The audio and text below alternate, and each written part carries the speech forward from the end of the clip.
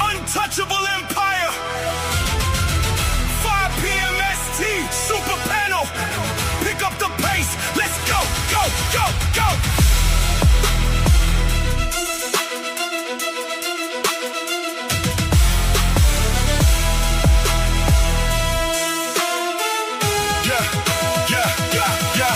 We coming in heavy, the super panel ready with Fatty and Ali on the stage, the host dropping the Angrymman standard, making the toast of the untouchable empire running the coast. They stepping to us, but they moving too slow. The orchestra rising, we running the show. The 808s bumping, the violins jumping at 5 p.m. ST. We ready to blow. Beat Nation ready for the smoke. Woo! We ain't playing games, the tempo stay in control.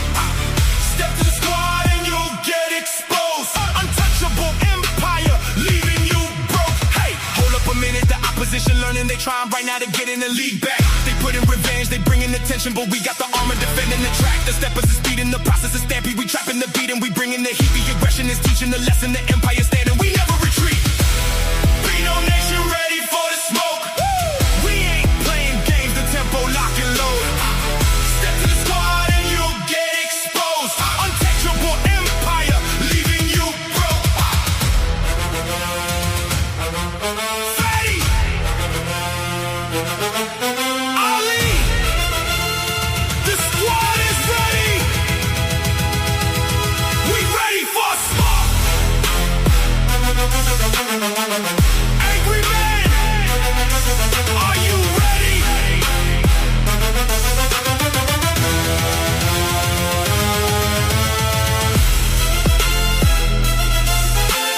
5 p.m.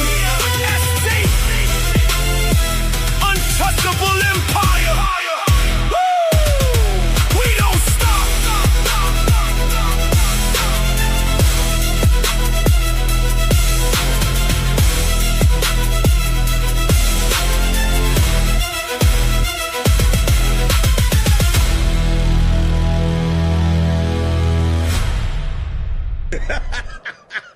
Psych! The content presented on the following show is intended for satirical and educational purposes only. The views, opinions, and statements expressed by panelists and guests are their own and do not necessarily reflect those of the host, production team, or channel. Additionally, any third-party content featured in this program is used in compliance with fair use under United States copyright law, which allows for commentary, criticism, news report, teaching, and research. Viewer discretion is advised, and we encourage independent thought and discussion. Welcome to the Untouchable Super Panel with Ilkan Ali and Fatty. Kick back, relax, and enjoy the show.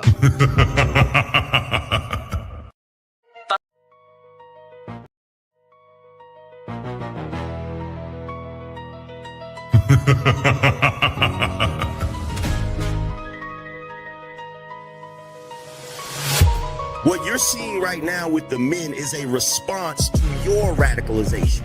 So to try to project that onto us is absolutely ridiculous. And the men are not behaving the way they're behaving right now because they can't keep up. They're behaving the way they're behaving because you broke the social contract. You're having a conversation in bad faith. Did you say women are children? Did you say women are children? No. Obviously, if I were in some kind of altercation with someone and they said, "Oh, you're blah blah blah," I'd probably walk away. People have talked to me in person before, and I'm like, "All right, bro, if you're not going to do nothing, get the f out of here," and I'll just walk away. I typically try to de-escalate situations, not escalate. If you look at the construction industry, it's 99%, 98% men. But when you're talking about cooking, right? The reason, and by the way, it wasn't mostly women who did cooking, it was just mostly women who stayed at home who did cooking. That's why it's considered a traditional family role. It's part of the whole child rearing aspect. So you know that you're here because of your father? Because men determine the sex of the baby? Did you know that? Can we just say, if we're doing men versus women, like, women have infinitely more options. If you download a dating app, like, even grandmas get like thousands of matches. Right.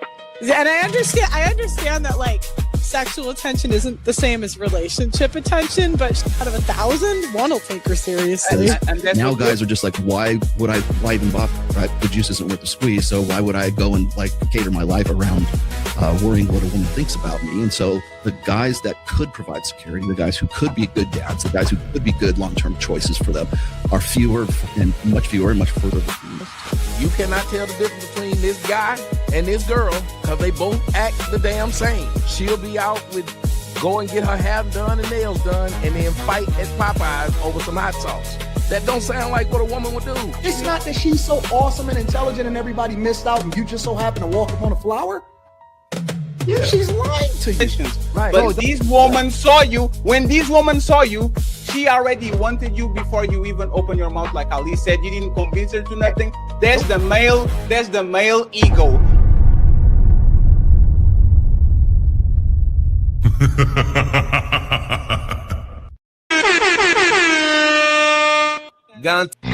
It's time to Welcome, family, to another Untouchable Super Panel where we don't just chit chatter and all words matter. All right, we're here to bring you another breakout conversation with phenomenal panelists, untouchable panelists, and hopefully it gets you through the weekend. And hopefully I had a great week as well too. Before I start, I'd like to introduce some of our panelists today. Okay, we're gonna start out with my sister Jessica. Much love, Jessica, for coming through from TikTok in the building.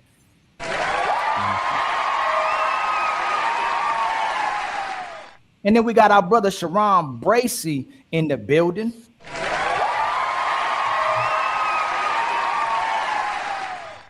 And we got our amazing sister SH in the building as well too. Shout out to SH. How you doing, SH? And then we got our brother Logix in the building as well too, man. Shout out to my brother Logix coming from our Instagram and YouTube. And Smatter Rose is making so much noise on the YouTube. Much love having you in the building. And then we got Crib Jesus in the building as well too.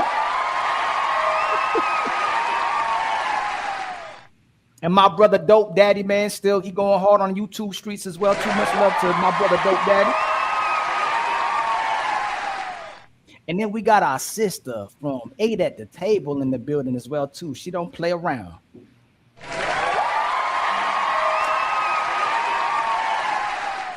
And then the one and only legendary Angrymman is in the building. Ooh. The Angrymman.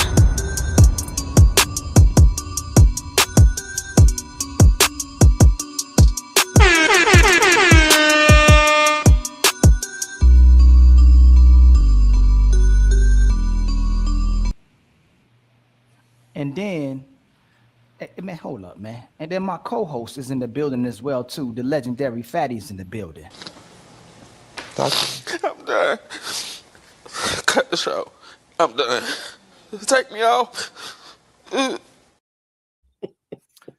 And then yours truly, Ali, is in the building. Much love to the...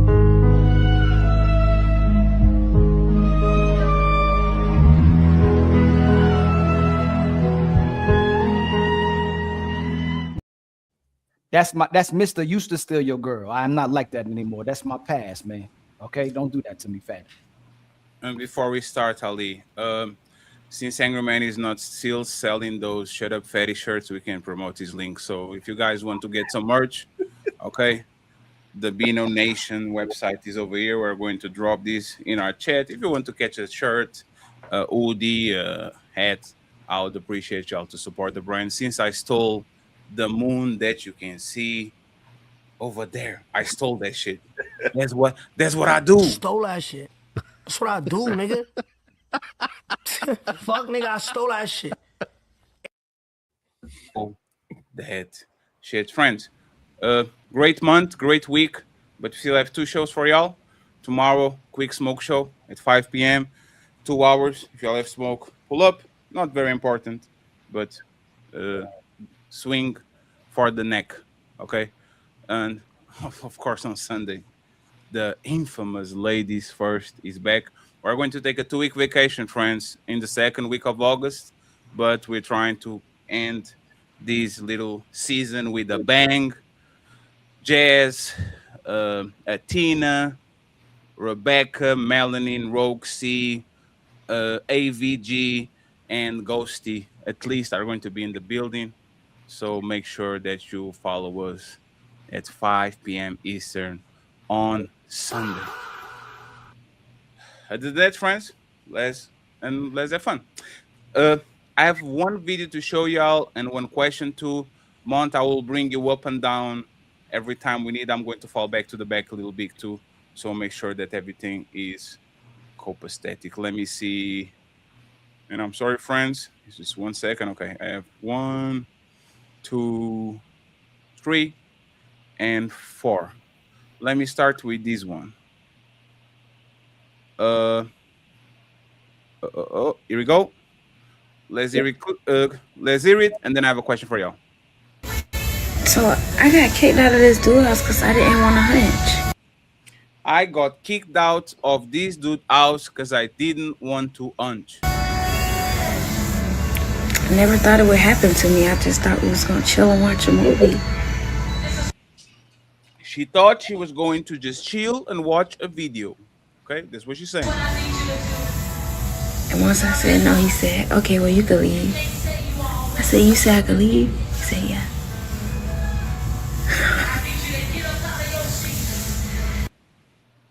Okay, he said, then you can't leave. So question for y'all.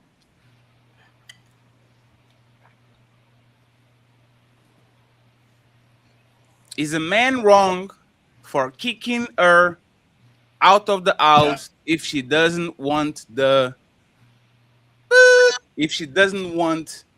dance? Okay, is a man wrong for kicking a woman out of his house if she doesn't want to mingle? It's time to do. Ali, I'll be on the back. You can redistribute to whoever you want to here first. Okay. Let me see. Angrymman, you want to go first? You want to start it off? The answer is absolutely not. I knew you were. So ladies first then. SH. Ooh, the one and only SH. I knew he was going to do that. You knew I was going through the SH. You know, ladies first. What do you think, SH? Is the man wrong for kicking her out the house but not wanting no D? He can't be wrong for kicking her out the house, but he did her a favor so she could go find somebody on her wavelength.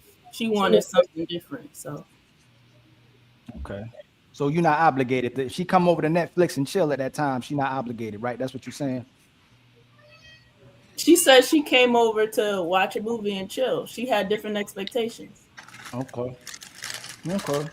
I will give you. I'm not gonna give you a hard time. Yes, I will. I am gonna give you a hard time real quick. If the sister came over there and wanted some, and the guy said no, would she be understanding of that, or would he be called a derogatory term? Ask your question again. If the sister said, "Hey, let's go," and he refuses to have sex, would she accept that and say that's a real man, or would she hit him with a derogatory term, possibly call him gay? Would she possibly call him Would gay? she say this is a good leader? No, I'm asking you typically. Would she say this is a good man? He made the right decision. That's a leader. Or would she say, man, this dude got to be gay? Nah, there's women that's going to say that's a good man. Typically, most of the times or minority of the time? A lot of the time, women going to say that's a good man. I got you. Hey, my sister smelled the roses. If the sister come on over there with the Netflix and chill, and she get kicked out for not, want to get a man any, is he wrong for that? He's not wrong. Oh, but he's an asshole. I mean, putting her out. I mean, just watch the movie and then dismiss her. Right. But, I mean, dang, like maybe his breath wasn't right. Like he could have been like, okay, let me wait this out a little bit. Maybe she didn't want to get it cracking at that exact moment. Like. And what if the reverse happened? What if she wanted some and he refused it? Would she say, you know what? You practice dick discipline. This is amazing. Or would she be like to a girl, man, that nigga gay? I can't imagine an instance where a woman would be like that, but if there was, I would hope that she would be understanding that the man probably wasn't in the mood to crack her. Right, but in real life, if a woman wants some, is she's gonna support the man practicing dick discipline, or would she be upset with the fact that he practiced dick discipline? Upset. Okay. But she's gonna internalize it. Like, she will say that it's him, but it will really be her inside thinking like she's not up to par. But she Okay. won't say that out loud. She'll say the opposite. Okay. My brother Saran, what you think, my brother? Would the man be wrong for kicking the woman out for not giving him none? If he's not into the woman, no, he's not wrong for it. If he only wanted her for vagina, she ain't willing to give him no goddamn vagina. Hey, it is what it is. At least he's up front. He ain't lying. Ain't no but. He ain't manipulating. He ain't trying to sneak the draws off the woman. Hey, I think that's how you should be. Be up front, like, hey, I only want you for your goddamn vagina. You as a person actually don't matter to me. Yeah, be up front so that woman understands what kind of man you are. You ain't, you just for a good time. So yeah. Yeah, but that's not a reflection of the type of man he is. That's just a reflection of what he wants. It is a reflection of what kind of man he is for her. No, but okay, but who he is in reference to what she wants is not who he is in reference to himself. So you're only talking about it from the aspect of what she wants from him, which is the exact same thing that he's doing. So if she went over there, if she went to his house and she just wanted to hang out and watch a movie and spend some quality time without having sex, that's what she wanted, and she's entitled to that. But the same way that he wanted to do a little bit more, he's not entitled to her, but he's entitled to think that's what I wanted. And since she doesn't want to do that, it's time for you to leave. Yeah, I don't understand what was the disagreement. Because you're saying it shows what type of man he is, but you kind of said it like it had a negative connotation to it. Yes. Because she don't want that kind of man. So I think it's good that men. How you know she don't want that? She wants some sex. Men. Hold on real quick, Crip Jesus.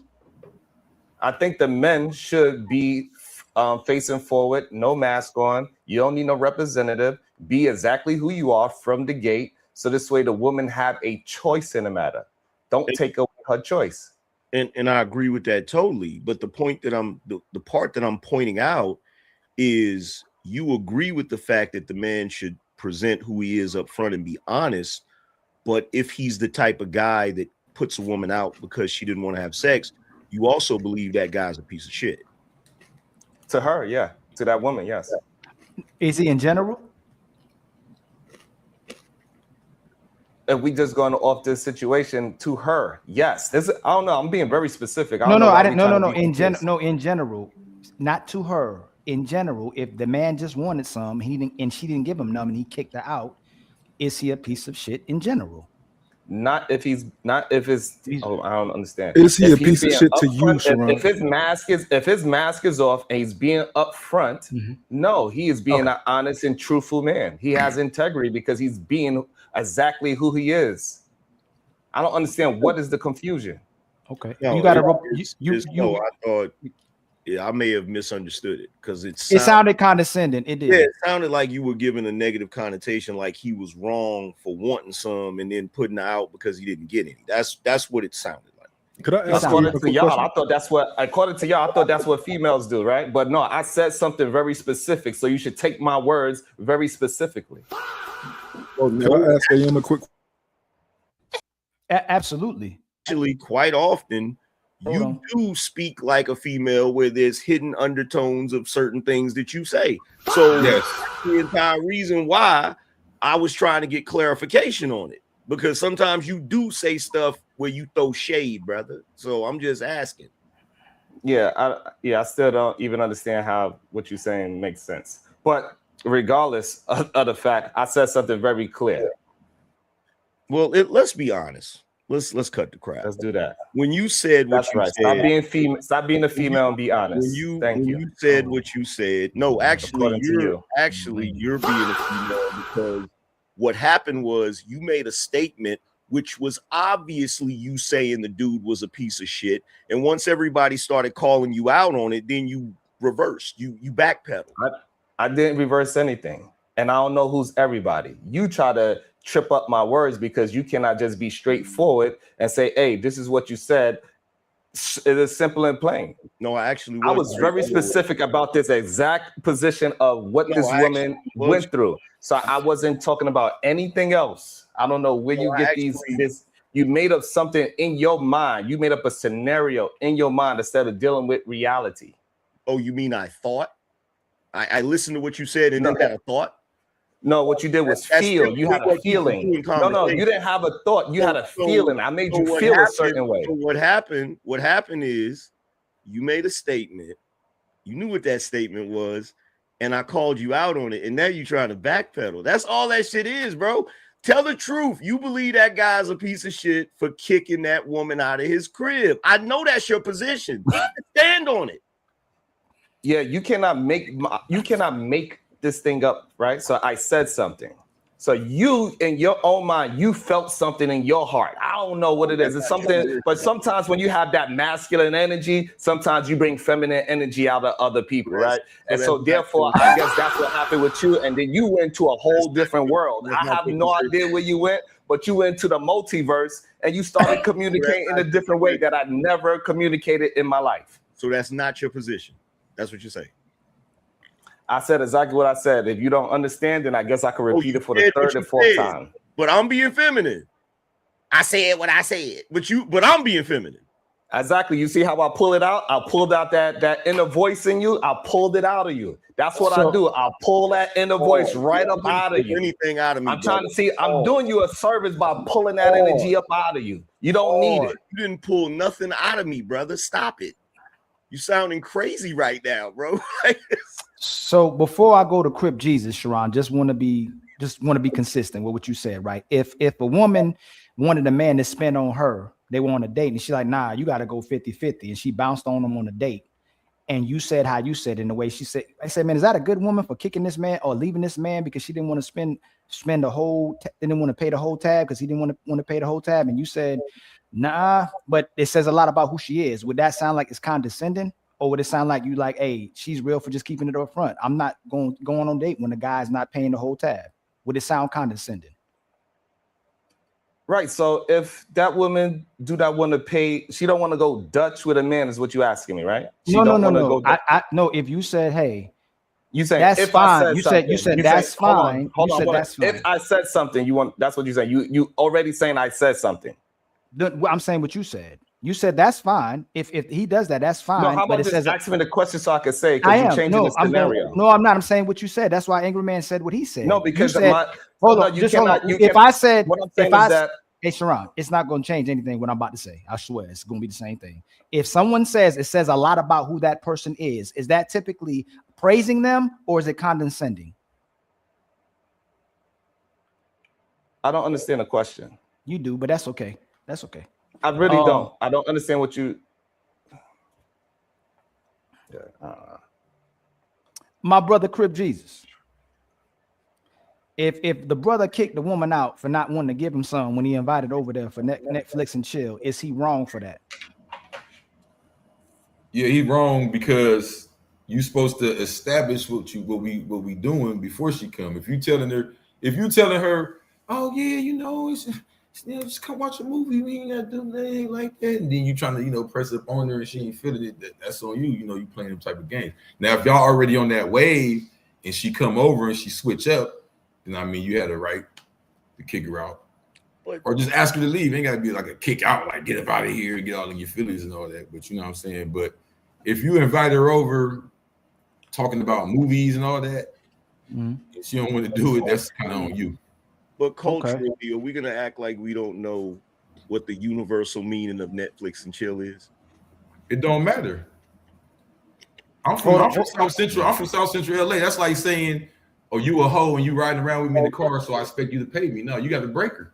You got to. You know what I mean? You got to present the situation. We grown.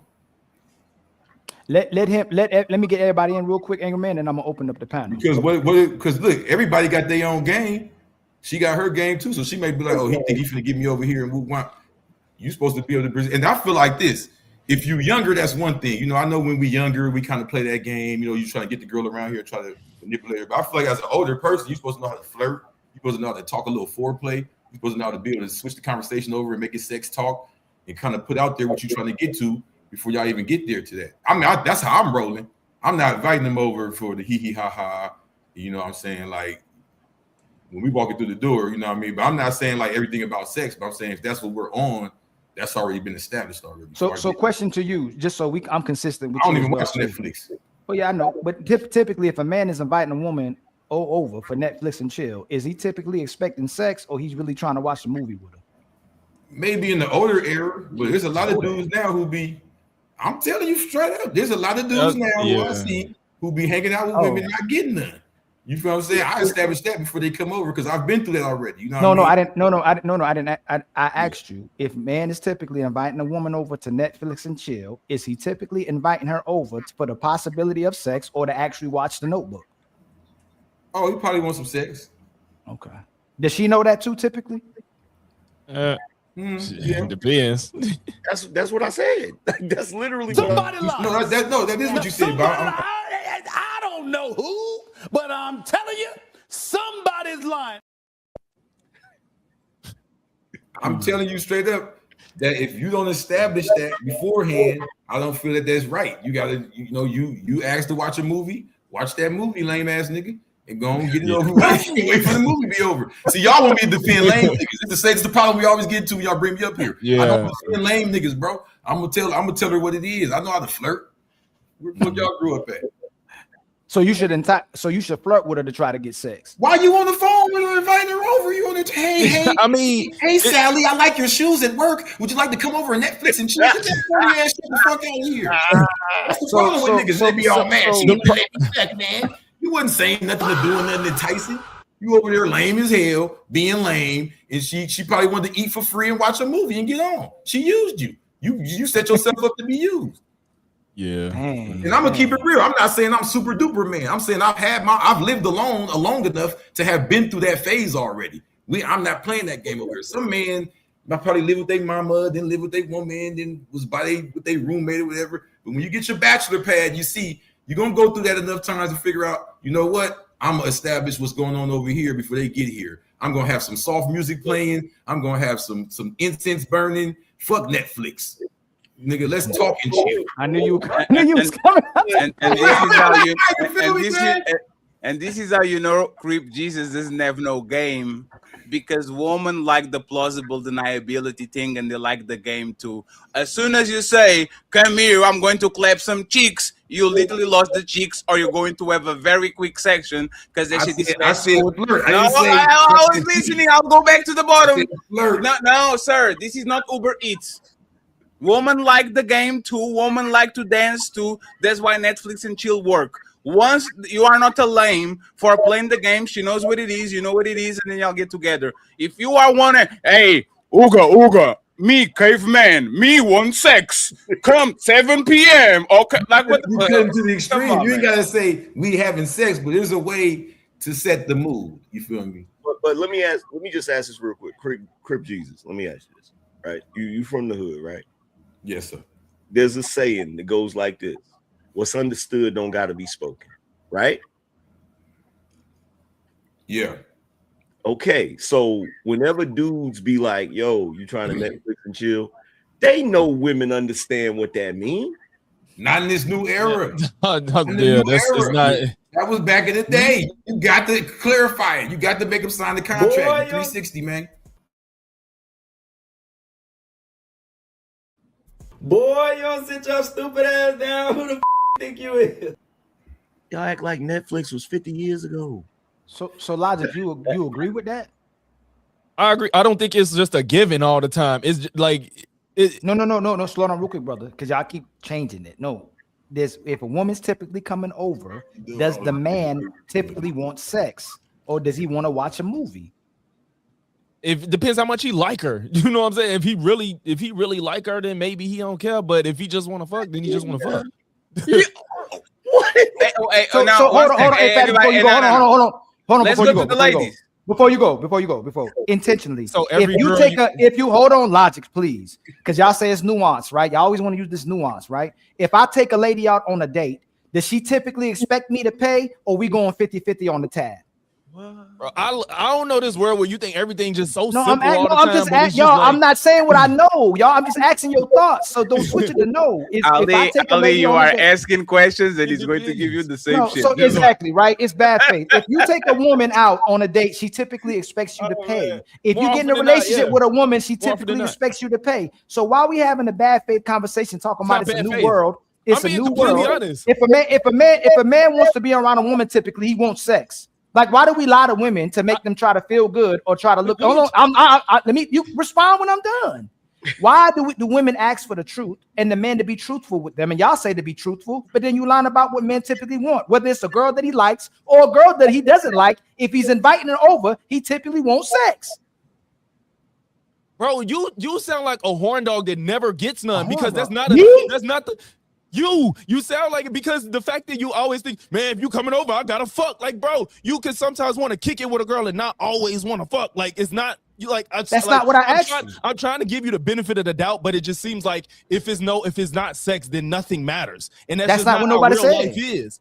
That's That not is how real life is, but you're not answering. You're making up. So hold on, logic. You're making up your own. No, hold on. You're doing the same thing Sharon kind of did, but then he cleared it up, right? Instead, Sharon cleared it up. He didn't die on the hill. You're dying on this hill. Nobody created this video game that you're talking about. I asked you if a man is inviting a woman. No, I'm telling you, and you keep denying it. If a man is inviting a woman over to his house, if he likes her or doesn't like her, he typically wants to have sex. That's not what Ali wants to believe. That's not what Ali thinks. That's what I know. If men typically invite a woman over, he wants sex. Let me make sure. 1 second, friends. Let me make sure that Logix agrees with this statement. Do you agree, Logix, with that statement? No. Don't let him force you. Oh, okay, No, so let me ask the ladies. I don't agree with that. I don't agree with that. So let me ask the ladies, right? Before Creep Jesus, I got you right. So just to make sure, because we would dominate a little bit too much, right? Aaron, Jessica, and SH, and Smell the Roses when she's back.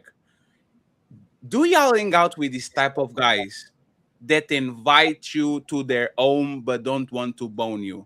And I'm not saying that they don't. Sometimes we don't act on it, but do you really think that anytime a male friend invites you to their house is on a platonic friendship? I will never do this to you. Jessica, Aaron, and then the ladies uninterrupted. And Typically. And Mont and Creep Jesus get on the back end, and Angrymman if he wants to talk. Go ahead. Oh, Aaron, She go ahead. muted. Aaron. No, Aaron I and Jessica, Aaron both didn't of y'all are know. muted. They didn't know who didn't go. They didn't know who was supposed to go. I'm Go ahead, sorry, Aaron. He said Jessica first. That's why. Oh, I'm sorry. He did say Jessica. When she was talking. Jessica, you were muted. Yeah, no, I thought Aaron was going. As far as what you're all talking on, do you want me just to talk about like if a man so Ali's statement was this, right? If a man invites you to their home, either they like you or not, they probably want to bone you. And Logic said, I don't agree with it, right? And my question to the ladies is, does this actually happen? Do you really think that all these guys that invited you to their house or they want to pull up to your house, that they actually not all want to bone you? Is some just want to chill? They don't have no interest in doing that? Like, what you guys actually it doesn't even really matter. And I say that, yeah, it doesn't, right? Because he shouldn't be having those expectations of her. She has that decision whether or not she's going to lie down with him. So I think that he's not, if she doesn't even know what's going on, he's not being intentional. He's not leading where that's going, whether it's lying down together or not. So I put the fault on him. And yeah, no, there shouldn't be an expectation for her. No, he didn't. That's not what he's. Do you think asking? that No.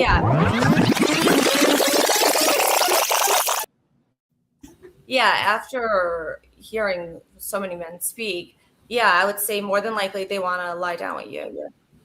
That's the If, goal.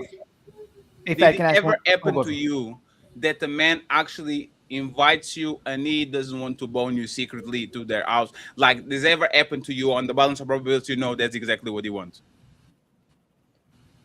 Yeah, but again, it doesn't matter, right? No, but that's not the question. I didn't ask you if he matters or Yeah, not. more than likely he's gonna want to lie down with you. I mean, No, it's no, so- no. Please listen to my question, Jessica. Right?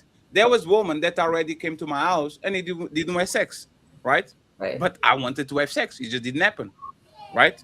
Mhm. My question to you is: do you agree with Ali that men will invite you to their house, and even if they like you or don't like you, they will want to have sex with you? Or you agree with Logic that a lot of time they don't have sex in mind, they just want to actually hang out, chill? Is not the sex thing Watch the that Notebook. they got.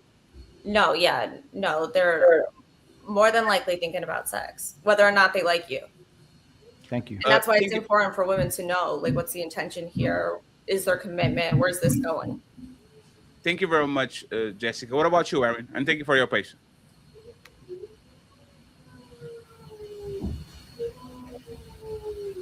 I think Aaron is like a 10-second Hi. delay. Go ahead. Can you guys hear me? Yes. Okay. I just want to call out the fact that we're certainly on a tangent, and I kind of want to redirect to the initial question. The initial question. Can you answer that first, Aaron, and then redirect to the original question, please?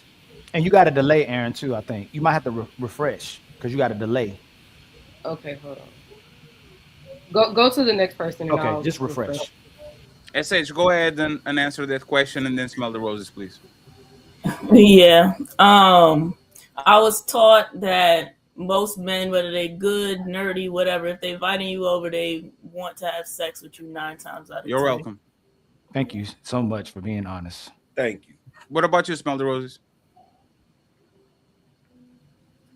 I agree with SH on this one. If he's inviting you over to his house, then he wants to have sex with you. But you typically don't go to a guy's house unless you're planning on having sex with him too. So if you're not planning on having sex with him, don't accept the invite to go to his house. Thank you. Jesus, thank you. Aaron, uninterrupted. Can you guys hear me? Yes, ma'am. Okay. I think she just made a great point about if you're being invited to his house, and 9 times out of 10, he probably want to smash, and that's fine if that's what if that's what the understanding is and the agreement or expectation is.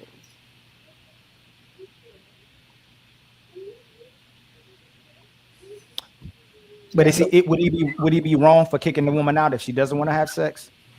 Okay, so that goes back to the first question.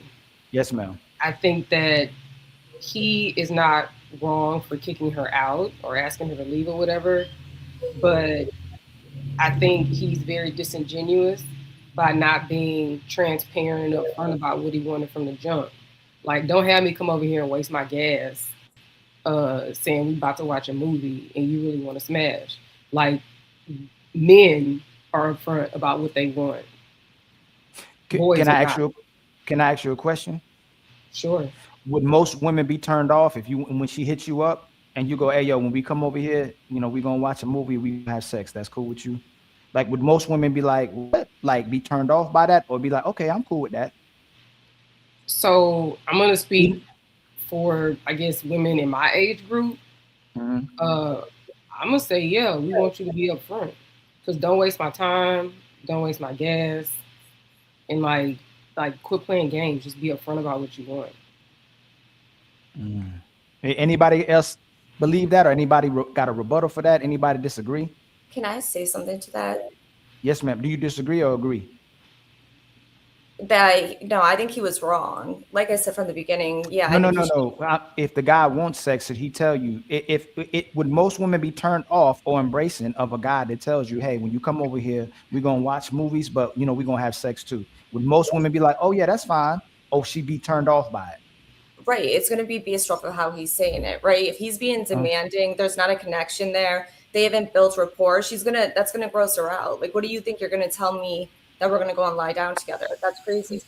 However, in the event he, got to know her, connected with her at some level, perhaps they could get into that, and it doesn't have to come out like yes or no. Are you going to lie down with me? Do you know what I mean?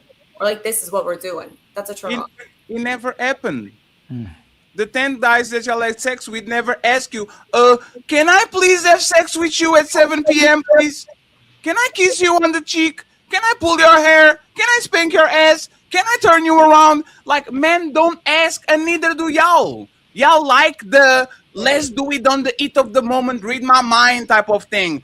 Jessica, the last man that you had sex with you said, hey, this is the first time we're meeting, bring condoms because we are going to have sex. Did you ever add that, like the last man that you had sex with, did he propose the situation like that? Or he actually happened, y'all read the room, and that actually unfolded into sex? No, yeah, like I think it goes much more smooth, if you will. It's not being choppy like that, like kind of like it's kind of awkward, right? If you're saying like, can we do all this? It could be, however, with the temperature today, we have to be careful. What? No, hold on, Fatty. Hold on. Hey, so sisters, hold on. So you want him and to y'all hold on, Roses. permission? Hold on, Roses, because I want you to say it too. No, hold I'm on, saying and hold on, Jessica, hold on. I want you to start first. Tell us how a man would tell you that how to have sex, and then y'all have sex and it works smoothly. Can I hear from y'all? And I want to no, actually, Ali, 1 second. That's perfect. I want Erin first because she was the one saying, if you don't tell me, you're playing games. So I actually want to hear from Erin because she's a mature woman. If I'm playing games for saying Netflix and chill or pull out, let's watch a movie. Right? Hold on, like, brother, how would the man actually do that? How would he present it? And then Jessica. They women, how they gonna know that? I can tell you the lady, hey, Crip Jesus, please don't let me I get can to the tell you point how. where I'm one of those guys that do that. Okay, go ahead. Ask them to make up some lie for you. Oh, wow. So now they liars. That's crazy. Go ahead, man. Boy, they're women. They're not the man they think you is. Go ahead, my sister Ann.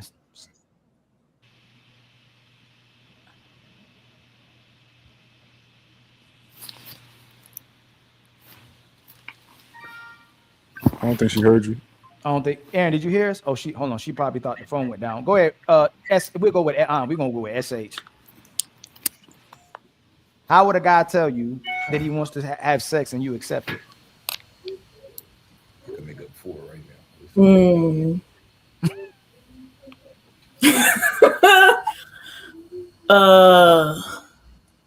Yeah, I don't think it can be said like that.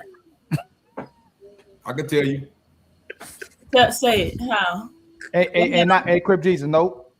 We said women. If you're not a woman, please don't speak right now. We said ladies. When we say brothers, you can speak. Please, Crip Jesus. I'm just trying to give you the game, man. I don't need a game. Yes, you do. No, Boy, you don't sit your stupid ass down. Who the think you is? Yeah. Is my mic working? Did you hear what I said? Oh, yes. Oh, so you don't know. Okay. You have no answer? She don't know. She has no answer.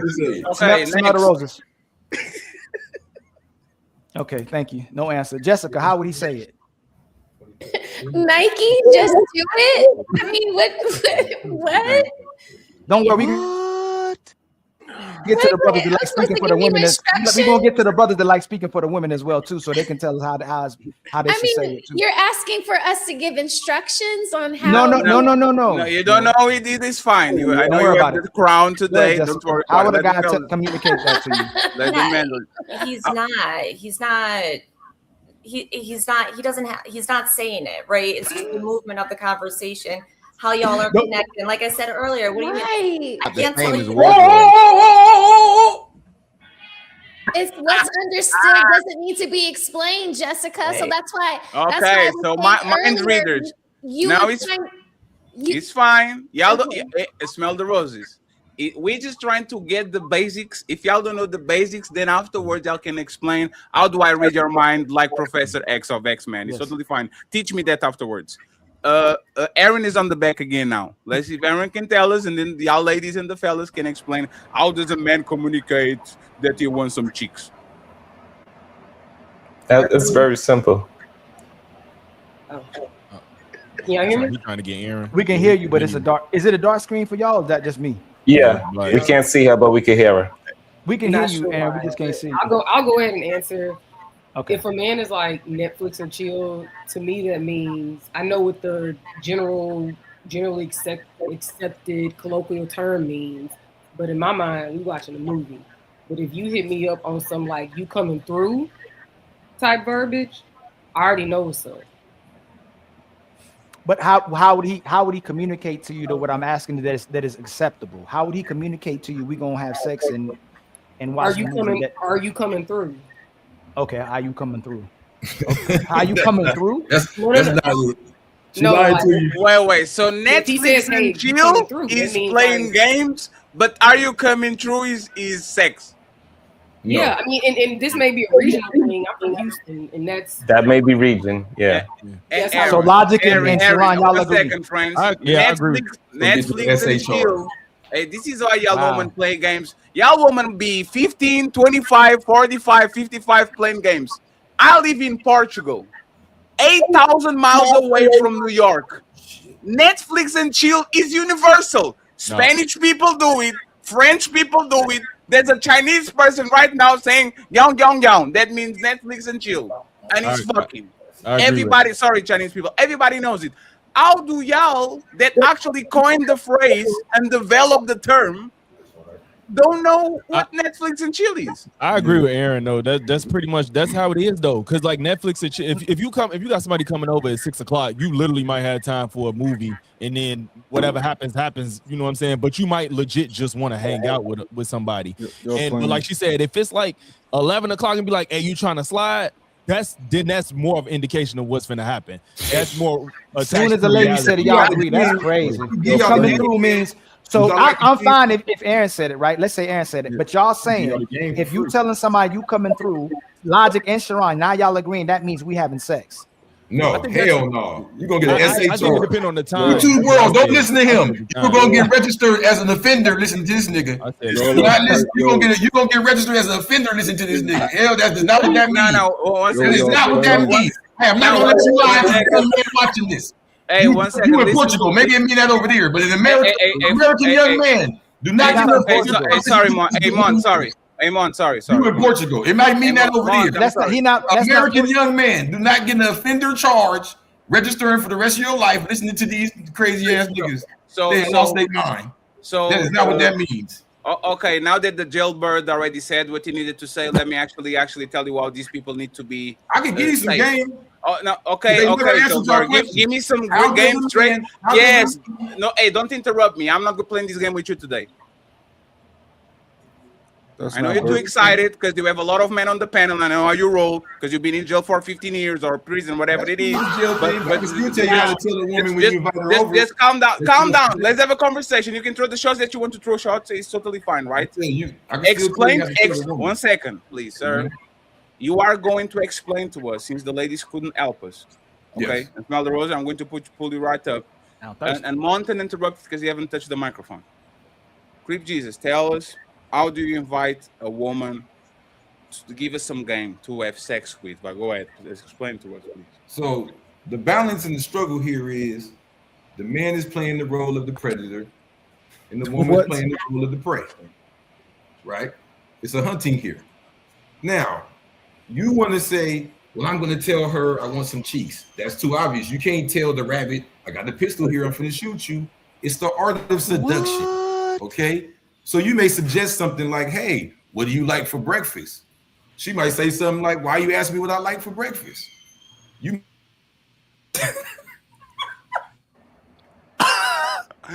No. Sorry. Keep giving us game from the penitentiary. You're not muted. Keep going.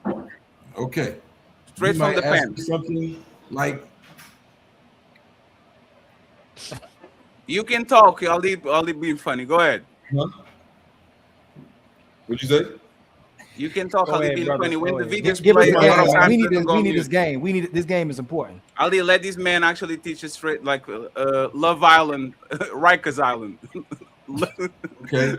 You might even Go say ahead. something straightforward like, man, you know, we finna watch this movie. I've been looking forward to it, but I ain't gonna lie, it's gonna be hard for me to pay attention next to you.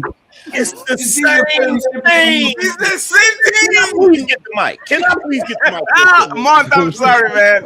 Please Oh my get the mic. God, yo. What am I so excited about? These Please are get the mic real quick. Okay, Wait, first the ways to good, communicate that you want sex. That was good though, because he's kind of putting it out there. Like Man, I'm he didn't feeling put us on you. no First game. of all, here's this thing. I'm gonna want to do something, and that also leads. Okay, I'm trying to figure out what did I say that's so shocking. And then that gives him the idea. If she's like, "Oh nah, like you're not touching me, or you're not," you know what I mean? Then right there, he already knows. Okay, if that's what he's game. looking for. That's not game. I'm gonna want to do something. It would be a way to lead into it and get the answer. Wait, hold on, wait. The question was, how do you present to her that you want to clap cheeks before she comes over without making it a disingenuous movie thing? So I just gave you 4 ways off the top of my head how you could take the movie conversation to a sexual conversation without being rude, abrupt, or cringy. That's cringy what you said. Okay, so this is all a crock of shit. And the reason why it's a crock of shit is because you're playing semantics. You saying I'm a slide or I'm coming through or what do you want to eat for breakfast is the same type of innuendo as Netflix and chill. It's the same thing. No, it's a difference. Here's the difference. Hold Here's the on, difference. Crib Jesus. Crib Jesus. Hold on, man. Hold on. Then rebuttal. Can I please finish? It's the same exact thing. There's one key component that we're leaving out, that Jessica left out, that SH left out, that all of them left out. It doesn't matter what you say. The only thing that matters is if they actually want to have sex with you. That's all it is. It doesn't matter. You could say, hold on, Netflix I know you're angry, but listen. You could say, hold on. You could say Netflix and chill. You could say, I'm about to slide. You could say, I'm coming through. You could say, ooga booga. If she wants to have sex with you, she's gonna have sex with you, and she's gonna make it appear that you did some smooth shit to get her to have sex because she wants plausible deniability. She does not want to look like a hoe, which is the main reason why calling her and saying I'm coming through the fuck doesn't work, because it doesn't give her plausible deniability to play. It doesn't work for you. Playing. It doesn't work for you. You mean? No, it doesn't work. Period. That's Don't not true. come up here with this goofy shit, Sharon. It doesn't that's not work. true. Period. That's not true. What you're saying. Before you go, no, 1 second, friends. Before you go, Aldi, let me handle it for a second. Before you go, let me rebuttal. Yeah, then let him rebuttal, and then Sharon can go ahead. Crip Jesus, do you have to do one thing because of the audio, right? Look, you and Angrymman have a little. Look. Stop talking. The difference between. Stop talking. Please, I'm talking. You and Angrymman have a little bit of an echo. It looks like a radio when people are talking. So when you're talking, go ahead and talk. But when people talk, mute yourself for a second. Jesus Christ, please. Go ahead, Crip Jesus. I don't disagree with the semantics part of it, but the difference is in everything that you said, the slide, the Netflix and chill, none of them insinuate spending a night. Everything I said insinuates spending a night. That's the elephant in the room, the breakfast, the toothbrush, the paying attention, hee hee ha ha. It's just a way to get to the sexual conversation without her having to take. It was corny though.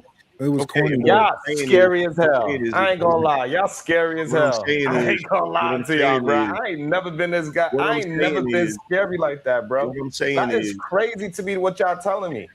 If we want men to be and move Sharon, like really? men, you cannot have them being scared of women. I don't understand what is all this. I gotta be suave and in your window. Hey, listen.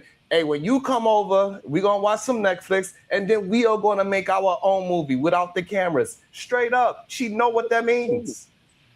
Simple and plain. I'm gonna blow your back out. I'm gonna have a good ass time with your ass. And it's simple and plain. And then she's gonna have her banter. She's gonna say whether she's you think I'm an easy person, whatever she's gonna say, you gotta be able to communicate. I'm not saying you easy. I'm a grown ass man. You a grown ass woman. Yes, it's your first time coming over, but we don't need to play no games. I don't need to wait no week. I don't need to wait no third date. I don't need to wait no 30 days. If you into me, I'm into you. That's that. What you're saying and I'm gonna right be now. into you later on tonight. After the movie, we have after we get some food, and that is simple and plain. We get into the movie, and then I get into you. Be here by 8 o'clock. And what you're saying, only works when the woman actually want to have sex with you. So great. Here's the thing. If you'd have said all of that shit to a chick that wasn't ready to have sex, she'd have been like, you done lost your mind. That's a good thing. Okay, I'm not saying it's not. The point that I'm trying to make is as much as dudes try to pretend it's all on them as far as their game, as far as what key word they said, like it's a cheat code to freaking Contra or some shit. No, it's based on whether or not the woman wants to have sex with you. That's all it's based on. If the woman is feeling you and you call her up on and she's ready to have sex, it doesn't really matter what you say. If your intentions in line with her intentions, you're gonna have sex. But if she's not ready to have sex, you're gonna be called being too controlling or being domineering or whatever other buzzword that a chick wants to use. You ain't never heard of nobody talking themselves out of pussy, just like you could talk yourself into it. You ain't never heard of like talking yourself out of it. Like, yeah, there's some. They act like the art of seduction don't exist. They took that all the way out the conversation. There's no seduction. Like, either one of the Crip Jesus, he talking right now. Hey, hold on real quick. Hey, Crip Jesus, you wanted to be part of the show today, right? Fam, if you continue to do that, we're gonna have to ask you to leave for today, man. Let the people land and finish their arguments, and then you can talk. It's not your turn. Okay. Yeah, I really heard the echo there. But what I was saying was, I forgot my thought. I forgot my thought. You said you can talk your way. You said you can talk your way out of some booty. Yeah, so I'm saying, like, I know there's situations where, like, you know, you like he said, you could say ooga booga. There are some men that could get away with being a lame and still getting some if they so attractive to them or whatever the case may be. But generally, if you're an average dude, you could talk yourself into it. You could talk yourself out of it. And all they suggesting is different ways to try to seduce women if you don't want to be a goofy and like just like, hey, are we having sex tonight or whatever the fuck, you know, like it's ways to do it without being corny. And without like being weird. Here's the thing. Teachers. And AM, you can go next. Teachers. Mont and interrupted. Go ahead, Logic. Teachers before AM goes. Teach us how to do it. You said there's ways to do it without being corny. So you if every man up here has ever seduced a woman, it's just a vibe thing. I don't know why y'all acting like there's this instruction manual of how to get pussy. No, that's kind of like hard rules for it. Absolutely. You said. I mean, there's kind of hard rules for it, things to avoid completely and things to do it for the most part. There's kind of hard lines of how you do it. Yeah, and you work from that framework. You base that off your personality and hers and the situation that you in. Otherwise, So do it based on your personality. Do it based on your personality. Show us. Bro, we not finna role play in here right now. No, it's fine. I can put Jessica next to you. You got it. I'm retired, bro. I ain't got. I'm retired. Okay. But Logic, I think that's the point. Logic is it's never straightforward. You play the game, right? Women want you to play the game. That's what they want. So that's why we do it. We be smooth. We play with them. We talk, you know, and we get them to that point where it's like, all right, now you might mention like, you know, giving them a massage or something like that, but you kind of gradually do that. But typically they don't like the straightforward thing because, like AM said, they want the plausible deniability. They don't want to feel like you know they're a whore, right? They don't want you to. They don't want to know. Oh, this nigga know I'm giving it up. Nah, we not. I don't. You know, you're not going to act like you know they're giving it up, even if you know they're giving it up. You know. Y'all crazy. Yeah, Y'all crazy. Which one of these women on the panel feel like if they giving it up and you know you giving it up, you want the man to know that you giving it up too? Look, you want us to act like you don't know. If a man is being honest, if a man is being honest with a woman, that's all she needs to know. And it depends. If she think that you going to be a chatty patty, the problem is that a lot of men are too chatty patty. That's the problem with y'all. So she don't give a damn. She willing to do all the nasty things with you as long as she knows it's going to stay in that goddamn bedroom. The problem is a lot of you guys is chatty patty. You need to be more masculine and stop talking so goddamn much. Go ahead, Angrymman, and interrupt it, please. And yeah, be more masculine. Absolutely. The guy that talks endlessly. That's Go ahead, crazy. Angrymman. So again, y'all are bugging. My man sat there and said, yo, even a lame can get some cooch. See, that's the problem. We're basing what a lame is off of what us guys think a lame is. Facts. What does the woman think he is? If the woman doesn't think he's a lame, if she's attracted to him, she's gonna have sex with him. That's all there is to it at the end of the day. Oh, so you think like a woman, you saying? Oh, hey, Angrymman, hold on real quick before he respond. Hey, Sharon, don't say nothing in the middle. Sharon wants the smoke. He goes up there. Go ahead, damn. No, let him have it.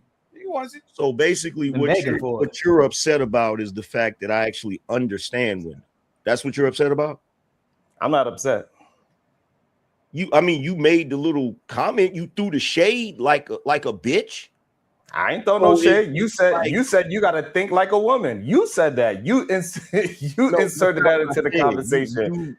That's not. You had to. You got the woman's point of view. You said, "Hey, you gotta think like how the woman is looking at the man. How the woman looks at the man is what you said. That's not what I said. So what you say? That's not what I said.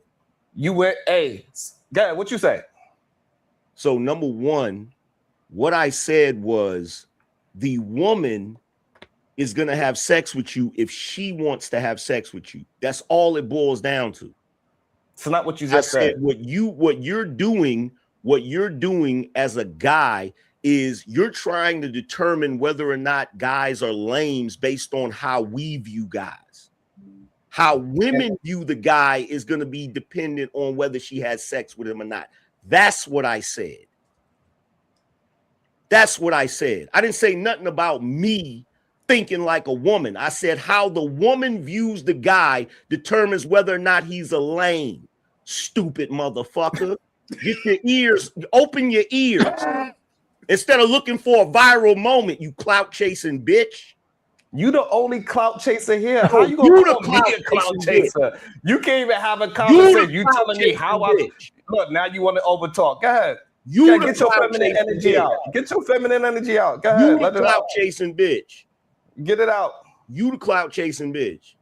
It's crazy. You said something. You said some bullshit. I called it out. Feminine energy coming from the guy who said he likes to get pegged by his wife.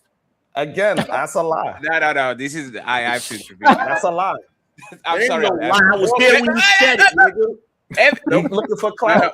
One second. That's clout chasing in his finest. I'm going to. Hey, friends, I'm going to pull an Anton. Friends, we're trying to go corporate and get some new sponsors. So no fight club activities over here, okay? This is to make sure. Let's leave the families out of this, okay? So now let's go back to the conversation and let's actually cool the room. Let me get Jessica and Aaron over here. Man, he begging. Hey, Damn. Sharon, He begging for us. Okay, so Aaron froze. Roses and Jessica, right? This is my question. I believe that the guy actually did the right thing. He wanted something. She didn't want to give it. So he decided to go to a place or tell her to remove herself. Now she is not in danger and I'm not in danger. What's the problem with that? See what I'm saying? Like, what is the problem with me actually giving a prescription to men and saying, if you invite her over and she doesn't want to fuck and you do, just tell her to go back to her home so you don't get into no trouble and you set your boundaries and all that. Like, what is the problem with that? Is there any problem? There's nothing wrong with that. Maybe the problem would come into how you ask her to leave, how you put her out, Like, are you like, well, it's getting kind of late. Oh, you got to go. You know what I mean? Are you like, bitch, get out of my house? Like. Let me give you one. This is my favorite, right? I will gaslight you. I'll say, did you just fart? That's crazy. Hey, go get an Uber. You go home. I'm going to gaslight her. Yes, I'm going to gaslight her into her being offended and leave. And then I said, my bad, it was my dog. After you left, I noticed that the dog was the one that I would actually was. never talk to you again. I It would was never. it was Winston. It was Winston. It was not you, right? So No. if I drop you, like, let's be up and polite. I don't know how a polite get off my house is, but if I say, hey, you know what? I don't think you are in the same mood that I was. Let's just call it the night, and you go about your business, right? Do you think that's something that you actually should tell men to do, or you think he should ride the wave, watch the whole 3 hour Star Wars movie, and then send her home? I like the latter, the 3 hour So Star I'm going to Wars waste three movie. hours watching Star Wars just because I want to be polite. What about you, Okay, Jessica? What should well, I do? maybe at the beginning of the movie, I was like, I don't want to do this, but I warmed up to you at the end. You would never know if you put me out. And this is how people go to jail. Yeah, no, Oh my I God. I Okay. wouldn't say that. But I do think he was wrong, right? Like, again, what I said earlier, like, he wasn't intentional, he wasn't direct in, what was going down or what his intentions were from the jump. So yeah, I think he was wrong. And then what? She comes and he doesn't get what he expected, and he kicks her out. Like, that's crazy to me. Like, did he bring her there and she had intentions of them getting to know each other or building their connection or whatever? And yeah, because even someone said before about playing game or whatever, like, is she aware that you're just trying to play a game? Do you know what I mean? This is where I think there's a conflict. Can I comment on the topic too? On Absolutely. whether he was wrong or not? Absolutely. I think I kind of agree with a little bit of everybody. I think it depends on how it went down. I think it depends on the conversations that they had before then. Like, cause I definitely don't like, you're not about to play with me, right? We've been talking we've been flirting, talking. I've been giving you that sexual energy this whole time, and I told you we was Netflix and chilling. Like, you playing with me. But I do think that men should operate, from a place of like respect and decorum, and it just depends on how he asks her to leave. That's what I would care about. I would just want him to ask her to leave with respect instead of like because when you from the hood, like, niggas will tell you to you gotta bounce. How would you do it? How would I do it? Yes. I'll be honest. I'll be extremely honest. I would say, if I'm being honest, my plans was for us to, be physical tonight, and I want to know, what were your intentions? And then, after she told me her intention, I'd be like, wow, okay, well, I think we're on different pages. I would like to call it a night. Hey, Mont, I'm going to say this, Mont. You are very smooth. You clearly have more game than me, but that sounded crazy. Like the announcing the intentions, and then like, are you waiting on her to kind of say, oh, if that's the case, like, what happened there? Hold on. So I thought this was once I realized she don't want to have sex. Like, I try to do something with my hands, and she moving my hands off her and all that type of stuff. And y'all kind of stop and pause, and you like, okay, well, I want to be honest about what I was looking forward to, what I was trying to do tonight. And then she tell you what she was trying to do, and then y'all realize y'all on two different pages. But you talking about how he go about trying to get the sex? No. She comes to your house. You see that she's playing. Hey, I had 5 women that been on my house butt naked on my bed and said, nah, I'm just watching the movie. Like, it happens all the time. These women are like to play, and they might fuck on the next night. They might like wake you up with, but this is what women do, right? But on this situation, right, I don't think you should announce it. I don't think you should tell the person, I want to get this from you, and you are not on that type of time. I think I think it's better. I think you get in a better position if you are either like very stern with her and send her packing, because now the next time she sees you, she's afraid of disappointing you, then trying to do I really wanted to have some sex, but I really wanted to do something special, physical, but you are not in the mood. Like, I think when you do that, that kind of looks like dry bagging. It looks like you're actually in a lower position than the woman. I think that actually would dry the woman more than make her either get into it or bounce completely. You see what I'm saying? Maybe I'm wrong. If I'm asking you to leave, I don't plan on seeing you again. Honestly. You never did that? No. Mont, you never play with women like that? Like, oh, so you don't want to see me like that? Let me call you a Uber. No. Never did that? No. And if I'm like I didn't, I can count on one hand as many times as a woman has denied me, like who I expected to have sex with, and those women they just stayed the night. I respected it, and it wasn't a big deal to me. These was women that I wanted to continue to, still try to. How much you do like some her? work. That's what I said. Nah, but it's rare. Isn't it rare for a Exactly. man to kick the woman out too? Like in case where I'm from. it might happen the next time. So you saying that you said some woman didn't have sex with you that you may want to have sex with, right? Yeah, and I ain't kick them out. And you ain't kick them out. That's what I'm saying. Unless, like you said, unless you really don't like her, like you really want to attract her to. Ali, no. I think most of us, it was when we were young. See what I'm saying? Because we kind of like the little game. You're young. Probably Uber was not as popular and all that shit. Right now, 2026, with people that are 30 and up, I don't think a lot of men let women sleep on their own and wake up the next day in order without actually having something like that. Because you are putting yourself in the situation where, like, this woman now is kind of a liability to you. Like you have Don't you think?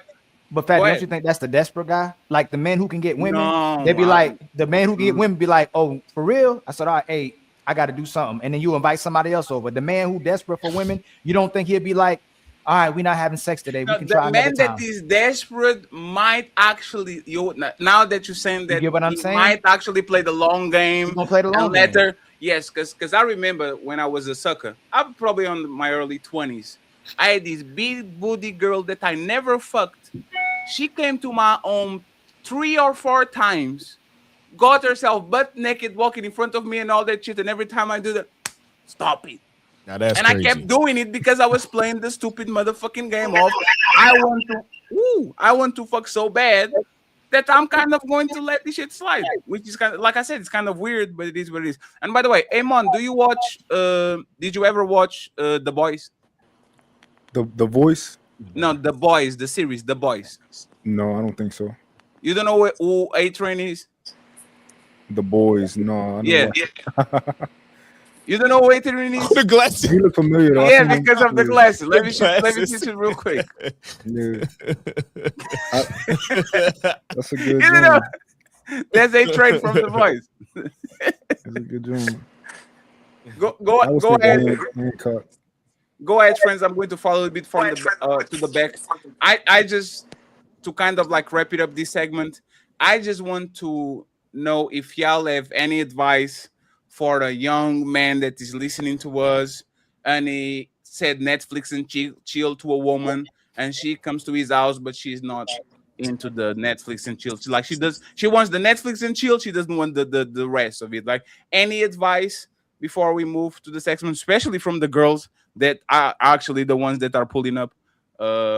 What do you guys think? I didn't know who you wanted to go. Anybody, man. What do we think about the Netflix and chill? Go ahead, Logic.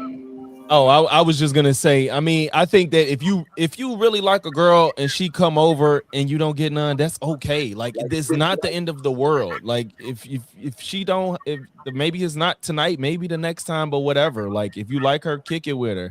But if you just trying to smash, then you don't need to waste your time any longer. And if you want to kick her out, then that's your prerogative. It don't, but if you, it's really that simple. If you like a girl, that don't mean you gotta fuck her the first night you meet her. Or the first time she come to your house. Listen, fellas, it's very simple. Be a man, be upfront, tell the truth. And if she says no, that is okay. Stop wanting to have sex with everything that don't want to have sex with you. It's okay for her to tell your ass no. On to the next one. It is simple and plain. I don't know this idea of all y'all men is giving advice because you're afraid of some goddamn rejection. If you be honest with her, she might tell you to no. So what? Be a goddamn man and stop crying. Sharon, I don't think that's fair. Put your big man pants on. Go ahead, Mike. I don't think it's fair for us to tell young, like, because we pretty much essentially telling young men, like, listen, Sharon is about to drop your pussy percentage by 80%, but it don't matter, right? I don't think that's fair for us to tell. I don't think that's fair. But I don't think it's gonna drop your percentage. To be honest, the more manly you are, the more women is gonna be attracted to you. You're gonna be I beat women off with a stick when I walk down the street. They like, God damn, I ain't never seen such a masculine man in my life. He don't do feminine voices like we seen some men today. They was portraying feminine voices, shaking their neck. I don't do that at all. Okay, so I don't talk with my goddamn neck. I don't make up female voices in my head and then project them outside. You see how they over talk and everything? I don't do those things. When I'm talking, I'm just saying my You can't use that this show. And every time, and for some reason, when I'm stop. One second. this is crazy. I always gotta stop. Sharon, stop. You're right. Crip Jesus, this is the last time I'm going to tell you, man. You have an echo every time you unmute yourself. It looks like a radio on the back, like 3rd Street. We need an ambulance. Beep. Over. Please mute yourself and then mute yourself when you want to talk, please. Thank you. Go ahead, Sharon, and pick a fight with Angrymman so we can waste more 10 minutes of y'all going at each other. Go ahead, Sharon. You got it. I ain't picking no fight with nobody. I'm just saying what happened on this panel today. And me pointing out something that happened today is picking a fight. That's insane to me. It happened. It was a man on this panel started talking like he was imitating a woman. Did that not happen? Or is that masculine for a man to put it?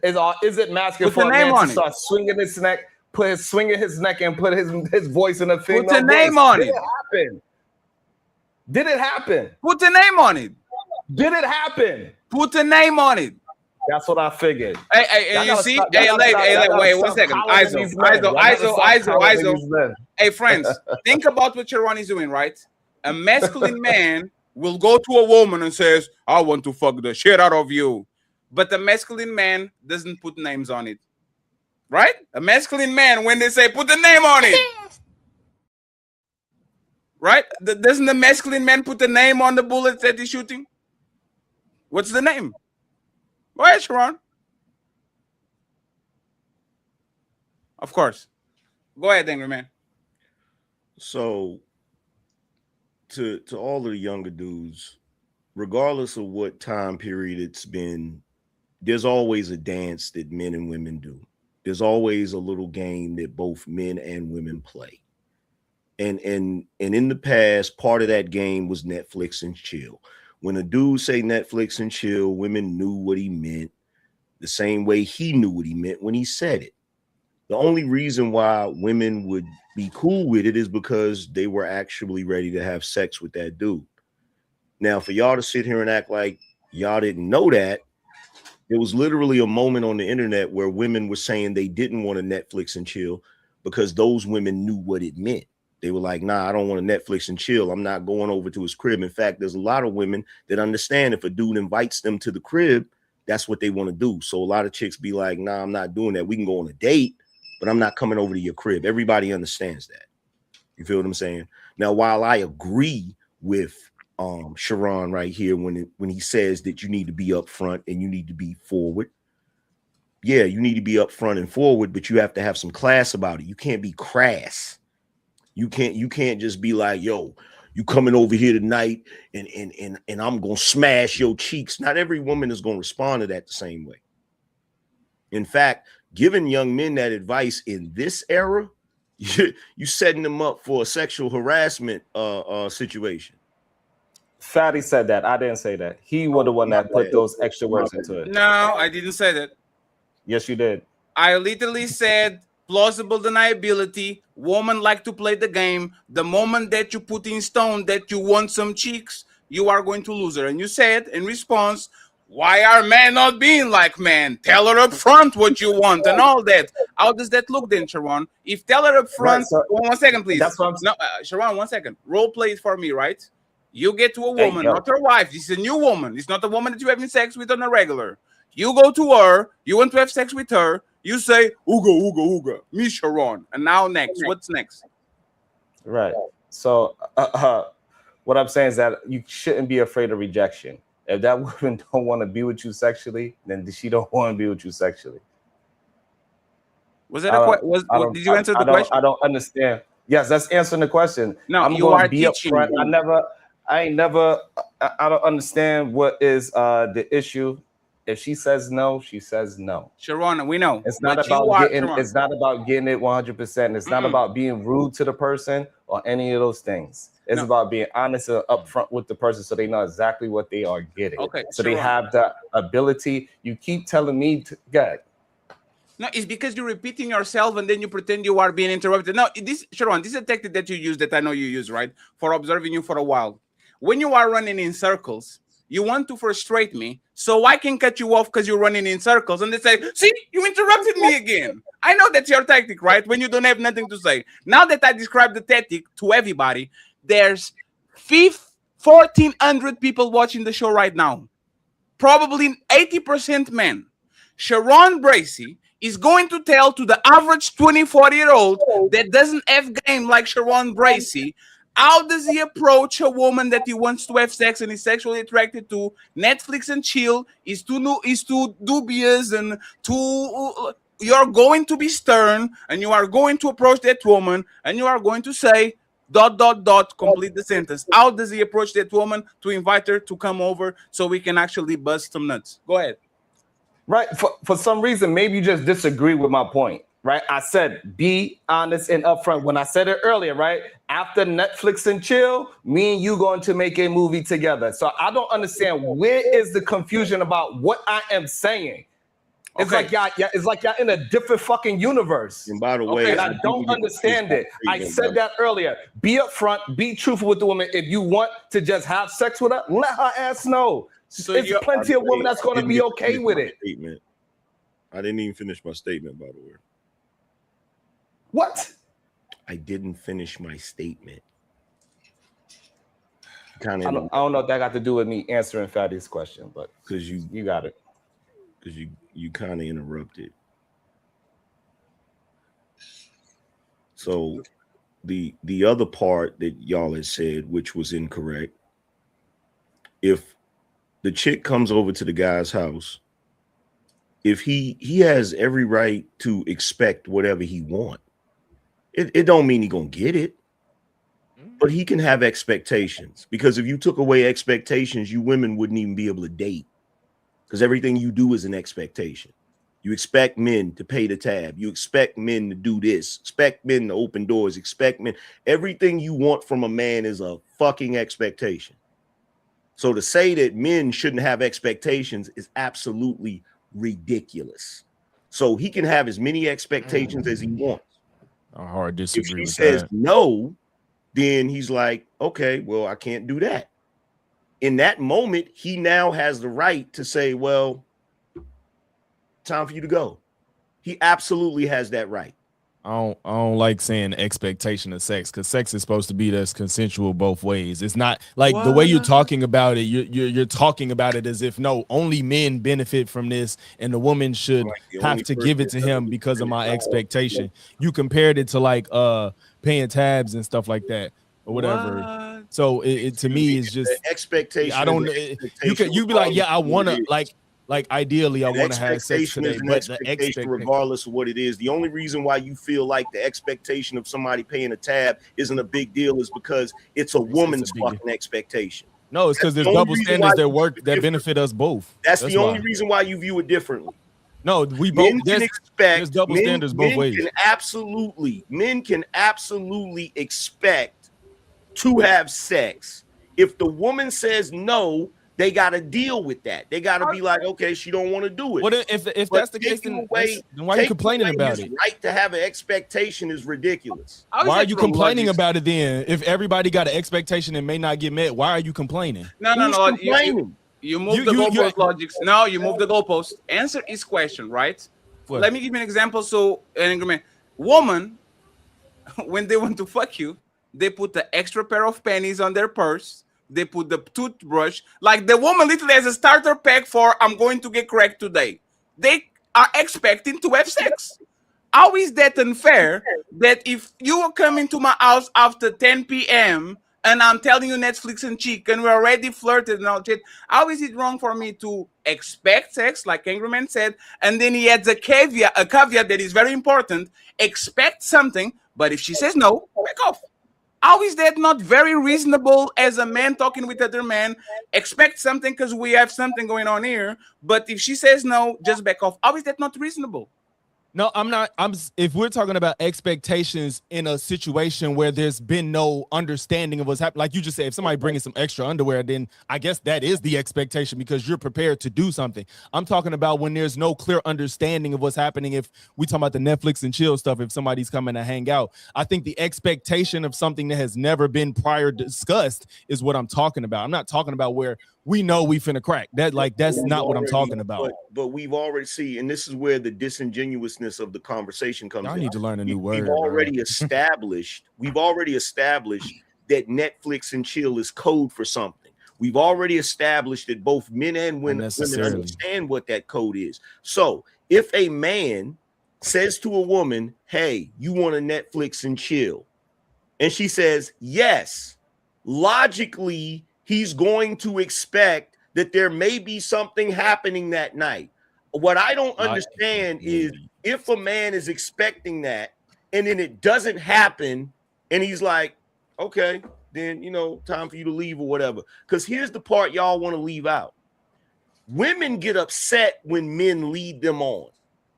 Women get upset when men make it appear that they want a relationship when they really don't. And you guys, with all your similitude, you'll agree. You'll even go on a whole tirade about how men are pieces of shit for leading women on, knowing damn well the woman was expecting a relationship, but you seem to not have a problem with women leading men on by accepting a fucking invite that everybody knows is code for sex. Bro, if you press for pussy, I get it, but I just don't. I'm a man. Crazy logic. I don't get it. I just check this out, my nigga. Check this out. In my lifetime, I know I got more pussy than you. I know you didn't because of how you talk. I know you did it. Everybody on the internet, I know you didn't. Some incel nerd because you had to say it. Always go through. You just had to announce it, so I know you didn't. You don't have a logical response. You just had to announce it. That's how I know you. You don't have a logical response. You got a lot backed up in you. That's why you're so angry. No, I have a life here, bro. So do I. So shut the fuck up. It doesn't mean anything. What are you talking You're not about? saying anything. What are you talking about? I'm See, saying that you. I'm saying that you press for get on the internet. That's why you sound like this. Everything that comes out of your mouth has to be some sort of validation through women. Everything. Wait. All you do is try to validate yourself through men. I get pussy. The logic of what I just said. That's the pussy that you wish you got all your life, bro. What does getting pussy have to do with logic? What does getting pussy have to do with logic? You said you get more than me. Shut the fuck up. You're not even keeping up with what you're saying because you're so pressed. Responding to you. You're so pressed because you're not even realizing what you just said. Responding to what you said. You brother, I used to get more than you. See, all this is you mad I called out your hypocrisy. You don't even know what you're talking mad about, I called out your hypocrisy. No, I'm not. You just said yes, you are. And I would say people are evil for leaving them on, and you never even heard me talk about dating dynamics besides this conversation. And hold on for a second. Hold on for a second. I'll tell you exactly what it is. Hold on for a second. I'll tell you exactly what it is. I'll tell you what your hypocrisy is. I just pointed out the fact that I know that when you analyze a guy that's leading a woman on, you're going to say that that's wrong. But when it's a woman leading a man on, you're going to say, well, that's her right. She can. Hey, what's the timestamp or video I ever said that? When have I ever said that? When did I ever say that? This is how I know you goofy, because you think that just because I can understand that men and women have different dynamics in dating, you think that I'm always going to side with women. You have no timestamps to me ever saying that. With the back and forth, let's get one mic and then one at a time. Finish your point, Angrymman, and then you can reply. If a woman is given an invitation to Netflix and chill, number one, if a woman is given an invitation to go over to a guy's house that she just started talking to, of course the implication is the guy wants to have sex. Now, by her accepting that invitation, she is leading that man on to believe that they're going to have sex. But in your world, at the end of the day, when she goes over there, it doesn't matter if she led him on, because at the end of the day, it's about consent. Right?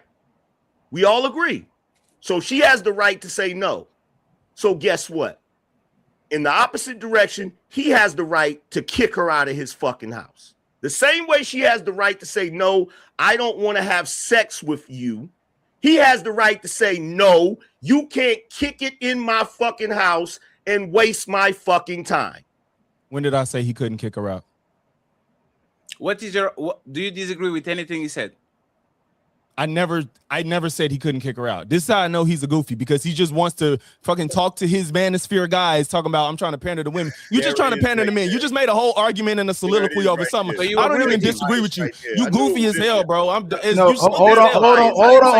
on, please. Logic. You literally told him you sound like a man. Hold on, please. You told me you sound like he pressed for sex, and then he had to tell you he was married. You made that. You took the shot first. You said it sounded like you. Ali, that ain't got nothing to do with what we. No, you asked the question. No, you asked. No, you just. That's no, you said he was throwing shots, but y'all like Sharon did the same thing. Y'all throwing. I didn't say nothing. Hold on, please. Hold on, please. You threw the shot though. You asking about why he's doing it. So so the shot doesn't matter. I didn't say I didn't know. I didn't say I didn't throw a shot. What I'm saying is what he just argued had nothing to do with what I said. What do you disagree with? No, one second. So why did you say it sounds like he's pressed for a pussy? Yes, because you don't disagree. Because he's arguing at the first thing I said was putting on the expectation of sex. I just didn't like the verbiage of it. That was my initial contention, because it sounds like it's only a one-way street when it's something we both supposed to understand. But then he started to say, you would just say it's okay if a woman leaves a man on, but you would say a man is a piece of shit for leave. And I ain't never say nothing like that. That's a whole different conversation. I agree that he could kick her out. I don't really care. I don't think you're a bad person. I just think it's like, okay, you kicked her out or whatever. I was talking about the expectation of sex as if it's only something granted for men, when I said it's something for both parties. Okay, so let's clear up one part of the conversation, because I just noticed something. When I said you guys would say that it's wrong for a man to lead a woman on, that's not me saying you specifically. That's me saying that's the societal thing. If a man is leading a woman on, if a man is going out on a date with a woman and dealing with a woman, and that woman feels like it's supposed to lead to a relationship because of the way he's behaving or because of the decisions that he's making, everybody's going to say, okay, that guy led her on and that's wrong because he's wasting her time, right? Fair. That's fair. Sure. Okay, so right. Yes, right. Because her goal is to get the relationship. That's her goal. And for him to be doing anything to make it look like that and then not do that, that's wasting her time. So if a guy is kicking it with a woman on the phone or whatever, and he says, yo, you want to Netflix and chill? In that moment, that woman, if she thinks that he's trying to have sex, she could be in that moment say, no, if you're alluding to sex, we're not going to have sex. She could say that. But most women don't say that. They'll come over and kick it. And so what I'm saying is when the woman comes over and kicks it with the guy, she is giving an implication, leading him on that there's the possibility that sex is going to happen. So when it doesn't happen, are we going to say that woman led him on? No, we're not going to say that, because at the end of the day, we're going to look at it from the position of she said no, and that's just the end of it. We're not going to look at the fact that she led the man on, because when it comes to women, we're not allowed to do that. All this is a distraction from when he said you guys. He could pretend like he wasn't talking about me, but it's fine. I mean, you can take it that way if you fucking want to. Either way, it does not change the logic of my argument. Because all of that was irrelevant. You was talking to me and I responded, but we can move on. It doesn't change the logic of my argument at all. I don't even disagree necessarily. Let me ask something real quick, right? Anybody disagrees with the fact a woman shouldn't go to somebody else that she's not sexually attracted to? Anyone disagrees with this statement? A woman should not go to anyone's house if she's not sexually attracted to that man or pretending to do something that is sexual to his house. Anybody disagrees with this? Yeah. Anyone? No. Anyone? Nobody? So why are we having this conversation? That's crazy. That's great. That's Plausible crazy. deniability. Because the It's question plausible is it right or deniability. Not wrong? every man says. It's not safe for us to go over to a man's house if we're not So thinking Angry about. Man is literally kind of like what is this? He's right. Can I respond? The reason we're having this conversation, especially One second, one second, friends. 1 second. Y'all let Yellow pill man bad, red pill man bad. That's why we having this conversation. Yeah, all of y'all had the opportunity to say I disagree. And this is what Angrymman's saying. Y'all know as soon as a woman goes to somebody's house, there's an expectation that something is going to happen. Matter of fact, if your girlfriend went to a male house, no matter if they were playing Sudoku or chess or y'all said this is cheating. What the fuck are you doing alone with somebody in somebody's house? Like there's anticipation of something. We have to actually give prescriptions to the people to be safe, to men and women. Woman, stop playing dumb. If you're not trying to fuck, don't go to nobody's house. You're going to be in danger. And this is an advice like the people in cops, right? Everybody knows this. If a cop stops you, put your hands in a visible place. We know that is 99.9% that nothing happens to you, but there's a general advice. Every time a cop stop you, put your hands in the motherfucking place where they can seize you, because it's a very small probability that you are going to be meet a blind cop that is in a very bad day and he think you have something on you and now you are in trouble. This is the same advice that you give to women. Most men are not going to harm you, but please don't put yourself in a situation that might actually get you hurt, because there's this one man in 1,000 that might do something to you for you to go in at his house at 10 p.m. Don't do that. So I don't understand how is this a conversation when we all know if a woman goes to a man's house, his expectation of sex, especially if he's later in the day. Like, what is this? That's crazy. Because you asked, was it right or wrong? We know it exists.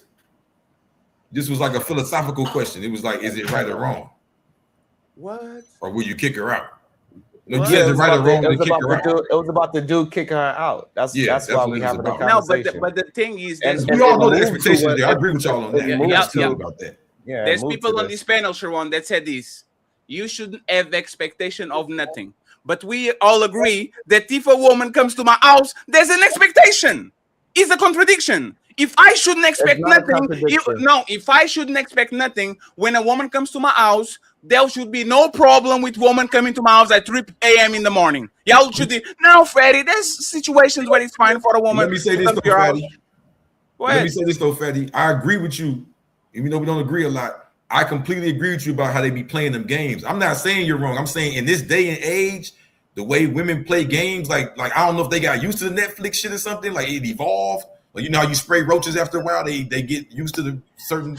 I don't know if they evolved or something, but now it's like they'll come with the Netflix, they'll come get naked, they'll come for a workout, and they might want to test the waters to be like, I didn't say I was gonna have sex. So I'm just suggesting to the man out there, you might want to find a way to try to clarify or try to make it, known what's going on, because they play them type of games now. I'm not saying it just from the perspective of, I know I use certain language, but I'm not just saying, oh, niggas lame, they don't know how to get it. I'm saying a lot of women play games, bro. Look, I'm gonna tell you a story real fast. I had a woman we talking like phone sex, we sending pictures of privates, all that. Come over, we watching the Netflix, we start kissing. I pick her up. I'm thinking she impressed with my muscles. I pick her up, walking her up the stairs.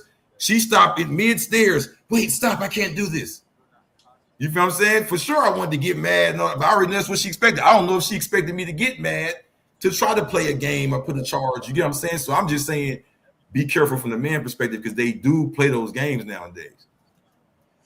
Jessica, take us on, please, and we go to the next topic. And friends, we're going to read the super chats probably in the third topic and up. Please forgive us because there's so many people watching and so many super chats coming. We definitely going to read them in the end, but please buckle up. We're going to make sure we try to integrate him here and there. Shout out to the 1,500 people watching. I appreciate y'all. Like the video where you're watching the show and support the person that you're watching the show. We're going to make sure that we get up to y'all tomorrow on Smoke Show, okay, 5 p.m. Eastern, and the infamous Ladies First, star-studded Ladies First Sunday at 5 p.m. Eastern too. Okay, Jessica, you had your hand up. Take us on. We're going to the next topic right after you finish. No, I kind of agreed, right? However, with that being said, I would certainly say, yeah, expectations, that's when people get let down. That's where we hear people feeling some kind of way. So yeah, as much as we want, I know there are expectations, but y'all should really be mindful of and try not to. Because there is no guarantee that she's gonna want to lie down with him if she goes over there like that. Do you think women should tell the other woman to stop doing that too? Yeah, I think it's a huge turnoff for a dude to ask a woman, "Oh, do you want to come over for Netflix and chill?" Like, it's lame, in my opinion. Is lame from the part of the man or the woman? No, but you said to communicate it. Or, no, but you changing your answer again because you agree with all the ladies to communicate it. Then all of y'all, when we asked you how the man would communicate it, you said, "Oh, we don't know how he would communicate it." But the other thing is, y'all will use the man for a good time, especially if you're bored, to come over there. You want to go eat, you want to watch a movie. It's fine for you to use him plus deniability, but he can't invite you to use you. That's the problem with the dating relationship, the relationship period, especially when you get into a relationship with a man and you switch up the whole program anyway. But y'all are getting with men to have a good time and use him, but you don't like when he uses you. Mm-hmm. And they shouldn't like it. Hey, wait 1 second. Yeah. All the women on the panel, any one of y'all play these games? Of course. Any one of y'all play these games early? Whatever. Have you any like going into a situation where you know what he was, but you just play dumb and then you just went about your business? Anyone? Jessica, start with you since you were answering that. Doing what? What do you mean playing games? What you doing right? What you doing right now?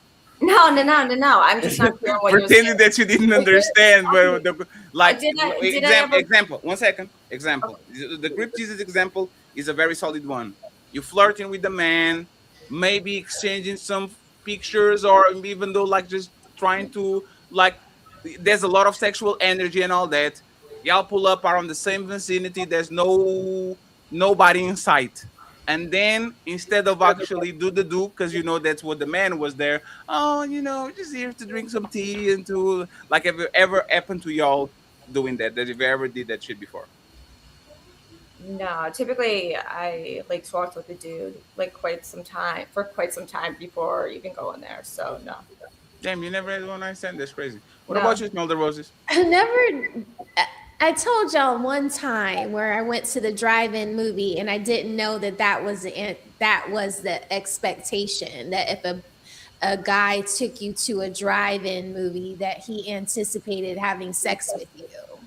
I didn't know that. So the guy turned the heat off in the car and like try to make it really uncomfortable, and I just sat there in the cold. But I didn't know that was the expectation. So I guess maybe he would say I was playing games, but I just thought we were going to the movie. But isn't that not true? Isn't that not true? Oh, go ahead, Dope. I want you to go. I was about to say, asking a mature woman her body. I mean, her if she ever had a one night stand is like asking her body count.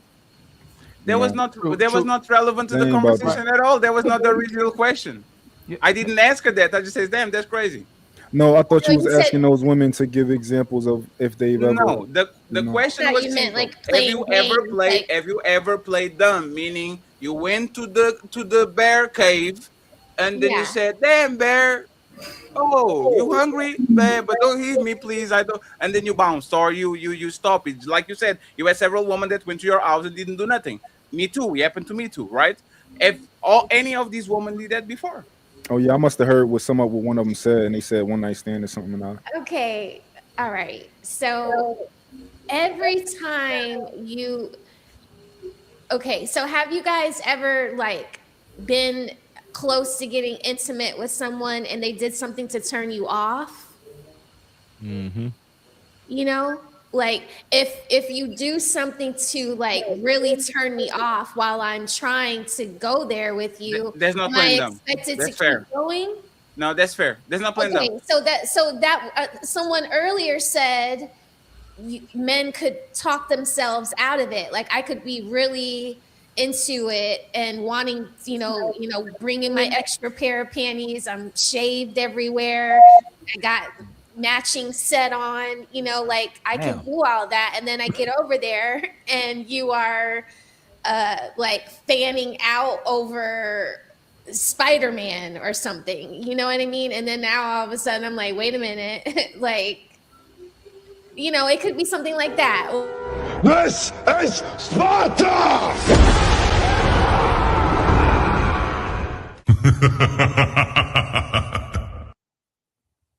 How dare you talk shit about Spider-Man? I knew it.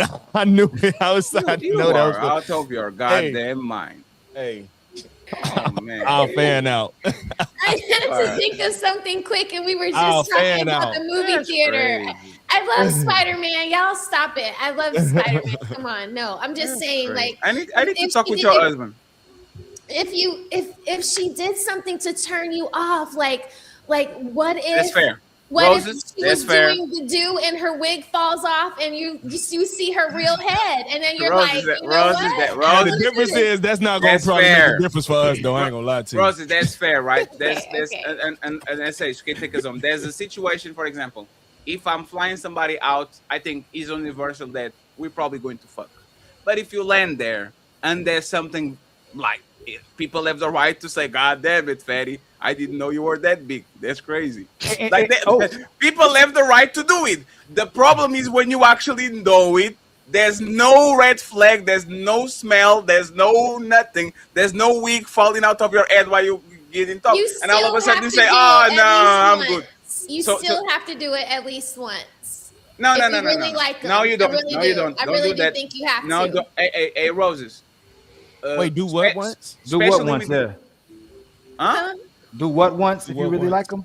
You like just like The tip. you know, like no, like not What the hell are fully. you talking about, Roses? What are you talking about? Like you know. You know what, right now, Roses? You know what? Ali knows what I'm trying to say. Like No, maybe- he doesn't. trying to figure. No, Ali, we trying to figure it out. We trying to figure that out. I have Ali no idea knows. what you was At talking least about. one was. You gotta I'm let him saying, what? like, okay, so maybe this is our first time being in a place together alone, and I come over and like we do close to everything else, but we just don't do that. Is that okay? Oh Is that yes, okay, yes. James? No, Wait. yes, it is. Yes, listen what she said. Y'all do almost everything, and she just like, hold on, we just not doing that. No, If she that's do fair. that- I don't know No, what that's almost fair. everything means. I guess Like you getting a lot. It's a lot of action. It's a lot of Now, action. You just one don't second, get to that. friends. I'm an expert in this. This is the part that I actually like. The about first sex, time. right? It's the little and. This is the little. That's it's a the little li- it- excessive. It's like. Okay, we're not going to do it. Can you just give it a little kiss? No. I don't. I want the kiss. I want the. Just the tip. I promise I don't go far. I promise. Just 3 pumps. Like y'all y'all don't know the fun part of the sex, man.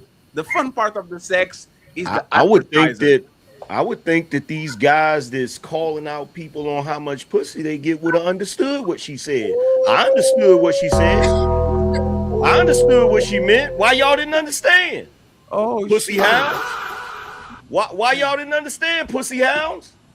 Hey, I'm a different type of red Wait, pill I guy. wanna- Hold on. I'm a different type of red pill guy. I'm not an incel. Oh my god. Yeah, I know that hurt y'all's feelings. Every dude this manosphere ain't an incel. Damn. Hey, Fatty, I got But a you question are. for you. I'm an incel. Trust me, you're not convincing a nobody. bro. married man. Come on, man. A married man. I'm an married man. incel. Y'all are married. Y'all can call married people incels, man. That's so stupid. He's Come a on. But you fucking can tell idiot. he's so repressed because he He's didn't a get fucking any. idiot. You can tell. He's a fucking idiot. Go ahead, Sharon. What's the question? This is crazy. Hey, Fatty. I thought I was question earlier. Who the fuck is y'all? Wait, Who what? the fuck is y'all? Because I was questioning. Put a fucking name on it. It's not. Oh, no, you. No, you're not doing that. Hey, I know you're not asking to put a name on. Yo, this Man, hey, I'm going to take a piece. Yo, this crazy. Man, Hey, this Sharon crazy. is funny as fuck, man. Hold the fort for 20 seconds. I'll be right back. Fatty, I'm not even gonna say. Never mind. Hey, go ahead, Sharon. Get the capping on. Go ahead, man. I Put your just best want to cap know. on. I'm looking at everybody's name. I don't see y'all at all. So I don't know who the hell is y'all. That's what I'm saying. Well, Angrymman will put a name on it once you put a name on it. What you were talking about earlier. Who you talking about earlier? Exactly. I was talking about a dinosaur. That's what I was talking about. Yeah, I was That's talking crazy. about a dizzy. Hey, that's still, you still not putting the name on it, Sharon? That's crazy. I was talking about a graham cracker. That's what I was talking about. That's what I was talking about. Whatever great value, Tay-Rock. Okay, so long as you know what I'm talking about. As long as you know exactly what I'm talking about. Can I say something to the ladies? If you really, really like the guy, you're going to put on your best performance and your best foot forward, right? You ain't going to be playing games with him, right? You're going to play games with the guy that you look at as entertainment typically. You typically going to get there, right? Usually. Except for the people who only been intimate maybe one time in their life, except for them, right? You should still be strategic about it. You just don't. You like if it's a guy that you really like, you just don't go at it right away, like because you want to keep them. So like you don't want to be like every other girl that's probably like. Better yet, shouldn't you tell him we ain't having sex? Before he take you on that date, before he invites you, won't you say we ain't having sex? Yeah, so we don't have to play this plausible deniability game. Hey, look, I'm coming over there. We ain't having sex. Hey, I'll talk to you later. Click. Hey, can we go out? Hey, we go out and what? What's happening after steak and lobster? Nothing. A click. Shouldn't you just tell the man? Because when you like him, he gonna get the draws. When you like him, you're not gonna play games. Ain't no man saying that. Ain't no man saying that to me. She's saying the opposite. She's saying the opposite. If you really want him and like him, don't do it. So what does that mean? I said you don't do it straight away. And what does that mean? That when you don't want to keep them, you do what? You no, not you. My name is you. What about you? You. That's my name. A young lady should like keep the worm on the line. You know what I mean? And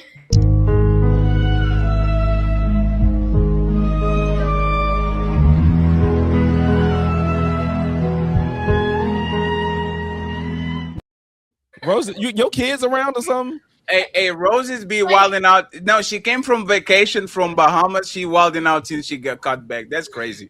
Is your kids around? She's as red as a tomato because she knows she's fucking up. Yeah, but she's right.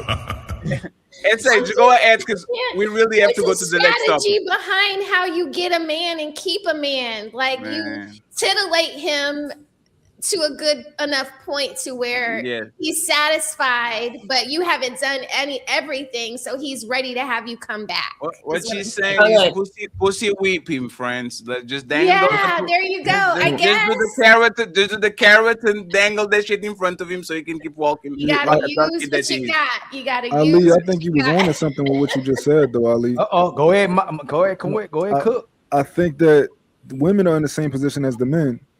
If a woman tells you like, yo, we not doing nothing, you know that, right? That's going to make a lot of men make the decision to be like, oh yeah, shorty, we not doing that, we not hanging out tonight, right? So they're doing the same thing. It's kind of like keeping it in their back pocket and kind of like not being ambiguous of like, oh, I might do something tonight, we might not do something tonight. So you're doing the same thing as the men by not being upfront. Facts. No, but no. That's where the game, Ali. That's where the game starts. That's right. Every time a woman says we're not doing nothing, the answer is we'll see. But because women want to do that. Oh my God, I really didn't want to do this today. Just happened. Right? It just happened. You say we'll see because now is the game. Now is her said no. I said we'll see, and now she's going to get to the point where she says, "Oh, it's the first time I'm doing this. I can't believe I'm doing this." It's the one-on-one. Like regular game. You don't say, oh, we're not going to do nothing. Right, because you don't want to tell him actually if you like him or if you're using them. You don't want to admit it. Hey, am I really just trying to use you for a good time and just I'm bored? Or I really like this guy as well too. You're not putting yourself in the position as well to see if he really likes you too. You know what I'm saying? Right. Well, that's what I was saying. So he's right. It's on both sides. So I'm courting Mont. And I'm playing this game with him, and I see that Mont is like, he's not, like, it's getting harder and harder to play the game with him. So then I don't play that way anymore. There's you know, then I'm throwing it on him. You know what I'm saying? Y'all have no game. Your game is this. Your game is I'm going to keep this coochie. Once we get it, that little game that y'all have. Yeah, so that's what I'm saying. I'm trying No, to we're draw not trying to do that that. out as long as I can, like keep him on the line and not do it so quickly. So And Rosie, Rosie, before we go to the next topic, and please, friends, don't keep extending the conversation, Roses. okay. You are going to teach us now that you are back to your regular color. Okay, you're not fully red. Tell us this, right? Tell us this. This is why you are going to teach the young girls that are outside the 24-year-old girl, right? You like the dude. You did the carrot. You dangled that shit. You dangled pussy in front of him, and he walk. Took you on a bunch of dates, all that, right? Now you gave it to him. I want you to teach all these women watching. Now that you gave it to him, how do you keep him? And then not forever. Let's not forever. Like, let's assume the next year. How do you get the guy, keep the guy? Like, what is the game that y'all actually play? Go ahead. You expect to be in his bed every single night. You just So do not more take no Gucci? for an answer. You just don't take no for an answer. So You more coming Gucci, over no, here, like- or I'm spending the night over there with you tonight. Like that No is way. how it is. So no cooking, no words of Oh, yeah, of affirmation, course. no, just Of course. sex. I'm like, Fatty, I'm cooking spaghetti. At what time are you gonna be here to eat? Like, yeah, that's what I'm doing. Like, or you want me to bring your dinner over there? Like, yeah.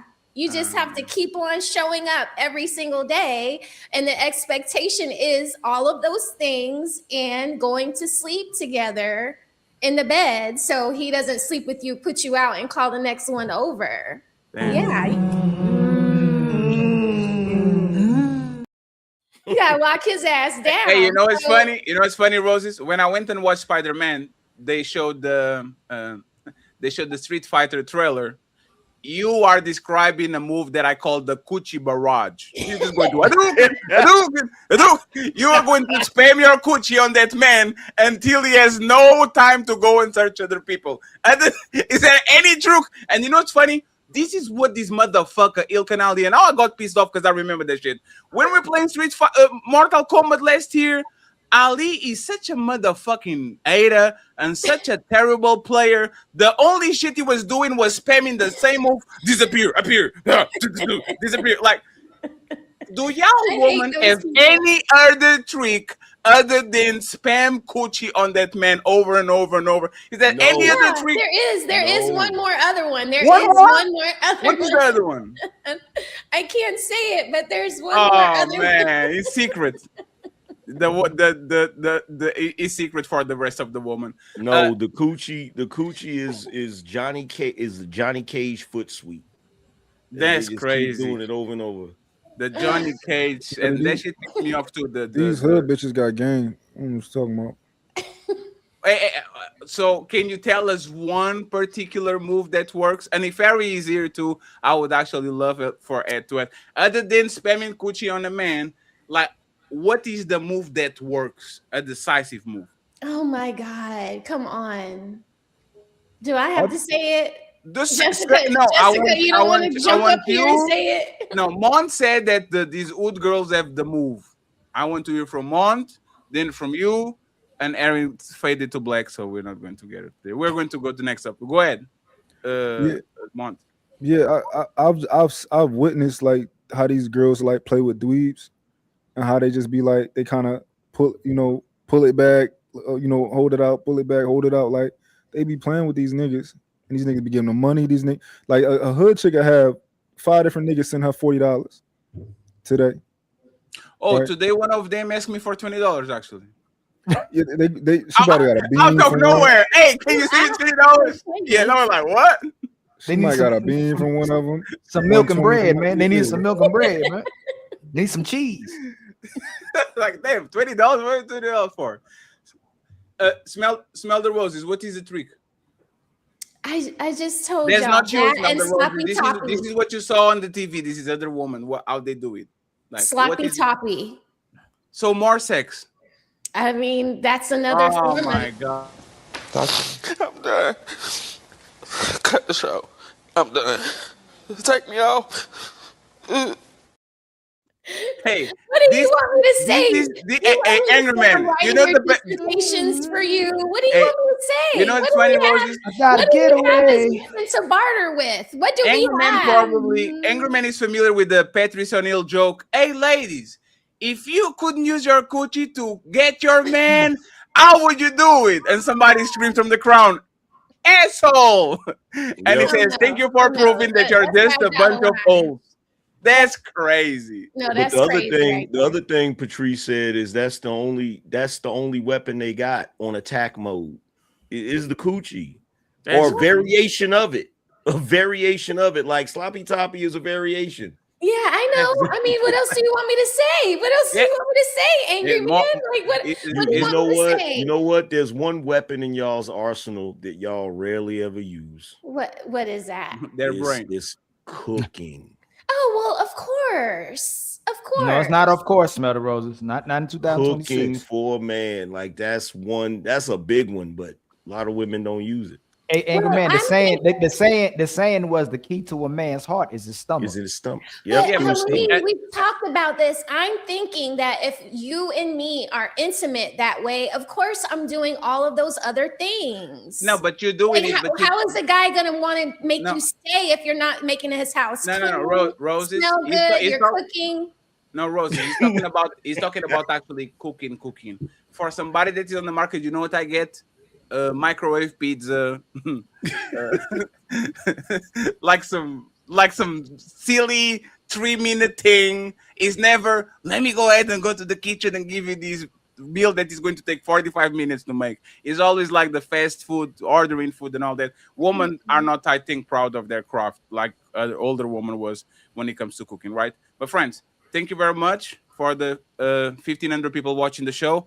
We are going to give the reins of the conversation to SH and to Aaron because they'll be quiet for a while. I want them to answer this question first. I want to thank everyone from the Beano Nation for being here and our guest of honor, Angrymman. Thank you very much. The Angrymman.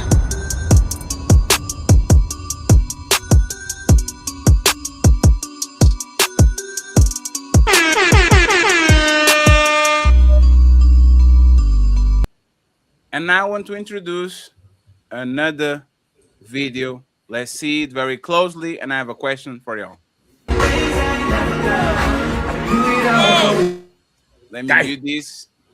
Let me mute this and let me replay it. So there's this very attractive woman, and she fell down the barricades chasing Chris Brown.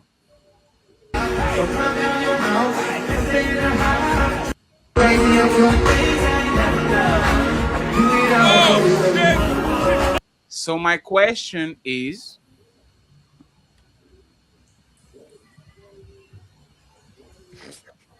why can women show this type of enthusiasm for their husband? I'll repeat it again.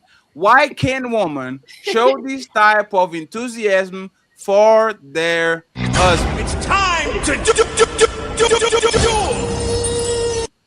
SH and Aaron first, and then we go down to the rest of the panel. And thank you very much, Aaron, for going to the kids' tablets. This is going to work now. Go ahead, SH. When the relationship is good, women do show that type of enthusiasm to their husbands. Jumping over barricades and shit. Yeah. Falling and standing up and not even brushing their knees. Yeah. With the phone out. Oh my God, that's my husband. Look at the camera, baby. That's what you do? SH. And you switched it. Why don't women do it for their husbands? Not the one that do it. That wasn't the question, Ali. Yes, he said, why don't women? You're switching the question. Hey, Fatty, I actually can put the question again over here. Jesus Christ. They always got to flip it. Why can't women show this enthusiasm for their husband? Here we go. Why can't they? Yes, the ones who can't. Yes. The ones who can't, they're not in a healthy relationship. That's why. Can you give context? They're not in a healthy relationship. That's why. The relationship is not working out. So can you give context so that we were talking about the way that men can use women and women can use men if they're not in a healthy relationship, are they still using them if they're staying? So give us context so I don't assume. Why is a woman Divorce staying is a in the long healthy? process, Ali. Living a relationship is a No. long process. You got to stop liking somebody first before you exit. Can you give context to an unhealthy relationship? Why is that relationship unhealthy? Since you said it's unhealthy relationship immediately. Whatever happens, they on the verge of breaking up. Whatever it is. Jesus. Get 1 second for SH. Can you stop assuming the worst case scenario? He asked, why can't they? And I said, No, if they're SH. not doing this for their husband, they can't because the relationship is doomed. No, but that's the thing. So you think a good wife, regular, she's not a terrible person, and a good husband, regular. You think when he gets home, there's this level of enthusiasm? Let's do this, right? I see this level of enthusiasm with military people, right? They go on their deployment, they come back, and he's the right? That's fair. Does the man that works corporate and is a good dad and a good husband feels this level of enthusiasm like women show for their favorite celebrity? I'm not talking about fighting. There's no Michael Jackson over here. We kind of understand. But this level of enthusiasm every time, for example, their man comes home or anything close to it. You said every time? Not every time, but once every one second. Let's go with one. Let's go with once in 2 months. Okay, yes. Once in 2 months. Yes. So is that fair? Like, why don't they do it? I said, you said, do they do it? Now you're saying, why don't they do it? Let's start with the first one. You're right. Do they do it? Do they do it? If the relationship is healthy, yes, you will get that. Yes. I'm going to get my woman to say, "Oh my God, that's Fatty! Ah, Fatty, look at Yes, daddy's home. I love you." Yes, you will. Yeah. And she's going to stumble and get up again. Fatty, look at like that. Yeah. SH, why the fuck are you lying to me like that, SH? Lord of mercy. Okay. SH, you think that the regular men get that reaction, SH? Oh, look at Sharon. Yes, they do, Fatty. Unfortunately. Somebody lies. Now, somebody, I don't know who, but I'm telling you, somebody's lying. You know what? I'm going to bring Aaron over here, and Sharon goes next, and Jessica afterwards, because it's Sharon already. By the way, Sharon, your forehead is not the biggest forehead on the panel today, so watch your mouth. Thank you very much. Go ahead, Aaron. Do you actually agree with the premise of the question, Aaron? Aaron, that woman done this for their husbands? The level of enthusiasm? You're muted. Aaron, you are in front of us. You are looking at the wrong device. Yes, look at us. No, look at the right. Here we go. Now click on that one and unmute yourself. She's using one. She's using one for the mic, for the sound. She's using one for the video. But one of them got and mute yourself on the one that is on your right and mute there. Yeah, try that one. Whatever StreamYard, whatever she using StreamYard through. Yes. What the heck? There you go. All right, good. Oh no. Uh-oh. You might have to mute the other one. Now I'm going to. How about now? Well, yes. Good. Stay there. Stay there. Go ahead. Perfect. Okay. Perfect too. Sound good too. All right, great. Honestly, this is like a joke of a question because you're comparing a booger to an apple. You know, wait, what? You're saying you're literally comparing the excitement of a woman for Chris Brown, someone whose music that she enjoys, someone's looks, someone's like performance, whatever, someone she's actually never met. You're comparing that level of excitement to a husband or a partner or whatever, somebody that you see every single day, all day, day in, day out. You experience the good, the bad, the ugly, the indifferent. So in order, like for you to even make that comparison is like, it's intellectually lazy. Hey, Aaron, because like, why on earth would anybody think that someone that they've never interacted with, someone they've never she's met, not wrong. She's not wrong. She just said it in a messed up way. Yes, Right? the booger apple was crazy. Hey, Aaron, who is the booger, by the way? I just want to know who is the booger. Like, it's a joke of a question. No, Aaron, who is the booger? Who is the booger? Is the husband or Chris Brown? It warrants this type of response. No, Aaron. You're literally comparing somebody I don't even know to somebody that I eat, sleep, play, live with for like the duration of my life. Jesus Christ! I see the It's good, getting the worse. bad. That I'm picking up. I'm picking up after this person. I'm Let picking up us this work, person. I'm y'all. seeing this Man. person. We agree with I'm you, Brad, let her also finish. going to Hey, work. one sec. I'm also Let her land, taking care of him. But Chris Brown, somebody I've never had that interaction or relationship with, you want that same level of This is excitement and bad. enthusiasm. And let me say one more thing. Oh, Ms. Mama. Right now, I'm in Houston. Like, I'm at one of our houses in Houston, and I haven't seen my husband. I guess tomorrow it'll be 2 weeks, right? Obviously, we FaceTime, talk every day or whatever. But of course, I've been gone for 2 weeks, so I'm only here cooking and cleaning for myself. I'm only here, looking after me. I'm not doing anything for anybody else except for today when he asked me to send some Instacart groceries to the house. But like when I see him, because I haven't seen him in 2 weeks, when I see him, I will be very excited to see him because I do miss him. Even though I'm seeing him on the phone, I haven't smelt him, felt him, nothing in real life. So yeah, I will be excited, but like just on a baseline level, for you to compare those two people, like I said, it's intellectually lazy and it's just not a sound argument or question. Yes, I have a quick question and a rebuttal, and then y'all can have it, right? Because this is going to be bad. It's already bad. You said you're comparing the booger with the. I mean, apple? I don't know what kind of answer you expect to get with that kind No, of no, question. I'm not expecting That's the nothing. I'm point listening I'm to you, and I want to talk with you for a second, right? You said the booger and the apple. Who is the booger, the husband or Chris Brown? Can you hear, Aaron? I hear No, you. so she gonna Okay, Hey, Ali, ask her that. Fatty's Ask her, asking, Ali. who's the booger and who's the apple? Is the husband the booger or is the husband the apple? Oh, I just used two completely inanimate objects that are totally unrelated. I didn't want to say an apple to an orange because they're both fruit. I was using, I could say a nickel to an airplane. Like The husband is the booger. Who's the nickel? Who's the nickel? It doesn't matter who's who.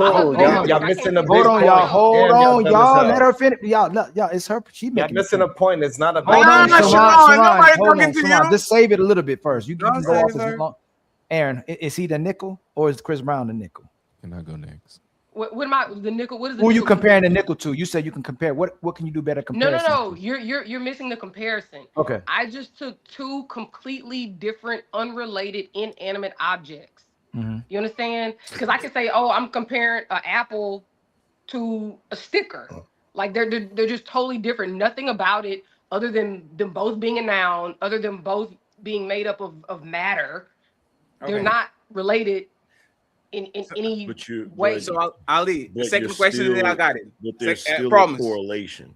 Yeah, No, it's not. no. You know what she did? It is. She actually said what she feels. Okay, if there's a correlation, expound. Ali, 1 second, because she can hear me. Okay, so tell her to wait a second, just a second. Tell her wait. Wait a second, Aaron. He gonna ask the question. That's why. Can you hear? You can't hear Fatty. You can hear me and Angrymman. You just can't hear Fatty. I can hear you, and whoever just asked about a correlation. Just refresh. Tell her to refresh real quick. So- Tell her Just to refresh. refresh real fast. And go ahead, Angrymman, while she's refreshing, please. Hold on. Let me So refresh. that's why a second ago I said she's not wrong. She just said the worst thing that you could say. Like it. So she's talking about Refresh, the novelty. She's talking about the novelty of Chris Brown. The woman doesn't know Chris Brown. She hasn't been around Chris Brown. So there's a level of excitement because of the fact that she's a fan and there's novelty there. She hasn't been around him, but she has been around her husband. So she's used to being around her husband. So it's not going to be the same level of excitement.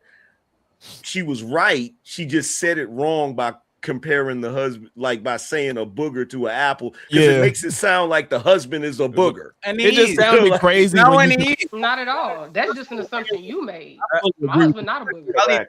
She might need to refresh the you other was one. just Let's like refresh a the booger and an Ali, apple. It one just, second, it friends. just- Friends, She one about to. second. Yeah, refresh Friends, the other she one, has, Aaron. she has 2 devices connected. I'm sorry, I didn't want to bully you out The of one the that mic, you right? look over. Yeah. Yeah, the one that you look into. This Yes, one. refresh This one. it. Refresh that Yes, one. yes. Refresh. Just refresh that one. Just be on that one. The better analogy would be Chris Brown is the brand new car that you haven't bought yet. The husband is the car that you've had for 10 years. That's a better analogy. Hey, Fatty, can we change? Hey, Fatty, can you change? Do we have to have a? Do you like? So is one energy more of a sexual and the, like desirability one versus like if men saw Michael Jordan or Ronaldo? I don't want to. I don't want to change Okay. it for now because of what she said, but that's kind of a fair point, right? So, Aaron, can you hear me now? Yeah. Okay, so you actually slipped and said what you actually felt, and then you corrected in a way that actually is not as dramatic. Woman actually think Chris Brown is the plane and we are the nickel. Woman, well, like you know. Matter of fact, I'm going to actually give you something that is going to be an uncomfortable truth. All the fellas probably on the panel saw that shit. Notice that your woman only reveals the worst part of her to you, to the husband. Notice, like, if you ever saw your woman treating you like a piece of shit because she was mad at you, and then flip it immediately. How you doing? Everything is okay. And go on shopping, be nice to everybody on the shopping mall, kissing babies, hugging old ladies, and then go right back home and right? First of all, y'all reserve the worst of y'all to us. We get the worst part of a woman, pain, sorrow. For example, postpartum depression is just for the man in the home. You see your woman go to work with postpartum and she's working, she's smiling. One second, let me finish, please. I didn't interrupt you. I promise I got you. Like, y'all just don't do the extra treatment on the positive for the celebrity. Y'all reserve all that bullshit and the trauma and the postpartum and the menopause and all that shit for your man, shit that you usually don't show to other people. My question is this, based on your statement, and then you can challenge me, right? Ali has kids. Every time this motherfucker calls me, there's somebody on the back doing and Ali is always excited. Oh, look at my hey Fatty, you heard what my baby said? Say it again. Potato! Fatty, you said potato, right? He's always excited to see his kids, no matter what day it is, no matter if it's raining, no matter if it's sun, and all that shit. Imagine that I say this to you. Hey, Aaron, I go outside of my house and I get excited to see all these kids because they're new to me. I'm like, baby, you want a baby? You're such a baby. But I don't do that with my own kids because I see them every day. I wipe their pants, I wipe their ass, I cook for them every day. They cry and all that shit. So this person that is my person, I'm not excited to see them every day, but all the babies outside, if he's a tall baby, a short baby, a fat baby, a famous baby, I get more excited to see them than to see my person. This is what y'all saying about y'all man. You will never not be excited to see your dog, to see your kids. You don't like other dogs more than you like your dog. You never say, oh, no, Snoopy is your dog. If you see Scooby-Doo, if you see whatever, the motherfucking cat, like you don't get excited to see other people that you never, other cats that you never saw. You don't get excited to see other kids that you never saw. Why, when it comes to your husband, you get more excited to be a stranger man than the man that is your man? Why? Please explain me that so I can understand exactly what's going on. Why? Why? For me to answer. Yes, it's for you to answer. Thank you. Okay, I'm just asking because it seems like I answered it at first, and it seems like Angrymman also addressed it. It comes to the novelty. It comes to like not knowing or not having seen this person. And it just like I gave the example with my husband, I haven't seen him in 2 weeks. So when I do see him and he gets me from the airport, if the car comes and I get home, yeah, I'm gonna be excited. Yeah, I'm gonna, want a long embrace. Yeah, I have not seen him. I have not been around him. So like there's a part of me Sure. that craves that. So again, it's a very weird thing for you to You didn't hear compare. what I said. Hold on. No, it's because It's you a didn't very hear what I said. Why are you more excited to see other people kids or your kids? if you would allow me, I was actually about to say that. Go ahead. So why would, let's say my nephew, I don't see my nephew all the time, so because he lives here in Houston, but I see my other nephew, I see him, I don't know, once a week or something like that. So it makes sense that when I see my nephew here in Houston, I'm gonna run up to him. I'm gonna ask him how his day is going. I'm gonna, ask him how school, like, what are your grades like? We're gonna talk. We're gonna engage because again, I'm not seeing him every single day. I don't have to do that with my nephew. I see once a Is week. your nephew your blood? What do you mean are they my blood? Is your nephew your blood? Something that belongs to you by extension of your brother or your sister? Yeah. Is a random person that is singing on the Madison Square Garden something that is related to you by blood, that is important to you because they're related to your brother, your sister, your mama, your daddy, whatever? Is that the same thing? But you're conflating things that are not related. Like No. I don't. Oh no. You're literally trying to make things connect to make a No, point. you But are those trying things, to make things connect. Your nephew is not something to really. you. He should be very important to your life because he is your second son. You might you get what I'm saying, right? He's not your son's son, but he's like the extended family that you have. He comes from your sister or your brother. So you should see me as something that is actually precious, right? But now let's do this. He's a random kid, just like Chris Brown. Chris Brown is a random person on the planet. And you have a random kid, right?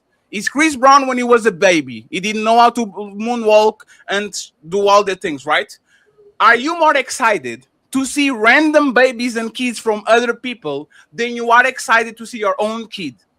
Why would I be excited to see a random baby? You're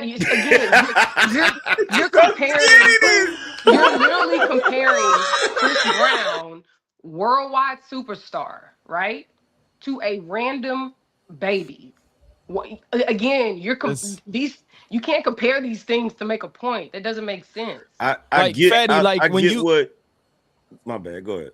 Go ahead, I was just, like Fatty, like say like I don't know, with Portugal, like my Six Flags in Illinois, I like going there. It's cool, but when I get to go to a Six Flags in another state, I'm geeked. I'm like, oh, they got rides I've never been on before. You know what I'm saying? I've never been there. It's a novelty. It's a new experience. That's not And your so- Six Flags.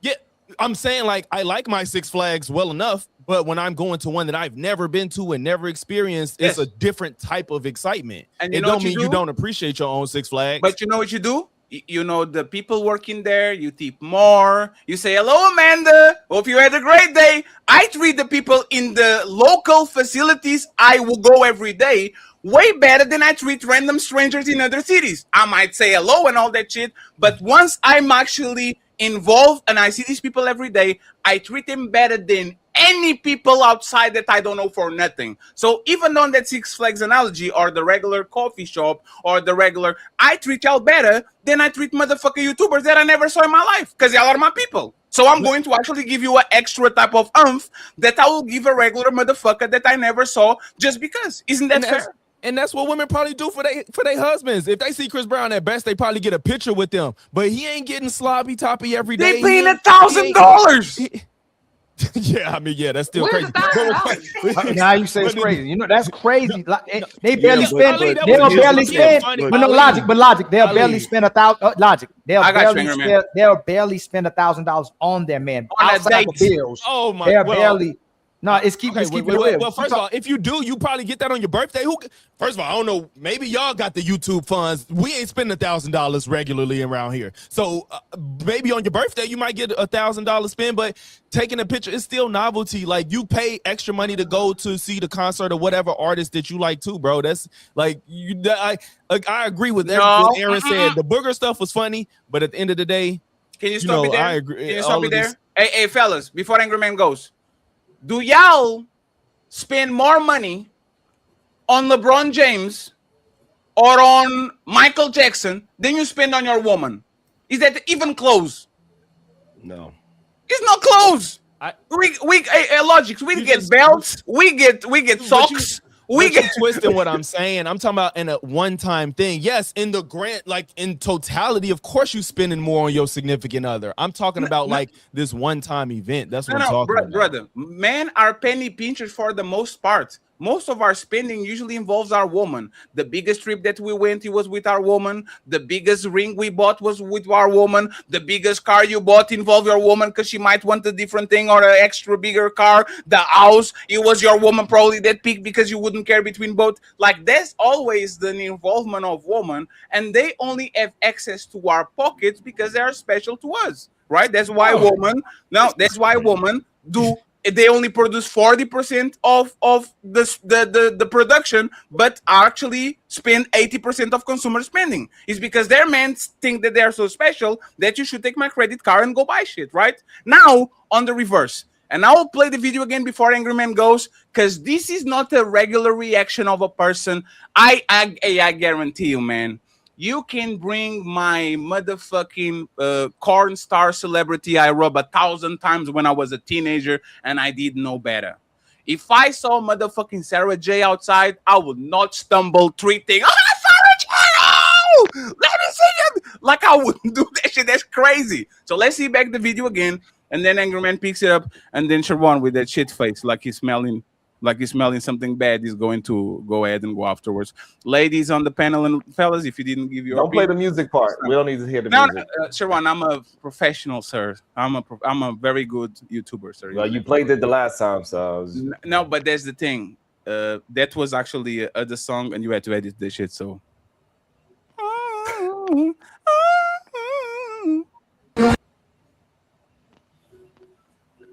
Oops.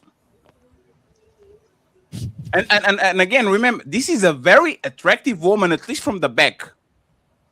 Right? So this is not just a desperate woman that never, like, this woman probably has 1,000 men after her. It's like, look slowly. Look at the arch. Do you see the arch? Woo-hoo! Woo! It'd just be crazy if she was just not attractive. If she was just not attractive, it just seems so wrong. Hey, she just fell. You know when Super Mario falls on the pipe? She felt like the Super Mario falls on the pipe. Boop. And she stood up and she kept going. She didn't give up. She was like, I'm still going. Jesus. So now that we saw the video, okay, Angrymman and Sharon, It's time to do. Okay, so number one, I get what you guys are saying about food. Angrymman, you're muffled. Can you hear me? It's like you're muffled. And it's like staticky. Hold on a second. You good now? You good? You're that great was- now. Yeah, you're great now. What about now? You're great. Perfect. Okay, so I get what y'all are saying, Damn. but the only reason she's acting like that is because she don't know that nigga. If she was married to that nigga or knew that nigga for an extended period of time, she's not gonna do all of that. Damn. You feel me? So that's the thing. Like it's just the fact that in that moment, Chris Brown is a fantasy. So that's why you get the erratic behavior. You feel what I'm saying? As far as her chasing after him and falling and all of that extra stuff. So, you know, that's one thing. The other thing is when it comes to a wife, it really depends on the type of wife you have and the type of relationship you have. If you don't have a wife that really likes you, and I'm not talking about love, I'm talking about she actually likes you, actually gets along with you, then no, she's not going to be excited to see you if you've been gone for a while, or if you're at work all day and then you come home. She's not going to be excited to see you if she doesn't like you. But if she likes you, she's going to be excited to see you. You know what I'm saying? She's going to have a smile on her face when you come home or when you get back from wherever you went. So, you know, there's that. She's not going to be falling over freaking whatchamacallits and all of that. But again, my wife will pay for concert tickets to go see Jay-Z. But she's not gonna chase after Jay-Z. She's not gonna run and fall over the freaking thing trying to get to Jay-Z. You feel what I'm saying? So why are you doing that face, Sharon? I can't. It's my face. Him, change Sometimes that I can't. Go ahead. I'm sorry. Crazy. I'm sorry, Sharon. Is the Knicks jersey like bandwagon fans? I did shit. It's fine. I apologize. Anywho, I think y'all not really understanding like husbands that come from the military, they experience that kind of affection when they see their wife for the first time. They be at the airport, they'll go run past everybody, fall down, trip, flip over some goddamn luggage, and get back up and go keep on chasing after their husband. So it's just about if a situation has occurred where you didn't see your husband in a long time, you would get that reaction from like what Angrymman said. If your wife actually likes you and she actually enjoys you, you would get that reaction from your wife. That I just think y'all don't understand the nuances of if you are a traveling husband or not. So I think that's where the issue is. If you're seeing somebody every day, it's the same thing with your homeboy. When you don't see your homeboy in 10, 20 years or 5 years or even a year, you give them a certain pound and a shake and a hug. But when you go, if y'all work together and y'all see each other every day physically, you're just like, yeah, what up? And you just get right into the movement. So it's all about that time distance. Anybody wants to rebuttal to this bullshit? Wow. That's crazy. That's crazy. I thought you said you treat people that you know. I treat people that I know better than the people. You said you treat them well. Hey, you Sharon. said you treat them well. Hey, Sharon. I went to LA to not to LA. I went to Miami to saw LeBron James, and I went to a guy that I actually appreciate, right? A friend of mine, right? Do you think I got more excited to see LeBron James than actually the person that is my own boy? Like, do you think I was like, "What's up, LeBron James? Hey, whatever. Why are you doing my man?" Or I was excited to see the person that is my friend. It's because you couldn't. Right, I'm not understanding. Hey, friends. Now we have a problem, right? Next to your homeboy. Friends.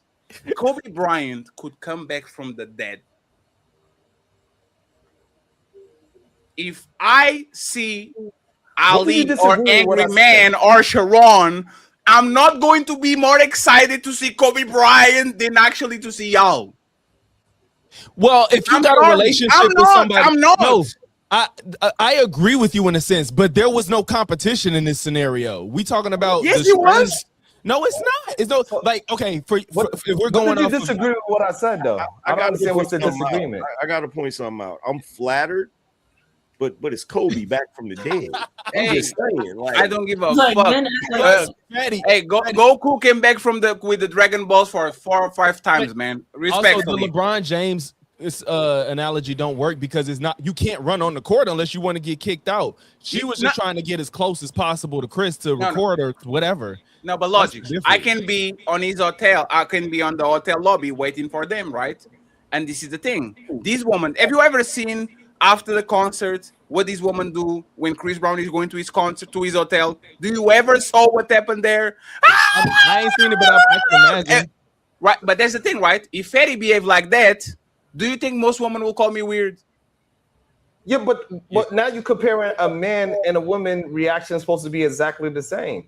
No, I'm not. That's number one. And number two, what about the point that I gave you that, hey, a woman that didn't see her man that went to war, she will go running, fall, jump back up, and let me tell you why. Let me tell you why. Because she was fucking 4 guys before he got there. Come on,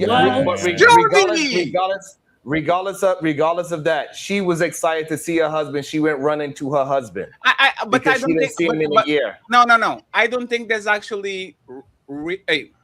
I shouldn't say this right. Y'all woman don't want y'all to retire. They don't want y'all to see y'all every day and be under her and be doing things in the house. They want you to go outside. But they don't miss you when y'all come back. The dog miss you when y'all come back. The dog is Sharon is here. Sharon is back. Right? Kids miss you too. The kids be like, Sharon is back.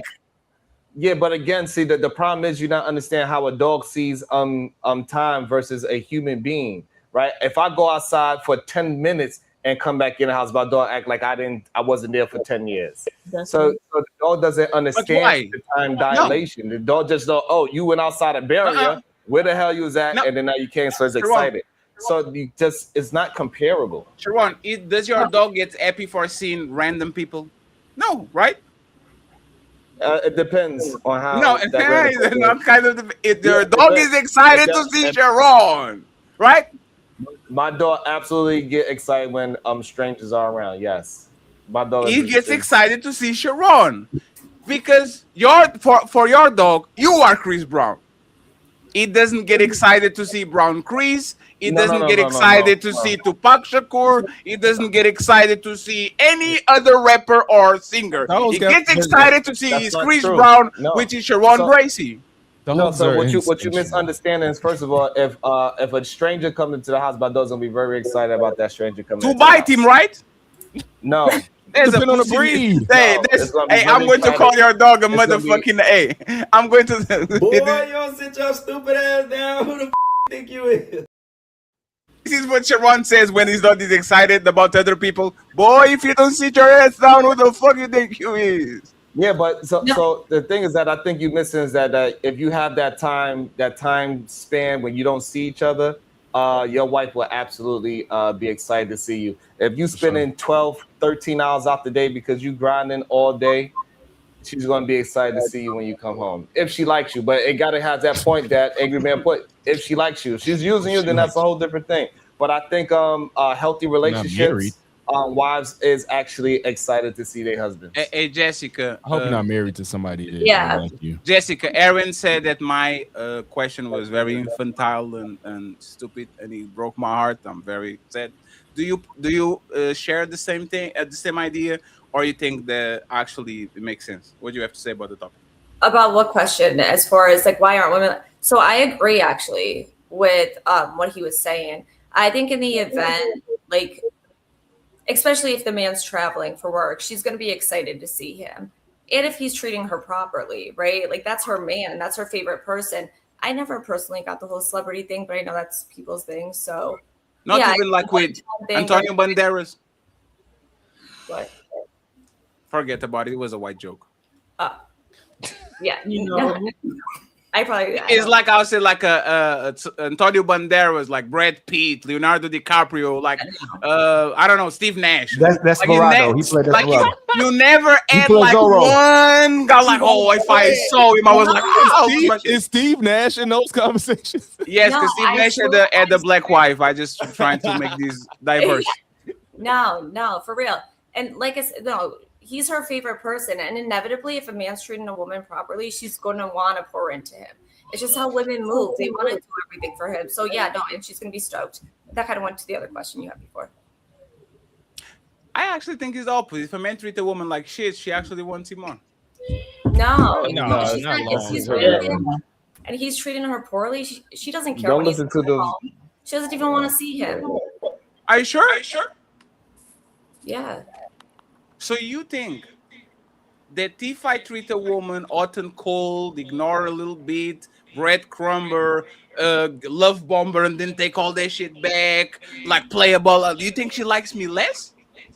I think when you're dating, it's a different situation, right? But y'all were talking about marriage. You're seeing someone every day, or if they travel for work, perhaps one time a week or whatever it is. That's going to change the dynamic. Yeah, but the big games. No, the biggest manipulator. So this is what I'm saying, right? We daters, we are the G League of manipulation. Okay, and let me tell you what it is. It's easier to go to the pickup park and to cross over people and to finish a layup and all that shit. the biggest manipulated relationships are the people that can pull this shit while they are in a marriage. That's the NBA. That's the creme of la creme of manipulators. The people that see their spouse every day and they can give him the hot and cold, the shoulder, use coochie to get him mad, and then love bomb him, and then he's like, oh, I'm doing good again, and then like that's the biggest manipulators, right? No, but you think that if a man's stepping onto his woman, she's feeling that energy. She's knowing something's up. She's feeling the shift. This is where you go to say, like, the man sets the tone, right? She's not happy. She's concerned. She's like, why is your energy? Oh, and that's good. No, it's You not. know why, good. hey, Jessica? You know why? You know why? Why? Because woman never happy. So you get her busy. What? I thought y'all want her happy and excited to see you, like Chris Brown. Hey, Jessica. No, she's not happy. She's horny. So let me actually tell you what it is, right? This is a saying. I'll repeat it. Say if you agree or not. You want to make a woman miserable, give her everything. Do you agree or disagree? Want to make a woman miserable, give her everything she ever wished, every shoe, every trip, every car, every man, everything, and that woman will be utterly miserable. Do you agree with that or disagree? Yeah, I think that's pretty much anyone, right? 'Cause now you're not excited. No, not anyone.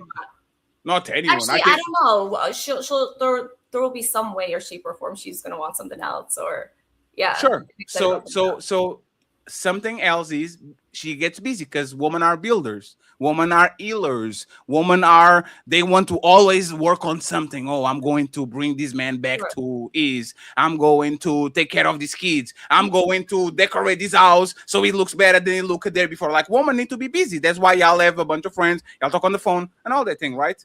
My goal is not to make you happy. My goal is to keep you busy. Another better to keep busy a woman than emotional abuse. Oh my gosh, this is like the worst stuff I said. No, one second, friends. I'm making a statement. Just because I'm explaining you something doesn't mean I agree with it, right? Yeah, no. I'm just saying, for example, if I explain that the biggest psychopaths in the world are S&P 500 CEOs, it's not that I agree with it, but you need to be a certain caliber of motherfucking crazy to just go ahead and pollute a river and don't give a fuck about the 10,000 people that are going to die. Now that I explained that, right? Do you agree that this woman, the best way to deal with women and to get the response that you want, to not let them stray away and all that, is to emotionally manipulate them, love bombing them, take that shit back? Do you think that actually works with women? No, I think eventually it's going to change the dynamic. She's not going to be happy. Eventually she's going to step away from it. But what I would say is you shouldn't be solely focusing on her, right? You shouldn't just be all about what am I giving her? You also have to take your time for you. You have to be doing your thing, taking care of you as a man. No, why? So that she stays attracted to you. And I love you. No. That's not what you said. You said if I make you happy, I'm good, right? If you said if I make you happy, I'm good. So you know what I'm going to do it? I love you. Let's go here. Let's go there. You want the car? I got you. You want money? I got you. Can I give you everything and fulfill your dreams and make your life easier and always support you and never say no and actually get a good reaction from a woman long term? I wouldn't agree with that. Wait. I don't think that you should be going and doing all what you were Why? saying. What's wrong with that? Again, you're going to change the dynamic in the household. She's not going to be excited to see you. So thank you very much. A man that does everything for the woman and is willing to do anything and everything is not going to get a positive reaction because women hate that shit. Y'all are confusing. Y'all will tell that you want a guy that treats you well, get the guy that treats you well, yearn for a bad boy, then get your heart crushed, and then go back. Like, what do y'all want? No, certainly. No, hey, Jessica, 1 second. Okay. Just to make it clear, I'm going to facilitate this, right? What do you want? Describe me the perfect type of man, the perfect way that he will treat Jessica.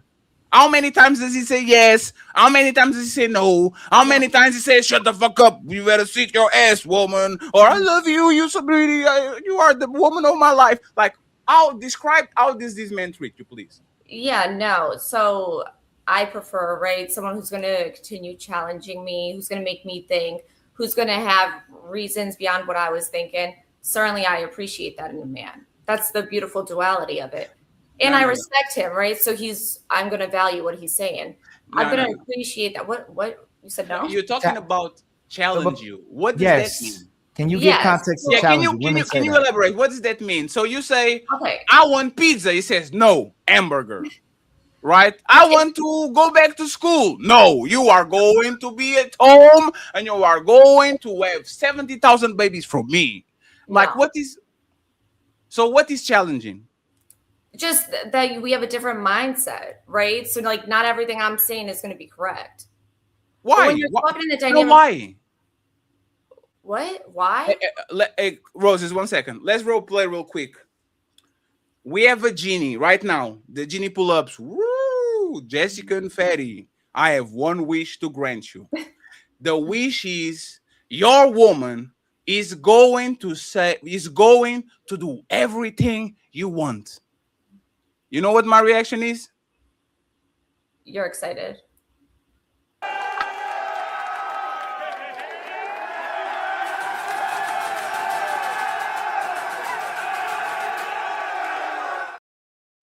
Now okay, I'm a mature adult. I love it. Now let's do Jessica. Jessica, Okay. I'm a genie, and I have this husband that will do everything you want. What is your reaction? No, I'm going to be excited just like that.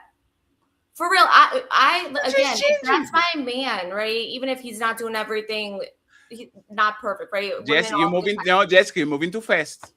This man will say yes, madam, for everything you have. He is a perfect. He will say everything you. Oh, I want a new house. Let's go. I want to this painted. Let's go. I want to eat this. Let's go. He will not tell you no. Are you happy with that? Yes, actually, I would be happy with that. However, when it's talking about, I don't know, perhaps different issues, things I want you to have a different, like something to offer me to teach. No, Jessica, that's not a part of the deal.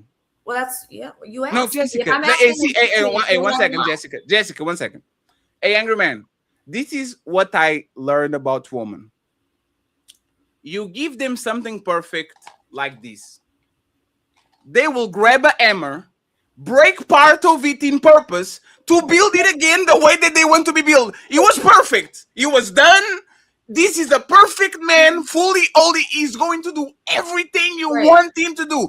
But you want him to disagree with you on what? He is perfect. He will do what you want. Perhaps not disagree with me. Perhaps teach me more. No, you more. No. Yeah, what do you mean?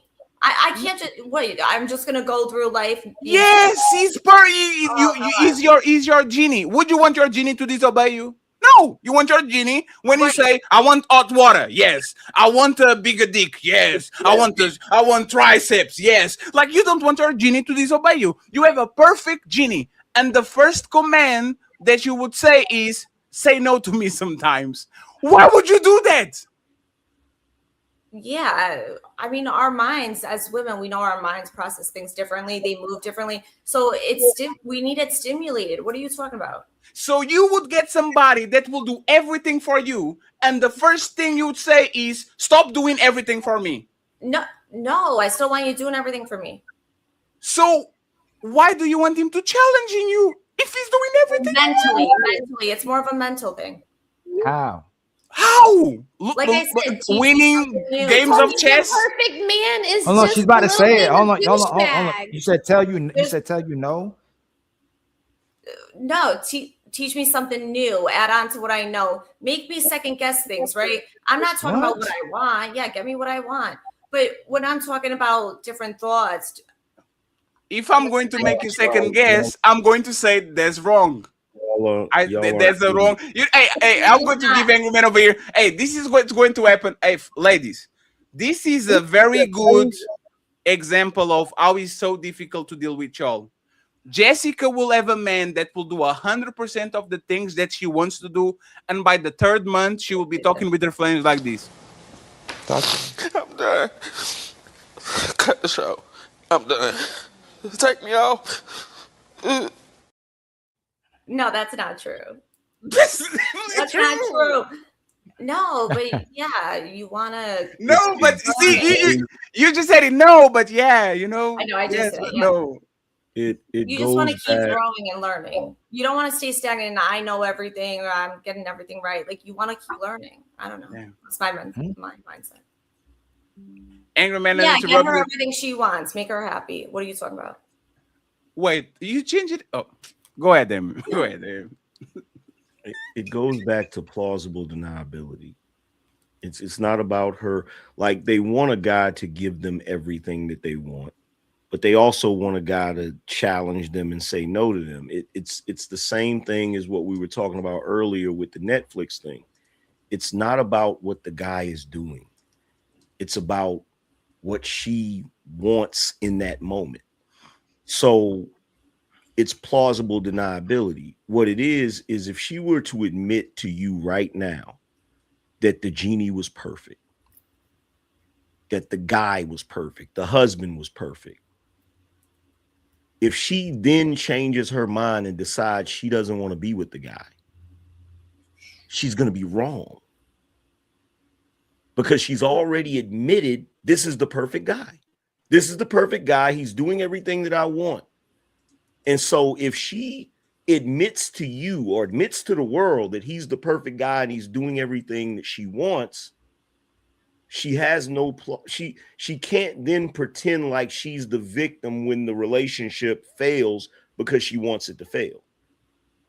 When she's ready to move on, regardless, because it's a woman's prerogative. A woman could have a guy that's doing everything that she likes, but then she sees a guy that she likes more. When it comes time for her to end that situation, she can't be the villain. The guy has to be the villain. The guy has to be the one in the wrong.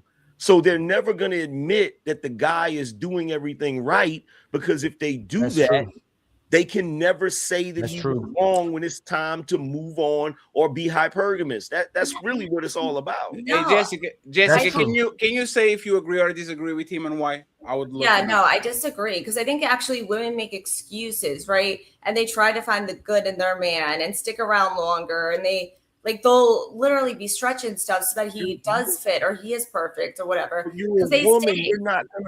You're not gonna agree with what I just said, because part of the game is Angry man, hold on. She just contradicted herself. What Fatty said. Of course, you said you just contradicted yourself. You said the woman's gonna make it last longer if he's not doing right by you. Look what you just said. He said if we're doing everything you want, that it's going to be problematic, but you said no, you're going to still try to make it work it out if the man is problematic. So what Fatty told you is if we emotionally abuse you, you will still try to make it work. But if it's everything that you wanted, you're going to leave this situation or sabotage it. And what's Angrymman saying about plausible deniability, y'all telling yourselves every time, no, she's going to try to make it work. She's going to believe your lies. She's going to stick it through. She's going to do everything she can to keep that together when the man is mistreating you. And by the way, Jessica, you have a fan on the chat that is my fan too. He's here. He's called Thomas, and he's saying, "I want to make love with that white woman."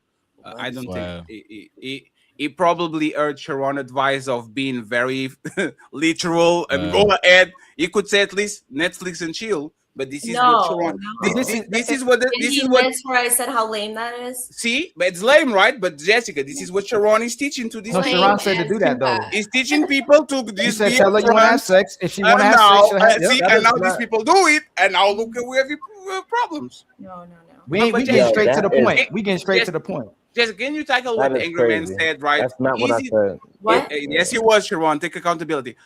Jessica, is that the fact that you said I'm giving y'all don't want to be responsible? Like, for example, right? If your man said you lead the relationship and I will do everything you want, is that because you said, yeah, I want a man that does what I want, but I want him to challenge you? Is because y'all don't want to take the responsibility if things go left?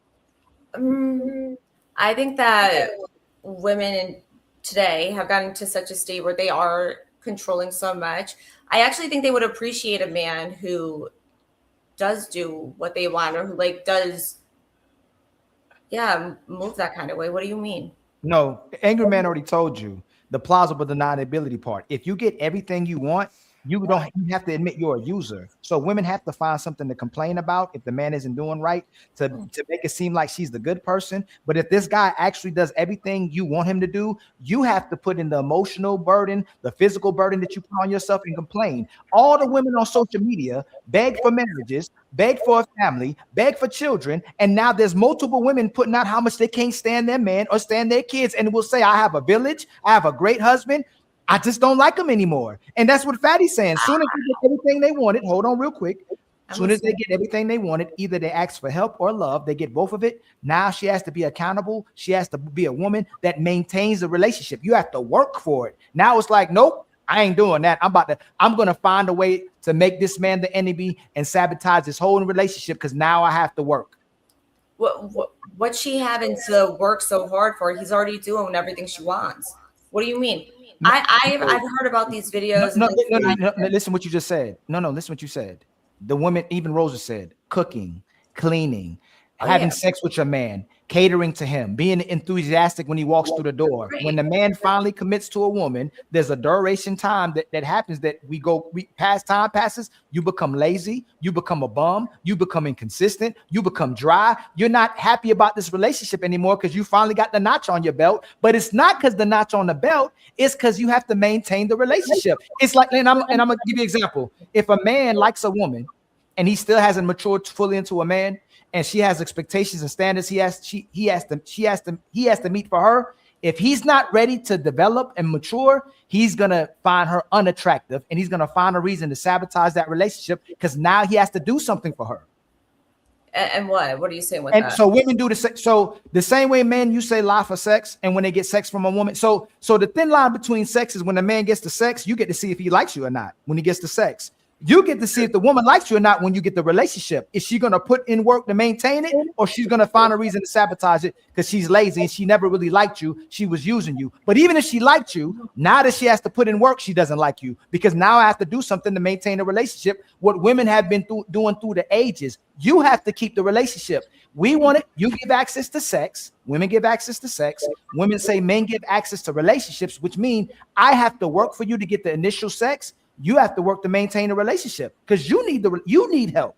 But hold on, Ali, we can simplify it. We can really simplify it, right? So let's put it in the boat of the men, right?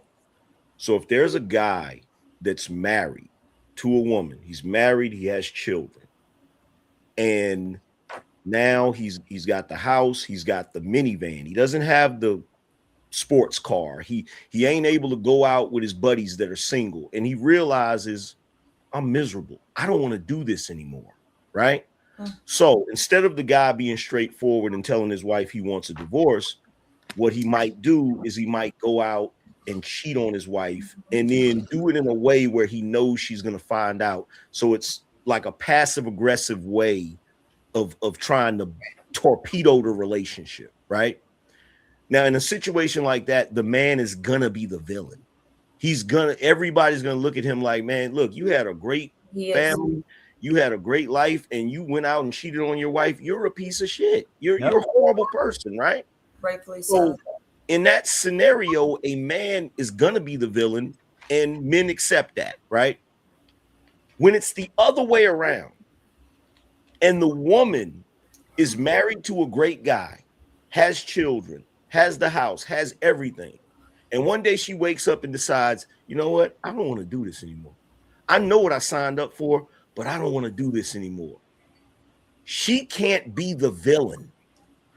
She does not want to be the villain. She has to figure out a way to make him wrong. She has to figure out a way to make the scenario wrong for her. So like, even if she gets caught cheating, she's going to say something to the effect of, he wasn't there for me emotionally, or he didn't do this, or he didn't do that. And the whole reason why is because she wants to do something different with her life, and she has to figure out a way to make him the villain so that she can't be the villain.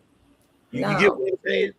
No, you can't say that y'all are setting the tone and being the leaders and then say, oh, the woman did this because of what herself. No, it would be in response, just like the woman's gonna be excited when he comes to the door if he's treating her properly, right? Back up, say the first part again. Say that first part. Yeah, no, y'all can't. Yeah, no, because you can't say that men are setting the tone for relationships. They're being these leaders, but then say, oh, because a woman does something, it's not the man who is leading the relationship. Well, let's stop right there. Let's pause right there. Let's pause right there. See, this is part of what I'm talking about. Mhm. Whenever we talk about this, we're diving into female accountability. And the way y'all always dodge female accountability is you try to say, well, if we're dissatisfied or if we didn't like a situation or if it wasn't going the way we wanted to go, it's his fault because he's the leader. That doesn't work. That doesn't work in a relationship, because here's the thing. If we look at it from a leadership to followers position, if there's a leader that has 10,000 followers and they end up in a messed up situation, you can absolutely say it's the leader's fault. Correct. But on the other hand, when you're talking about a relationship, today y'all say a relationship is a partnership. Y'all say a relationship, regardless of what men say about leadership, y'all say a relationship is a partnership. Y'all say it takes two to tango. Right. So you can't just put it on the man that you're not satisfied with the situation, because there has to be some personal accountability there.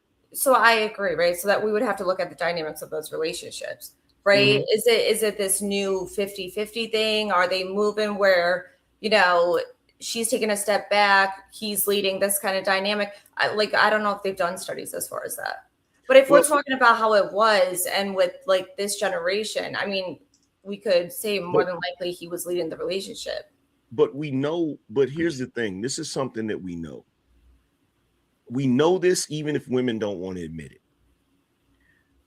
There are situations where a woman gets the guy she wanted. The exact guy she wanted. She got the guy she wanted. She got the marriage she wanted. She got the house she wanted. She got the 2.5 kids that she wanted.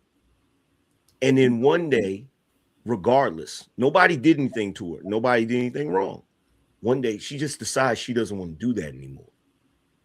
The only problem is women don't want to own it. Just own it. Like, women should just say, look, I didn't want to do it anymore. I didn't want to be married anymore. I didn't want to do that. So I torpedoed the relationship. I got a divorce. But most women don't do that. What they want to do is they want to say it's somebody else's fault. And this is how we end up with the scenarios where Fatty can say it's the perfect guy. And you say, well, how does he keep you? Well, he has to challenge me. Or he's a guy that challenges you and you say, well, how does he keep you? Well, he has to stop being controlling and overbearing.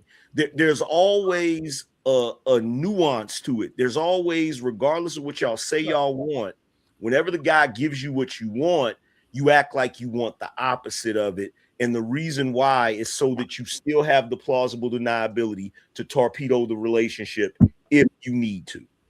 Did y'all get what I'm saying? No, is 100% right, because all the men that I know that gave up and says, you know what, you lead the relationship. The woman was happy on the first day and she was miserable after a week. And now she's calling her friends and saying, why doesn't he put his foot down and tell me no and put me on my place? Like, you were asking for a guy to be cooperative. But like this, you know what this is? This is the Adam and Eve shit. And I'm sorry because I'm not religious. Have you noticed that every time you're talking to a woman about the Adam and Eve situation and you put the blame on Eve, most women don't want to accept that shit? Yeah, no. Wait, no what?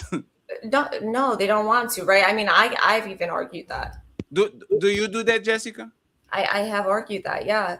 For example, on past relationships that you had, like, do you take accountability for how the relationships end, or usually was the man's fault? Right. So as women, right, they're typically analyzing everything about the man, themselves. Women are very critical of themselves, even. That's a side note. But so they're analyzing everything. They could look at why things happen, right? They're looking at, where's this coming from? Why am I feeling this emotional disconnect? Why am I feeling this ick towards him? Whatever it is, right? She's already like going through that. So she knows the whyest for as far as why she wanted to step out. That's why women oftentimes are like, I wanted to leave because he was, I don't know, doing whatever. Yeah, but you are doing exactly what Angrymman told that y'all do. Yeah, Y'all like right. Jessica. This is the regular conversation on Oprah, right? Oh, I cheated on my man. Mm-hmm. What did you do to make you cheat? What was the situation that happened? It's never like if Angrymman is caught cheating, you are a loser. Look at how you are a monster. How could you do that to her? But every time you put a woman in the pedestal, right? Like for example, like we talk about it every day. Like it looks like a woman never can go down by herself, and she will always lose the plausible deniability to say either it's him or it's both of us. In any of your situation, Jessica, it was straightly your fault. Right. So just so y'all know, like I don't advocate for cheating. I don't think it's okay from women or men.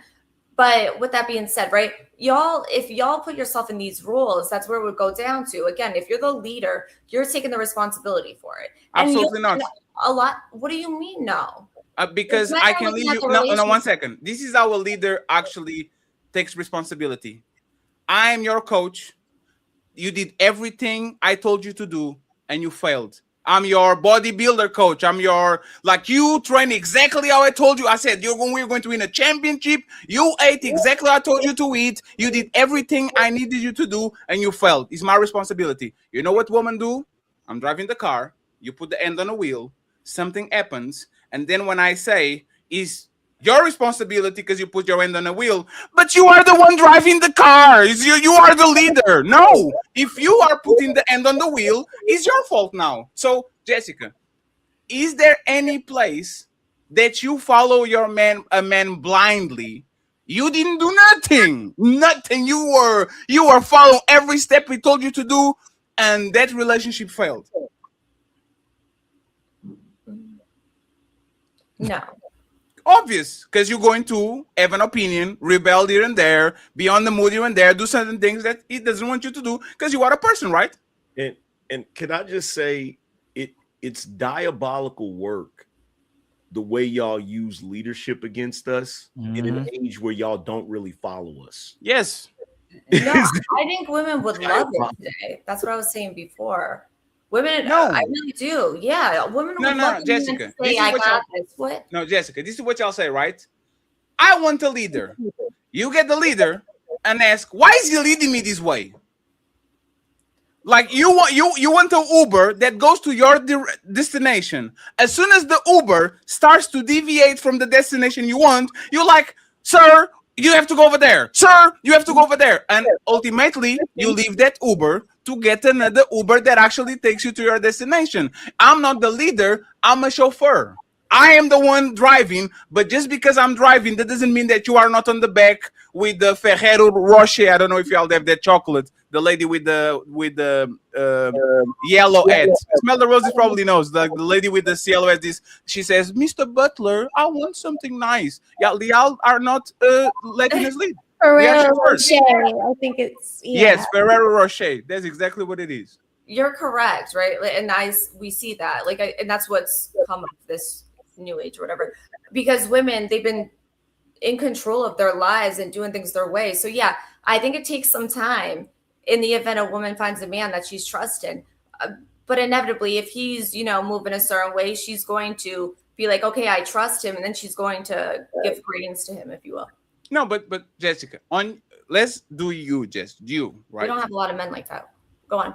Jessica, if you met somebody that is competent, reliable, and show you that would you let him lead 100% of your decisions? 100%. I'm the leader. If my captain says, Ferry, you are going to go to the latrines today, you know what I want to do? I'm going to have to clean the latrines the whole day. That's what I have to do. I don't have no choice. That, or I go to court, whatever court it is, and I'm fucked up. Do you follow, like, this man? Hey, you pick this man, you observe him, you had sex with him, you have some babies, all of these things. He is the leader you always dreamed. Would you let that man decide 100% of the things? So when something happens bad, he is at fault. He's not Jessica. He's that bad man that did something wrong. Would you allow that? No. Yeah, I don't know if I could. I allow 100%. Now, but 1 can second. I need to get the number. sometimes? 90. No, let's see where she breaks so Angrymman can actually get in. 90%. Oh, 90%. Yeah.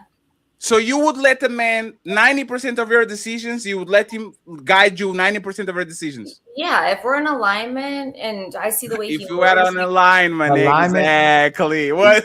Look, here's the thing.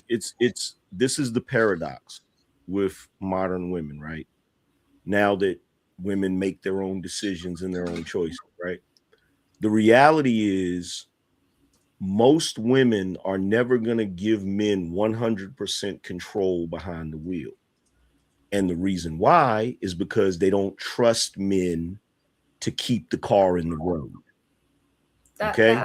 So the problem is they're out here asking for a guy that can keep the car in the road, but they're never going to trust him enough to see if he can keep the car in the road. That's where the paradox comes. That's where the goofy shit comes in, right? It's kind of like if you're driving a car, right, on a road trip, and you're in the passenger seat. The only way you're going to sleep in that passenger seat is if you fully trust the person driving that car. Facts. If you think they can't drive, you ain't going to sleep. You're going to stay up. You're going to watch everything they're doing. You're going to press the imaginary brake pedal every time they get behind somebody. Facts. You're going to do all that extra stuff. That's modern women. Most women are not willing to go to sleep in the passenger seat. Hell, some women don't even want to sit in the passenger seat. They want to be in the driver's seat, or worse, they're in the car like the driver's ed car that has the 2 steering wheels. So they're on their side with the steering wheel and the brake pedal. And every time you try to go one direction, they go another direction, or they hitting the brake. And it's like they can't bring themselves to engage in a leap of faith. They can't say, okay, I'm going to let this guy take full control, and wherever we go is where we go. They can't do it. Go ahead, and then I'll introduce Coco and Mr. Fantastic. Go ahead, Jessica. And Sharon was waiting to smell the roses. And Ali, if y'all have something to say, let me know, because we have one last topic. Go ahead, Jessica. Hey, but let me just say this one last part. But on the flip side, every man that deals with a woman has to take a leap of faith, because a woman can ruin your life in one millisecond. Certainly. I mean, a relationship is like one of the most important things you're choosing, right? But that is the problem too. Everyone's living out of fear. They're moving with this caution, not trusting each other. It's really sad. With what you're saying, that's exactly the problem. However, I do think women would love to find that man that they're like, yeah, I trust him to take the wheel. As much as that they're controlling everything. What? You're missing a part of this, though. Even if the man don't trust the woman, he fulfills his responsibilities and obligation to her. He doesn't. She'll say, well, he not doing this, I'm not cooking. He not doing this, I'm not cleaning. He not doing this, I'm not having sex. Men don't never stop fulfilling their responsibilities. They're always being responsible, even if they don't trust the woman. So there's as a man typically, I'm not going to ask the question. Man typically providing, man typically catering, man typically protecting, man typically giving you sex, man typically taking you shopping, man typically going to take you on trips, man typically going to watch that stupid movie that you want to watch today, man to go to Target with you and look silly and look stupid, even though he ain't about to get nothing. Y'all window shopping probably, but most of the time a man is going to oblige by everything that you're asking. They're yes men. Most of these men are suckers for love, and regardless of what they're admitting, most women want help. They don't want love. That's the problem. So every time we ask women what you bring to the table, why are you so special? They can't bring nothing else. And even if they bring sex, it's used box that they don't even use anymore in a relationship. So again, this is why it makes sense that men use women for sex today, and why they shouldn't get in relationships, because women are using men, and then they complain when the man says, damn, first of all, you're not doing everything you was doing before I got you. Second of all, when I ask for something, when I want you to meet expectation and standard, you call me controlling, but I can do everything else for you. Yes, babe. Yes, babe. You want to go here? Yes, babe. You want what, babe? Yes, babe. Oh, you want me to cook tonight? Yes, babe. You need help with the kids? Yes, babe. Y'all don't fulfill any responsibilities or obligations inside the relationship except for creating problems and having demands. And if we ask you for something, he was controlling. That's not true. So tell me, okay, so if I'm wrong, what's so special about you? No, And it's that's not even, hold on, no, Jessica, no, Jessica, straight up. It's not even a disrespectful question, right? Yeah. What makes you so special that a man should drop everything he's doing and go, you know what? I'm focusing on Jessica. Forget all these hoes. I'm focusing on you. What makes you so special in the dating market where a man should marry you? That's all I'm asking. Can you please answer that question? Yeah, no, that's we talked about this last time I was on here. It's going to be up to the man. No, ma'am. Listen, Ali is going to make love to you. Ali is going to pay bills. No. Ali is going to protect you. Ali is going to make you laugh. Ali has personality. Ali is going to cater to you any which way that you want me. Ali, we're going to play games. We're going to play Uno. My kids are going to be happy. I'm throwing kids in the air. I can still cook at the same time. Got one kid in the other hand. I'm going to do everything and anything that you need me to do. So again, sell me yourself, because I'll sell you me and I'll show up too. So again, y'all, hold on. No, ain't no right. Y'all already show up as prostitutes. You already want something for your box and you already want something for your submission. So again, Jessica, what makes you so special? Sell me you. Why should a man, if we're wrong, marry you? Yeah, again. Okay, because it would be that I find you so valuable, right? You're doing No. I didn't ask you that. Hey, Jessica. This is communication right now. This is me and you. Hold on. Y'all say we struggle with communication, right? You're struggling with communicating. First, you're struggling with listening, and you're struggling with communicating because you're not saying back to me what I need you to say back to me and what I'm asking you to answer. Why should a man marry you? I just told you why they should marry me. I should have multiple. You know what? Respect to my lady. I should have multiple women. That's what I bring, right? So I'm asking you, Jessica, what do you bring? Why should somebody marry you? Yeah, because women bring that duality, right? No, you. No. Okay, so me, yes. So yes, you. These are the listen. These are the questions that men don't ask on dates for the plausible deniability, so he can still get sex because you're gonna say what you're saying right now. So at least I'll lie to you instead of me listening to what you got to say to me. I'm gonna get sex, and I was about to say something else, and I'm not gonna say that. I'm gonna let a woman who's not bringing nothing to the table talk herself out of me not being in a relationship with her. But before she get out this relationship with me, at least I have sex with her. So again, if a man meets you and he likes you before your mouth opens, because y'all say before when a man opens his mouth, he can talk himself out of sex. When your mouth opens to me, sure. What makes you so valuable and special that a man should marry you? You're gonna hate me for this, but I don't think it's about what women are bringing to the table. Again, he's gonna decide. She's inevitably. Hold up. The feminine. Ma'am, what's 2 + 2? 4.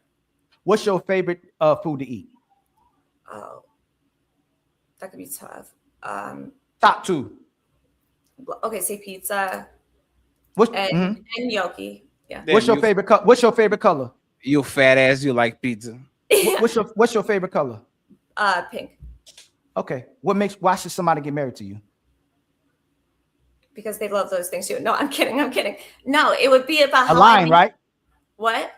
Align. You align. That's what Fatty was talking about. Y'all want a man that does what you want him to do, but you don't have to bring nothing else to the table. No, I don't know. So again, no, ma'am. What? Let her. Go ahead, Jessica. No, yeah, don't get it twisted. Me personally, right? If a man's doing all what you're saying, he's doing everything I want him to do. He's treating me right. I personally am pouring.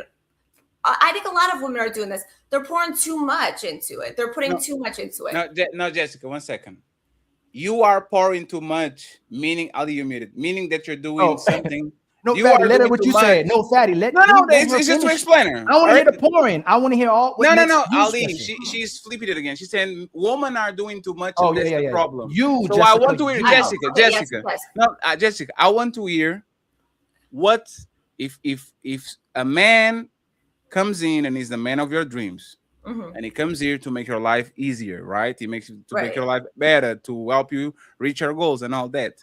What does he get from Jessica in return? What makes you actually the woman of his dreams? What is he going to get from being with you? Okay, yeah. So he would get me, right? My love, like, hold up, let me finish. My love, my care, I'm going to want to, yes, cook what he wants. I maybe do his, like, I'm doing all of it. Like everything I possibly can, right? He's the man of my dreams. What do you mean? I'm going to do everything he needs or he wants. Love Everything. and care. Hold on. Love and care. Hold on.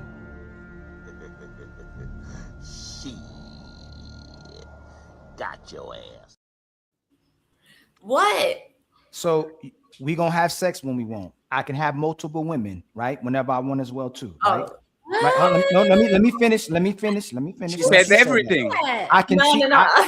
And if I don't want to tell you, I don't have to tell you where I'm going, where I'm at when you No, call. you don't I have can to do tell me whatever. that, Excuse me, Roses. Excuse me. This is how we always checkmate y'all.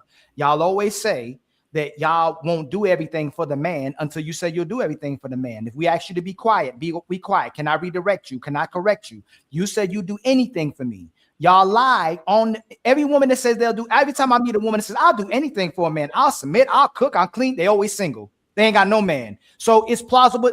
Y'all set that up as and not plausible deniability. It's just false advertisement, right? So y'all give us plausible deniability and you give us false advertisement.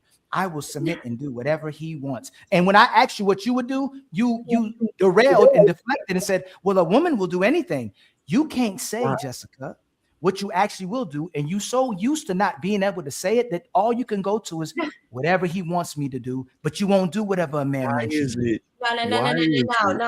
No, that's not it. Right? Like what I'm like where I platform stuff, I don't talk about me personally, right? So this is like a little bit out of my comfort zone. No, Jessica, 1 second. No. You don't have to explain yourself like Jessica, but this is the thing. Before Angrymman go, I need Angrymman and then the rest of the panel, please. Okay, Jessica, yeah, you got it. Like what bothers us is this, Jessica. If you are on this planet for more than 30 years, especially from 30 years and up, you should describe what you do for your man just like you are doing for a job interview. If your boss says, I work in Apple, imagine that Angrymman wants an editor, right? And he says, Jessica, you want the editor position, right? What can you do for me? I can clip your videos. I can change the color to these. I can do that. Like they are going to actually give you specifics so they can keep the job. Why is like y'all want a supermarket type of thingy? And you said two things. I will cook for you, and then I will love you, and I'll do everything. It's like you wrote it in a stamp. It really is. This is what I can do for you. Like what is that?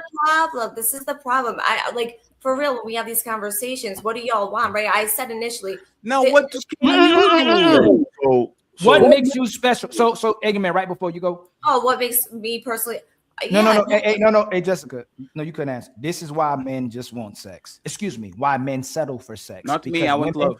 Because women don't bring nothing to the table but their presence and demands. Not you. It's not you. I'm not even speaking about you, but I'm kind of speaking about you. But I am speaking about you, right? You made a horrible case for why you're special. You can't even tell me what makes you so special. Hey, Jessica, and if this was a dinner, I saw you, right? I said, oh damn, Jessica, fine.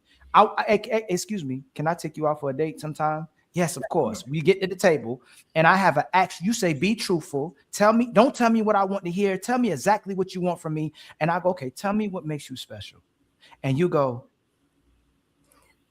other women, if other women want you, you didn't even speak about you. If you can't even tell me why you're so special, you can't sell to men why they should be in monogamous relationships, why they should get married, and why they should take women serious. They should just, again, and I'll make the case, all most men should do, because God put y'all on the earth for two reasons. One was to pleasure us. The second one is to help us raise a family if you could be a wife. But since you can't do that one, all most of you deserve is to pleasure men and to give men sex.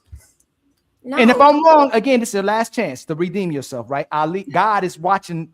God is watching all of us, right? Because what if God was one of us, right? He watching, right? So, Jessica, there's 1,600 people watching. Yeah. One of them is the man of your dreams.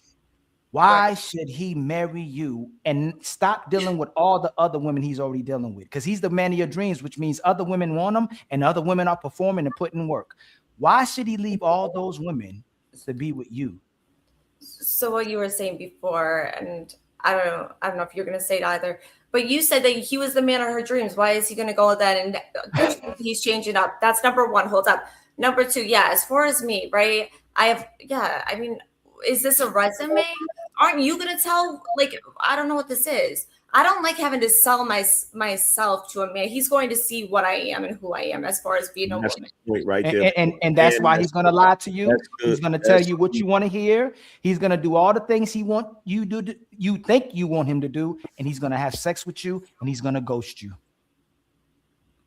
Yeah, but wouldn't he see all the things that I'm No, we can't see because you don't tell him. He's asking you, what can you do for me? Hey, Jessica, this is what you're doing. I'm the teacher. I'm saying, here is the test. Can you fill in the test? And you're saying, hey, teacher, what are the answers to the test? Can you tell me the answer to the test? I don't see it. You have to tell me. Yeah, okay, yeah, no. So No, Jessica, stop there. Please, this is the last analogy.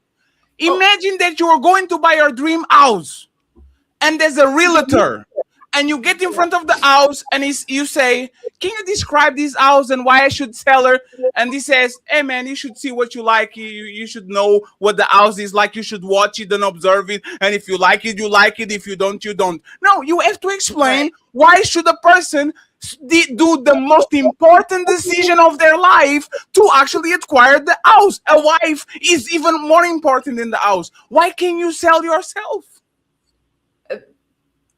Again, when it comes to dating, I don't think women should have to do all that. I don't think. Let her go, Fatty. Let her go. Excuse me. No, please let her finish. Please let her finish. Hey, Angrymman, please respond to her. I cannot please speak. No, yeah, when you're the presence of a woman, right? You're picking up what she's being, how you find her valuable to enter your life. Yeah, you could see, right? If you're around me long enough, you'd see that I'm loving, I'm caring, I'm nurturing, all of those good things. Also, on top of that, in the event we, became involved, if you will, you see that, yes, I cook, I clean, whatever you organize, whatever y'all need, right? So this is what it comes down to. You're going to decide, right? I know that I have a very good aura, if you will. I know about a lot of different things that y'all probably, okay, that threw you off. But no, I'm fine. What are you talking about? This is the thing. We can't win no matter what women tell y'all. It's like, oh, what? Great. You didn't tell us nothing. Angrymman. There is no right answer. Angrymman and interrupted. Hey, Rosa, I know you're about to co-sign that, Rosa. You gave us the Kevin Hart answer. Hey, why don't you send money? Hey, my cash and my savings and the way they connected. Let Angrymman go and interrupt his friends. Let him go and interrupt it. I don't know why y'all keep going through this exercise with her. She is a woman. You are not going to pin her down to anything tangible, because if you pin her down to something tangible, she's going to have to be accountable. Everything is always going to be subjective. If a man wants a woman, everything a woman wants from a man for the most part is measurable. She wants time. You can measure that. She wants him to make a certain amount of money. You can measure that. Most of the things that women genuinely want from men are measurable, but the things they offer are subjective, vague. And the reason why they do that is so that you can never give them the same report card that they try to give you. That's the reason why she's not going to give you a tangible answer. Because if she gives you a tangible answer, that's going to be something a man can hold her to. That's why women don't even want to say cooking anymore or cleaning, because that's something that you can sit back and be like, well, you haven't cleaned in a few days. Oh my God. Like, am I your maid? See, they don't want anything. They don't want any accountability. No. This is why she said she shouldn't have to sell herself. But that's what men are doing every day. Men are coming to women saying, hey, this is what I am. I dress this way. I have a great career. I drive a nice car. I've got this. In fact, he can't show up and just be like, she says, so why should I be dating you? Because I'm an awesome guy. He can't just say that. Yeah. But they Because can we're say, different. I'm gonna give you love and awesomeness and rainbows and purity, and well, they don't say purity, they can't say that, but I'm gonna give you all this awesomeness, and it can't be measured. Because if it's measured, it's something you can judge them on. It's something you can grade them on. Yeah, but Jessica doesn't have to because she's pretty. She knows she's pretty, and she knows she's pretty. So she's like, me, I'm not selling shit. Either you. It's because we're But see, different. but the The thing feminine is and that women are. masculine. I got you, Coco. Let her just reply, and then you will go uninterrupted. Okay. Just my last thing, because this is actually what I was going to get to from the jump. So no, we're different, right? The masculine energy is doing, the feminine energy is being. So yeah, what you're saying is exactly right. Women are looking at him for what he's doing, whereas women, yes, they're being. So it's being in your natural essence as a woman, being your best self, if you will. But yeah, it's not about what women are doing. Again, women can't win. Y'all aren't happy with anything. And women, I think, kept trying to attempt more and more stuff to make y'all No, happy. that's great. That's not true. So number one, men can be happy because we're very simplistic. We would be happy if you did what we actually wanted you to do instead of what you feel like doing, because that's what this is all about. When you say women are being and men are doing, this goes back to us being utilities. This goes back to us being workhorses and all of that crap. No, you can't just be. And even if you're just being, that can be measured too.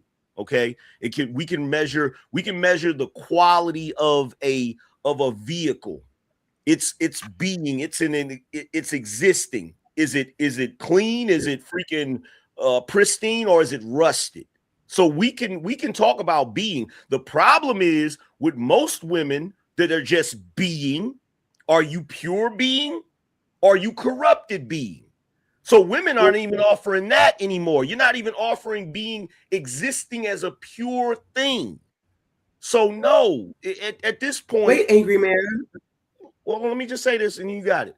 At this point, when you can't even offer just being pure, meaning untouched, no other man has touched you, right? The very least you can offer is some doing. I can cook, I can clean, because guess what? All of the women back in the day that were 304s that had a bunch of kids, and it was the standard that no man wanted to marry them, you know what they had to do? They had to be useful. They had to be useful. I can do this and I can do that, and I can do all of these different things. So no, women can't just get by on just existing anymore. No. It looks like you're describing. It looks like you're describing a trophy wife, and I don't know if that's exactly what you're trying to say. But I'll Jessica, 1 second, because we have to go to the panel, because we have to go to the last person. You can rebuttal after they go through, okay? Coco, Sharon, Mr. Fantastic, and then we go to the last topic and we bounce. I'll be brief. Women are being, but women are being lazy, and women aren't. Women do not want to compete. And the reason I say women are being lazy is, Jessica, you're a really cute, pretty girl. Most women are not looking like you. They're not in your fitness level. They're not in your attraction level. They're not in your style level. Most women are not. So when we talk about what women are being lazy, because women think that just them being themselves, not working on their fitness, not working on their nutrition, not being kind, not being thoughtful, not working on their aesthetic or their presentation, how they speak, how they appear in front of other people, their demeanor. And the women in mass and majority, they don't care about anything about that, because how they come is enough. Me just being me is enough for the man that I want. So me being me means I don't have to compete, when that's the exact opposite. For the type of men that women say they want, you have to compete, or you're not going to get that man. You don't deserve that man if you're not going to compete. I'm married and I'm still competing for my man right now. I'm making notes on things that I have to get from my man for tomorrow and the next day and the day after that. But the thing is that you got to compete for your man. You get him when you get him after you get him. When you say compete, what are you competing with so we can understand? Yes, that was a good question. She has a little bit of a delay. Competing with Hey the Coco, other when you hear pineapple, say when you hear 5, say pineapple. 1, 2, 3, 4, 5. She said it. She said it right away. No, she didn't. Let me say when I say 5, say pineapple. 1, 2, 3, 4, 5. Pineapple. I'm gonna go out and come back in. Yes, please do that. Pineapple. No. She's answering the echo. Go refresh it. Refresh, Coco. Sharon was confident, just like, yup. No, not you. I was.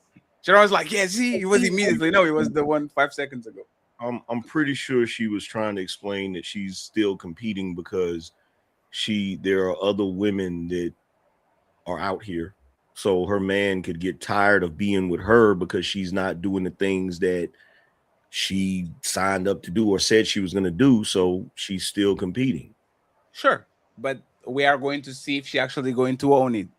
Because I'm going to ask her. She's going to. So you're telling me your husband will exchange you if you stop competing? Let's see if she competes. Yes, that's what we fear. That's why we would give him the $5 million, Fatty. Hey, man, but hey, y'all married women are not going to get me on that. Trying to trick us. If you put 10 girlfriends and 10 wives, I guarantee you the girlfriends are competing way more than the wives. Guaranteed. They're trying to get in that. Yeah, right? Exactly. They trying to get the position in that driver's and seat. if I give you 10 thing. husbands, and if I give you 10 husbands and 10 boyfriends, I guarantee you the husbands are competing more than the boyfriends. oh, right. Oh, yeah. Sure Absolutely. they are. Absolutely. Sure they are. Ain't even close. Sure they are. The So, boyfriends Coco, are. All the time. So Coco, who you are competing with when you were saying you got to compete? Sharon funny, man. I gotta compete for my man's attention. I gotta compete to keep him happy. But what does that mean? That's what I'm trying to understand. Okay. Who So you what does it competing mean with? to compete? Meaning compete is Yes. I'm not resting on my laurels thinking that I got it made just because I'm married. Competing to me is that how I was when I met my husband in the courting stage and the engagement stage and the honeymoon stage is what I need to continually work on day after day. I can't be lazy. I can't think, oh, because we have a really good, that's enough. And I'll give you practical tips on how I compete. I pay attention to my husband. If he asks me in my opinion or he has something to request, I make a note of it and I respond at least within 24 hours, depending on what the request is. I look after my husband in terms of the food that I prepare, the food that I prepare for our kids, making sure that he has a peaceful environment because he works a very hard job in law enforcement. I prepare for him for making sure that I'm in shape, making sure that when we have our own time that I get myself ready and perform my wifely duties like I'm supposed to perform. And anything else that he needs. I mean, it's according to my man. That's how I compete. And so you're competing with your former self. Yeah, I'm competing with myself. Yes. Okay, so that's the clarification I wanted to have understand. So you're not competing with other women that are going to steal your husband if you stop doing that? Well, that's the thing. I'm competing with everybody. I'm competing with myself. I'm competing with to your point. So first it was uses you and now he's everybody? Damn, now he's everybody. Crazy. Damn, that changed quick. That's crazy. That changed quick. And there's the thing, and this is why I'm saying, male identifies, being male identifies. Nah, Sharon, you can be doing that, you motherfucker. See, and then when you get smacked, you be like, "Ooh, why you guys doing that to me?" Sharon. He said male identifiers like he's bad for you to. That's crazy. I'm not It is supposed bad to because want the to make reason your why life. it's bad. The reason why it's bad because she don't have a solid answer. She flip flop through the answer. No. So Sharon, this is how actually you are a piece of shit. Now let me explain why you are a piece of shit, right? This is crazy. Women are not the best communicators. I got you, Roses. Damn. She said specifically what she does on a day-to-day basis. And because her logical incongruences kind of went, because she's a woman, Because she said, I'm competing with myself. And then we said, are you competing with other woman? Yeah, that too. That doesn't deny what she says. That doesn't deny what she says that she's doing to keep her man. So you actually should focus on that shit instead of saying, but your male define woman. If your wife is cooking for you every day, cleaning for you every day, fucking you every day, taking care of you every day, but then she doesn't know how to logically say something and confuse herself, doesn't stop her from saying from being actually a good wife. It doesn't. You're just trying to be funny because you are a podcaster. I don't understand this. How is a married woman not gonna be male identified? That's what I'm trying to feel it back. I'm Oh, that. You know? maybe And because Sharon y'all is don't- one of those two. I don't think y'all understand conversations. 1 minute she said one thing, and then as soon as y'all said something else, she said that. She just agreeing with men. She's just saying things that what she believes what men want to hear. So when y'all try to make her switch it up, she's like, oh yeah, I mean that as well. Then you switch it up again. Yeah, I mean that as well. That means yes, I mean that as well. She's not standing on. That means you're female Why identified. are you interrupting? You guys. That means you're woman identified then, right? No. Did you agree with women just to be agreeing with them? I literally in the last 2 shows, I literally disagree with 2 women. You idiot. Yes, you are. Hey, Angrymman, I can prove it. Angrymman, you know I can prove it? And let me smell the roses over here so she doesn't lose her turn. And Mr. Fantastic, please. Let me prove it. A couple of episodes ago, the very first time I spoke to Smell the Roses, me and her had an argument. Literally. Sure. Nah, because you like to do the because you go and associate. Let me answer. You associate yourself. I didn't ask a question. What I was doing was showing a statement that he is a liar. Okay. Hey, Fatty, hold on. Hey, Fatty, go ahead and let's run shut this with down. the Hey, shut this down real quick. You right. And run with the narrative that I just agree with women with. The very first time I met Smell the Roses, me and her had a disagreement. I agree. The very first time I spoke to Coco, me and her had a Because disagreement. you think that they are pygmies. I agree. You're right. Hey, Fatty, you're right. With her again today. But y'all will keep on saying the same bullshit over and over because guess what? Men that are that's lovers of men, they're just gonna believe anything you say. Sharon, you're right. What's Sharon, you're actually right. happening? Women that are hold lovers on, of Fatty, men. hold on, Fatty. Because maybe Angry Man made a mistake. Maybe Angry Man tripped and fell, right? Hey, Sharon, if women want to get married, should they listen mostly to men or to women? What was the question? If women. You don't get to Answer the question. Ask the question. If a woman wants to get married, if women want to get married, should they listen mostly to women or to men? If women want to get, I don't understand the question. If women want to get married, what? Hold on, my bad. I don't understand the question. And the device is messing up. My bad. Hold on.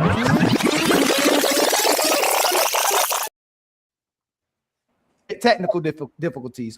If a woman, if women in general want to get married, should they listen to mostly men or to women? I cannot answer that. They should. So you give advice. So hold on, you give advice every single day on your wake up show, right? You're getting advice, right? And you're talking to specifically to women, and that's okay if you're trying to get married. Let me finish. Let's say I was wrong again. I'm gonna keep conceding, right? I'll concede. I'm wrong. I made a mistake again. But you do give advice to men and women. I'm asking you, if women want to get married, should they listen mostly to what men are telling them or what women are telling them to do? I don't think it's a mostly either way. You got to go with somebody who you trust. It's not a gender thing. You could try to make it a gender. Wow, that's crazy. That's crazy. Ron is ladies, non-binary. No, I guess Angry Man was right. No, it's not that, right? Is that like Sharon is this, right? The other day Sharon was on the panel and we asked him, Sharon, We can talk about today, bro. who is the leader of your relationship?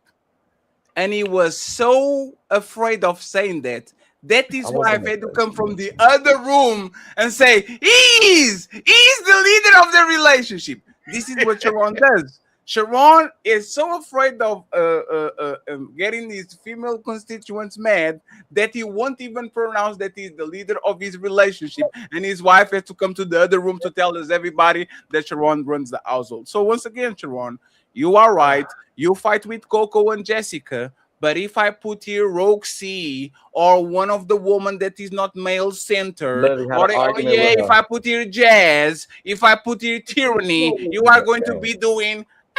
What is it? What Literally, is they it? said. What is it? Literally, all those women that you Patty, talk I got a about. question. Patty, I got a question.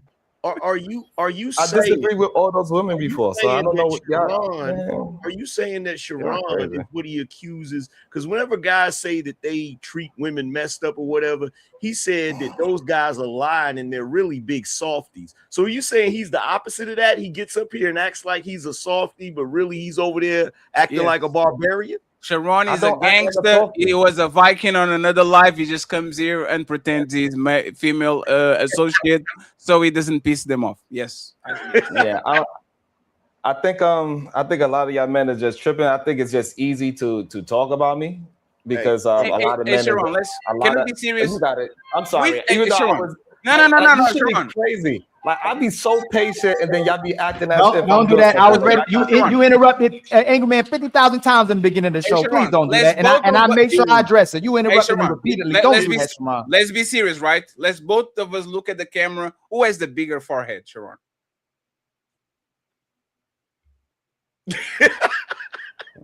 Look straight at the camera, Sharon.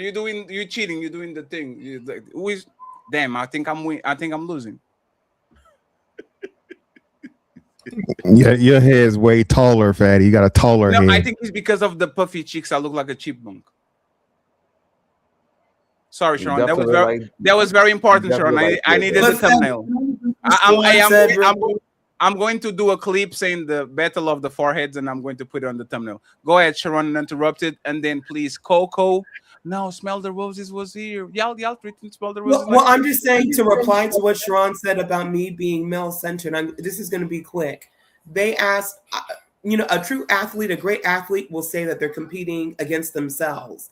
And then there'll be other questions asked. Well, what do you think about this component? And then they will address that. I didn't contradict my statement. I am in competition of myself.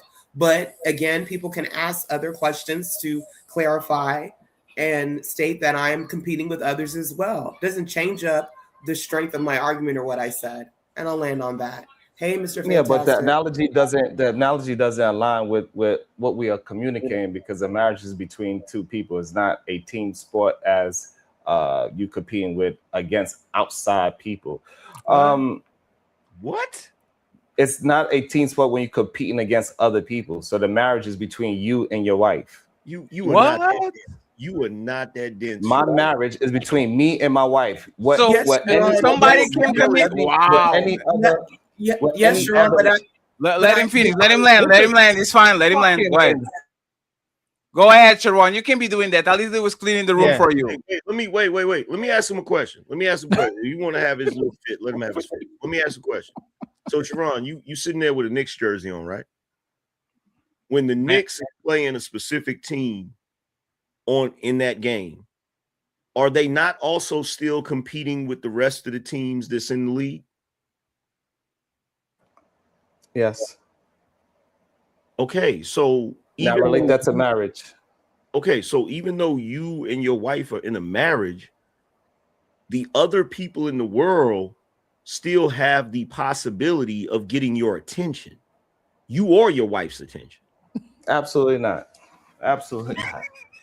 Absolutely not. It's a lost cause. It's a lost cause. If I make a I'm sorry. What is that? If I make a decision to me and this person is going to be together, then that's what the decision is. You cannot allow somebody else because I get that. I don't even understand how. I don't even. It doesn't even compute in my mind. Players change teams all the time. Players change teams all the time. NFL teams literally have to. 3 words. I'll say 3 words. Because Sharon, stop doing that. Come on, bro. Like you ask gotta a question. Sharon, you said this. I don't even understand. If you don't understand, let the other people explain that to you, right? So let me ask this question. You don't even know what I understand. I was talking through it, but go ahead. You got it. Let me ask this question. So, Sharon, you got it. The level of commitment that you have given to your wife, every time you've been in a long-term relationship, did you give that same level of commitment? Yes. So then, how do you? So is your wife the first relationship that you've had? No. So then, how could you make the assertion just now that other people are not competing? You're not competing with other people when you clearly did not remain in that first situation that you claim to have that level of dedication to. Because outside entities is not the reason why me and those other relationships fell apart. It's because of the inside of the two people that was in the relationship. That's why it fell apart. Okay, cool. It don't have nothing to. Cool. But you did end up with somebody else afterwards, right? Yes. So then that person was able, if the new person is better than the last person, that person did compete, right? No, because that person had nothing to do with me breaking up with the other person. So, but you still chose that person out of all the millions of people in the world, bro. Come on, stop it, dog. It can't be this fucking dunce, dog. There are millions of women out here. So why did you choose the woman you chose? But that's not what we. I chose it for a plethora of reasons, but that's not what we have in the conversation. So better than the competition. So again, being that we know you didn't jump out of one serious relationship into just immediately a serious one, more likely than not, you dealt with several women before you found your wife, correct? Incorrect. So you jumped directly out of your last relationship directly into a marriage. Correct. Yes. I don't believe that bullshit, bro. She Get was, the she fuck was out in of the here. cut. Why It don't even make sense. Like y'all just get up here and just say the dumbest shit ever, bro. But anyway, Sharon, he's asking. Hold on, Sharon. Let's go with that. Ask Sharon. You're saying you hold on, Sharon. I don't know why. Sharon, hold on, Sharon. What is the timeline between your last relationship that stopped before you met your wife? Hey, and this is the same problem that I had last time when me and you was having the same conversation. No, Ali. Sharon, Sharon, can you just very confused about the timeline? I don't even want to go through the timeline. And it is what it is. He's gonna answer the way that the only way. Hold on. The only way I believe you, Sharon, if she was already behind the last one and she was already in the picture, we already did this conversation before. No, I don't want to care. I don't care. Let's whatever. Fuck it. Nope. Outside of fucking Sharon, and the rest of the fucking normal fucking human beings in the world. My bad. Let me calm down. The regular, both men and women are constantly competing. This is why dating is a competition. Dating is a process of selecting the person that you like the most or compatible with the most. And you choose that person out of all other people. It is literally a competition. Everything in life is a competition, bro. Getting a parking space in Walmart parking lot is a competition. Why are we going to act like something is serious? Picking a person to spend the rest of your life with, okay, for a lifetime is not. Because if I'm with a woman and I'm in competition with other men, that ain't my goddamn woman. I don't know what y'all talking about. But that is simple and plain. If you're an idiot, that don't make it less true, bro. You're just an idiot. You're just an idiot then. If that was the case, hold on. So again, where your logic falls apart. Hey, if that was the case, you don't have to throw insults for no reason. I don't even know why you so charged up with me. Where your logic falls apart, I'm just speaking to your logic, brother. I don't give a damn about your situation individually. So where your logic falls apart, that's why I said what I said. I'm speaking directly and specifically. I told you I left it alone. I didn't ask you no more questions about what you said after you said. I said let's just go with that, and that's where I'm at. Okay. So where your logic falls apart, if that was the case, you wouldn't be on your third woman you're dealing with. If it was not any competition, if it was not just whatever, it would have been love at first sight. You would have found this person and been with this person, only this person. This shit is stupid, bro.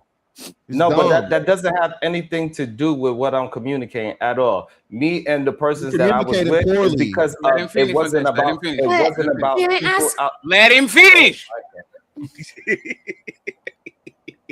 Like y'all know that as soon as he get ears, he does. He's sensitive. Let him finish. Y'all, he can interrupt you. Y'all can't interrupt him. So let him finish. Let him finish. He's fine. I know Sharon is sensitive, man. Let him go ahead. Let him finish. No, y'all got it. I'm sensitive. Yeah. And exactly. Go ahead, smell the roses. and I then just we go want to to ask the next topic. Sharon, like, if I think that we're married and I think that you're a catch, what is the problem with me thinking that other women might find you to be a catch too, and that I need to work harder than I did yesterday to make you happy? What's wrong with that? Why is that male centered or male identified? You wouldn't want me to work for your love to keep you? Or it's just No, so your love for me had to do with me. It shouldn't have to do with some outside strange woman that could possibly come and sweep me off my feet. Ain't no woman but gonna come that's and how sweep much me I off my love you goddamn. that I'm thinking of another woman Hey, coming friends, to y'all you can't off do your that. feet. Y'all can't do that, man. Let him finish. I'm sorry. Okay. Yeah. Back to your original question. So yeah, so if we was in a marriage, I'll tell you, don't worry about no outside entity. This shit is about me and you. You don't need to worry about no other woman. You just need to focus on me, on the things that I need. And if I communicate all the things I need, you need to maintain that. That's how, like, I'm going to maintain everything that I need for you, whatever you need. And I'm not going to be worried about some outside entity, because once I worry about some outside entity, you ain't mine anymore. Go ahead, Rose. Is uninterrupted, please. So I get what you're saying, and you're being very rational, but like when women are in love, we don't think like that. Like we are thinking, you know, like let's just use Fatty when he goes to the gym and he wants to be in a relationship, but he wants to come back home and tell his girlfriend about all the big booties that he saw at the gym that morning. Like that would make me want to, you know, work out more so that he thinks that my butt is more attractive than all the big booties that he's seeing at the gym. You see what I'm saying? Like, it's not that I'm No, because thinking of that's not another gonna. That's woman. I'm just thinking of the Rose. possibility that there could be somebody better that you would think that you might leave me for. But Rose, if you remember earlier in the show, okay. I guess I'm not having a conversation. But earlier in the show, we established that Sharon does not factor in how the woman thinks about it. He does the thinking for the woman. Misogynist. Oh God. Okay. And Sharon, but Sharon, what happens if she doesn't do it? You said there's no competition. So why should she, if she decides not to do the things that you want her to do, then no harm, no foul, right? I don't understand. No, she's not doing the things that I don't. If she's not doing the things that I need, me and her is not going to be compatible. We're not going to move forward in a relationship. Whoa. I'm talking about being married. So if she doesn't do the things that you want to do, what happens? You're gonna leave her? Absolutely. Okay. For who? And then you're gonna get a woman that does what? The things that you want to do with this competition. Yeah, but I did. So no, but y'all are confusing what. So my wife is not in competition with another woman. And so the thing that Coco just said, if my woman just stopped doing everything that she normally does, and then we get divorced, we didn't get divorced because of competition of other women. We got divorced because she's not holding up her end of the bargain. Thank you. Okay, but that's the point. She's not. That's the point. She's not holding up her end of the bargain because she doesn't feel the need to compete. Sure. If she felt the need to compete, she would be trying to do the things that would have stopped that situation from happening. Relationships, Sharon, relationships are just like a sports, as a player, right? I have a relationship with my team, but if I don't do the job the way my team wants to do the job, they will find a replacement. They will trade me to Miami. They will drop me and get a new guy. They will go to the draft and get the person. You only are with your wife because you think she is the best person for the job that you can afford. If she stops doing the job and somebody actually comes in and does a better job, you're probably going to turn around and say, hey, I'm not going to bench a person that is doing a great job while I'm putting on the starting five a player that can get me the rebound that I want, the assist that I need, and the points. This is literally relationships. You are always going to be your person until the day when they wake up and the person isn't satisfied with you. And now instead of you playing for the LA Lakers, you're playing for the LA Clippers. That's the life of a relationship, and there's a life of a player. It's literally the same thing. Nothing is for sure. No, so the reason why it's not the same is because my situation doesn't depend on if somebody could do it better or not. So I'm leaving that woman because that woman is not handling her business. It don't have nothing to do with another woman. It has everything to do with me. Angrymman, 100%. No, I don't give a damn about no other woman finish. because the other woman that I'm going to be with could be a completely different woman. And my needs from that completely different woman could be completely different than what I wanted from the previous woman. Sure. So Angrymman actually literally asked you that question 3 minutes ago.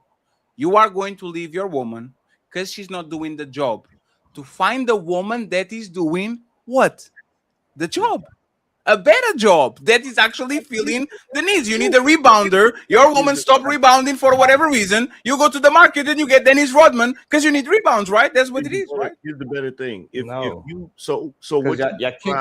keep adding a third person into the situation that is not a part of my equation of how I'm choosing or staying with the person I'm with. The other people in the world, the millions of women, have nothing to do with it. I don't give a damn about no other woman. My woman is mine, and I want to be focused on that and that alone. Let Angrymman take us home, and then we have to go to the main event. So what you're describing is your standard, correct? Is my what? Say that again. Your standard. For the argument's sake, yes. Let's go with that to keep it simple. Yeah. So you what you're arguing is your standard. If you have a basketball player on a team, that team has a standard. If he's not meeting that standard, he's going to get cut from the team. They're going to replace him with another player. Whether he believes he was in competition with that other player or not, he was. And the reason why is because he didn't live up to the standard that the team had, but the new player is. That's literally what you're describing. You're saying, oh, well, I didn't leave this woman because there was already another woman that was better. But regardless, you left the woman because she wasn't doing a thing, a task, or whatever, or standard. Mm-hmm. You left her because she wasn't meeting it. When you got with the new woman, you expect the new woman to meet it, right? No, so now I understand why you said the standard. So no, it's not a standard, because if it was a standard, then it means I'm leaving the center and I'm getting another center. That's not how I'm replacing the woman. It's not about changing position for position. So explain it. So I'm not factoring position for position. So what are you replacing? That new person, as a whole, completely clean slate. That person got different characters and different movements, the way how that person communicates. I'm dealing with that person as is, and I'm gonna, if whatever I see that I could pull resources from that human being, I'm gonna adjust it on that, and that's me and that person's new standard. Hey, Sharon, that's ridiculous. Sharon, that's ridiculous. Most men and women are going to replace for somebody that does 80% of the things the person did before. Wait a minute. So you're saying I didn't do that. Each one of they was completely different people. So here's the thing, and I get the part that you're trying to say. You're trying to say that you're going into the new relationship in good faith. You're not going into it with a bunch of expectations. Correct. Okay, cool. But here's the thing. Regardless of whether you're going into the relationship with no expectations, once you're in that relationship, what happens if that new person starts doing the same thing that the other person was doing? As in the good things, you mean? No, the bad things that made you leave that first situation. Well, that would be a character flaw that I would leave that situation. Okay, so that's a standard. I wouldn't say that's a standard. That's an observation, so I would know the red flags. That's like understanding red flags. but that's a standard. Like you, in your mind, whether you map it out or not, in your mind, when you start seeing things that you don't approve of, that you don't agree with, you are maintaining a standard by saying, okay, if this person is doing XYZ, I'm going to leave that situation because I don't rock with that. That's a standard. That's fair. That's fair. That's fair as well. But in the context of this conversation, I wouldn't call it a standard, because for example, them doing the same exact thing, it's kind of more of a situation when somebody comes up and give you a pick and roll a screen. You kind of, when you see it, you got to adjust to the screen and move accordingly to that individual screen. So that's why I wouldn't necessarily call that part a standard. But for argument's sake, since I don't have a better word for it, I could go with your standard. Let me ask you an Angrymman a question, okay? So we can see finally if this is a competition or not, and we need to move on to the main event. Angrymman and Sharon, if people knew they couldn't do better, would they still leave or they will stay with the person they have? If people knew for a fact they couldn't do better, would they still leave or they will stay with the people they have, with the person they have? I think the people that leave, I think they will still leave to go and test the water anyway. I think that's why we had somebody like Tia, right? She's a perfect example of it. She had a great man and she still left anyway. Can you answer the question without changing my question, Sharon? You literally change my question to answer the way you want to answer.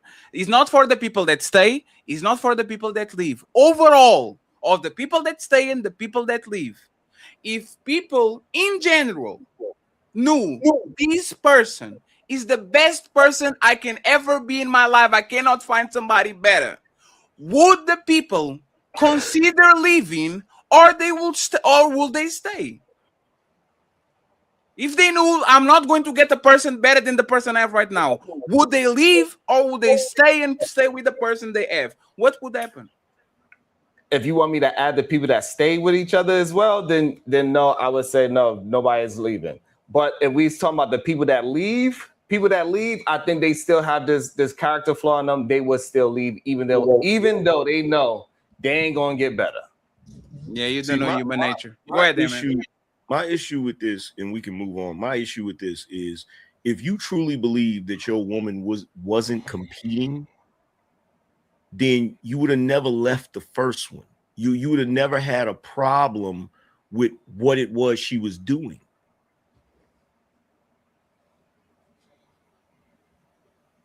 I don't understand. You wanted her to be better, and she was worse. Correct? I was very specific. My relationship that didn't work don't have nothing to do with nobody else. No competition whatsoever. I get that. Okay. I get that. What I'm saying is, even within the two of you. Mm-hmm. Because when that didn't work. Just like Coco said. Coco, when you first asked her the question, she said she was competing with herself. So even at the very least, you're competing with yourself. I'm pretty sure you, Sharon. I could agree with that. Okay. So even in that scenario, you wanted her to be, she was worse, and you would have preferred she was better. But because she wasn't better, you decided to leave.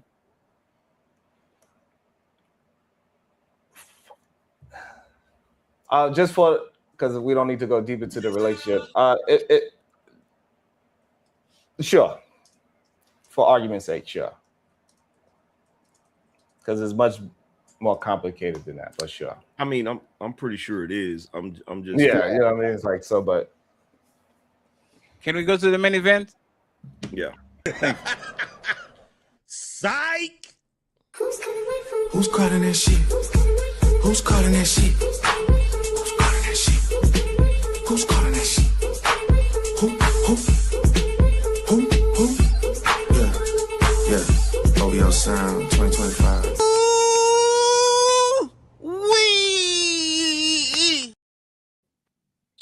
The Mr. Fantastic and the ladies go first. Alone and you're in physical or emotional pain, just know your wife doesn't care. If anything, you needing help will just make her angry, because that's just less that you'll be able to do for her. Women also hate when their husbands are struggling with pain, because that could lead to him getting more attention than her. No wonder they become hostile. How can a wife be the victim if her husband's already the victim? But don't worry, if you make it through the tough times, your wife will still be there to take credit for getting you through the tough times, even though she's the one that caused all the tough times. The truth is, the only person that cares about you in a marriage is God. He's the only one that can help you defeat the wife that Satan has sent to you. And listen, I know atheists will be like, there is no such thing as God, and women really do care about their husbands because they have something called an emotional IQ. Good one, buddy. Now who believes in something that's made up and doesn't exist? Flex on these daughters of Satan with Alan Adams comedy merch. So this man is a comedian. We need to get him on our show because he is incredible. Does emotional IQ really exist? Okay. This is a conversation that we have been probably for years and all that. Sometimes I think it does. Sometimes I think it don't. Does emotional IQ exist? I would like for Mr. Fantastic to go first and smell the roses, and then we circle the panel. Ali, Coco, Sharon, and then Angerman take us on. Yeah, so no, absolutely no way to have a measurement of emotions first and foremost, right? You can't tell how happy someone is, how sad someone is. So like individually, okay? Us as individuals can't measure our own happiness or sadness or so on and so forth, right? I think you can only even get to the point of where you can say it's measurable as to where you have you reach a point to where you need to be medicated to sustain a level, and even still then it's you just crazy as hell. All right, you happy as hell is not an actual motherfucking measurement, okay? But nah, seriously, no, man. And again, I think it's just another bit of whole bunch of misandrous feminist propaganda to try and belittle men or make men seem more inept and seem more out of touch or whatnot. Because if I know one thing for sure, a woman don't know shit about no emotions, bro. Her own the most. Okay, so how the hell can the people the most that don't know how the hell they feel and what they want and all these other things make up this shit about men being incapable, unable to measure people's emotions or know what the hell's going on with emotions. So yes, emotional IQ is complete and total BS, brother. No ifs, ands, or buts. Smell the Roses was not in her head. Smell the Roses is emotional IQ something. It's time to do. Yes, it's something real. Yes, you can measure it. If you have children, then you know that you can tell your babies cry when it's for food versus when it's just uncomfortable in its onesie. Or if you have a dog, you know what a certain bark is versus another one. So yeah, there's a degree of emotional or EQ, or what are we calling it? Emotional intelligence. Emotional, yes, IQ. Yeah, that's real. That's real. Now I might not know what I want to eat, or when you ask me what my favorite food is, I might have to think about it. Or if you ask me how I'm feeling after work, maybe I'm like, I don't know, but like I know when my man is too tired or he needs to eat something, just like my son. It's like, you need to have a sandwich, or let's sit down and eat this fruit, or like, you just know certain things. Like, is that emotional IQ or pattern recognition? If I think for it's example, a little bit of both. I think it's a little bit of both. Yeah, but listen to this, right? If I hear enough times dun dun dun dun dun dun dun dun dun dun dun, I will do dun dun because I heard it. But doesn't it take some intelligence to finish it, or to recognize that you're recognizing what the next piece is going to be? But it's a pattern. And I know without being a dad, I am 9 years older than my younger brother. When that motherfucker cried, I knew it was a song. It was always the same cry. He'd do the I know what I literally knew. So I'll clown him. I was a stupid kid. So I would do the same thing too. I would sing with him. But when the other ones that actually were paying, I couldn't understand them as well, right? I don't think there's emotional IQ for a 9-year-old. I think it's pattern recognition. I listen to the same thing, or I see the same thing over and over again. Now I can anticipate where the rabbit is going to go instead of chasing the rabbit all the time, right? See what I'm saying? Like, how would you describe emotional IQ if you had 2 roses? And you can use ChatGPT, but since you said it exists, No, I haven't used ChatGPT. No, I know, but it's like you can give your opinion. Like, how would you describe emotional IQ? Kind of like how I just did, like knowing the different cries of my son or my baby. Right now, I mean, just, working, you can just tell, like, when your boss is having a bad day, like, you just know, like, oh shit, like, I don't need to bring her any bad news today, or I don't need to bring him any bad news today. Like, he's woken up on the wrong side of the bed. Maybe, he's grunting or grumpy. Like, you just kind of pick up on it. I can't explain emotional intelligence, but you just know Fatty's not in a good mood today. I shouldn't try any witty jokes without pre-warning him. You just know, like. Well, I would ask, is that emotional intelligence? And like Fatty says, I think that's just social cues or whatever. Yes, I mean, social cues is emotional intelligence. No, that's not. I think it's more. Wait a minute. If you're looking sad, I shouldn't. I don't know what sad looks like. No, but that's a social skill. Yeah, Rose, that's what I'm saying, right? So pattern recognition is like you said, human traits and certain things that we do, or so on and so forth. Like men for one, most men mask and hide their pain, emotion, sadness, or whatever, so on and so forth. So most dudes, you're not gonna motherfucking never know that he's whatever. He just has a somber look all the time, right? So that's why I say going by that route is more so of a pattern recognition or someone acting out of a thing versus emotional intelligence. Emotional intelligence, when I hear it said, is your ability to not just tell but measure, a person's emotional state. To me, I could be wrong, but measuring emotional state, because that's what IQ is. IQ says, hey, okay, if we're measuring, then I don't think then you're right. Then there's no way to measure your happiness or your sadness. Maybe. Yeah, because IQ, the whole point of IQ is measuring. It's a measurement of intelligence, right?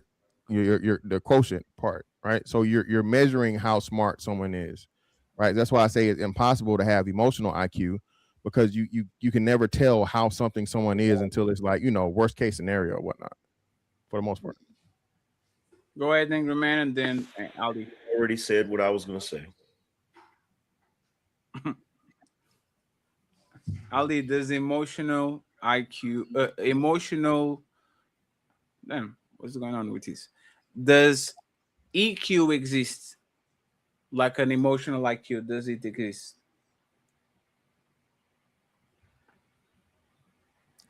Your thing is not thingy. I thought you were going to buy a new one. You said I'm going to buy someone. Can you hear me? Yes, can you hear yes, me we now? can. Yes, we can. So there's research. Researching this stuff, because how much women keep using this emotional intelligence stuff and being emotionally available in the psychological terms that they're using this term now, right? And it's the ability to be aware of emotions and the way you use it and understand it. So in the term of psychologists, they're making it a term that exists, but when it comes to actually proving the way it's being used, they can't really prove that clinically. But when it comes to actually, if we're going to say that's the way you use your emotions when you encounter something, and your ability to control yourself and your ability to understand certain situations, I could see it existing. But in the terms, again, of it being measurable, I don't think, no, the emotional intelligence is the way, like Angrymman and Fantastic and everybody is saying is the way to be condescending towards men. And if it does exist, women suck at it, and women don't use any of it. Or if they use it, they use it to go against men by making men care about the things they care about and being into what they want to be into. So if they are emotionally available, why they don't understand when a man is unhappy, why they don't understand when man needs them to change, why they don't understand when man needs love and nurturing, why is it only working one way typically when they need somebody to be emotionally intelligent? Because it was on the video, they don't care. It's not that they don't see it, they don't care. You can see a baby crying if that doesn't bother you. You just I let could them cry. see you crying too if you cried, if you showed, if you. Nah. Y'all can say that y'all know your man like the back of your hand and know his moods and all these things, and all of a sudden you are missing that this dude is kind of like going through something. No. I think I would know. I think I would know.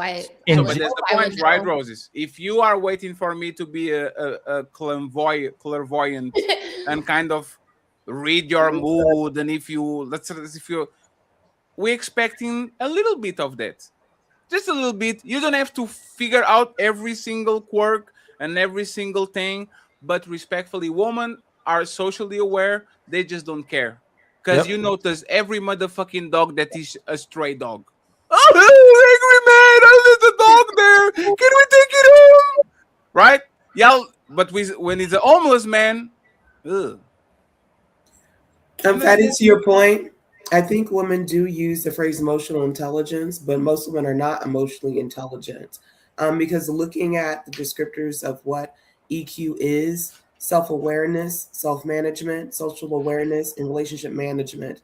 And those four things, most women don't do well, particularly the self-awareness part, or the relationship management, not only romantically, but with other women.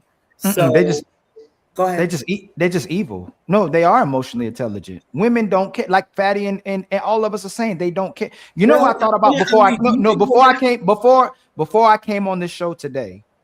I don't care what men keep saying, whether y'all talk about red pill, manosphere, or a man values and needs a woman's love, and he seeks it. That's his purpose.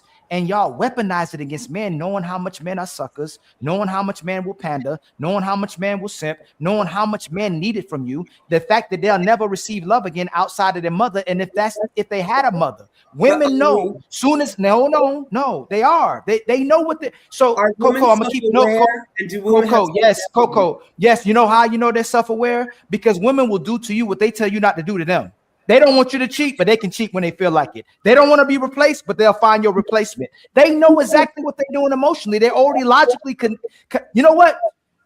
I may stop saying that women don't like or don't love men, but they love and like themselves better. So they emotionally already they logically committed to themselves. And when it comes to their emotions or what they feel, they're going to pick themselves over their man. They're going to pick themselves over their children. They're going to keep their job, though. They're going to respect their boss that they don't like because he pays their bills. So as long as they have somebody paying their bills, they can regulate those emotions. I'm not going to disrespect this boss. I'm not going to respect this pastor. I'm not going to disrespect this sergeant. I'm not going to respect my garbage friends because they enabled me and validate me every single day for making the horrible decisions. So yes, they're emotionally intelligent, if y'all want to use that term, but they've logically committed to themselves and what serves them. They know exactly what they're doing and they don't care. We come out the mama and we hope that one day we connect with a woman that loves us as well too, but she loves herself more. She's the narcissist. That's why you know what? When women talk, they're projecting. When they're calling men narcissists, they know they're talking about themselves because that's how they think. Men are narcissists. Hey, nobody got diagnosed. Nobody went to no clinic,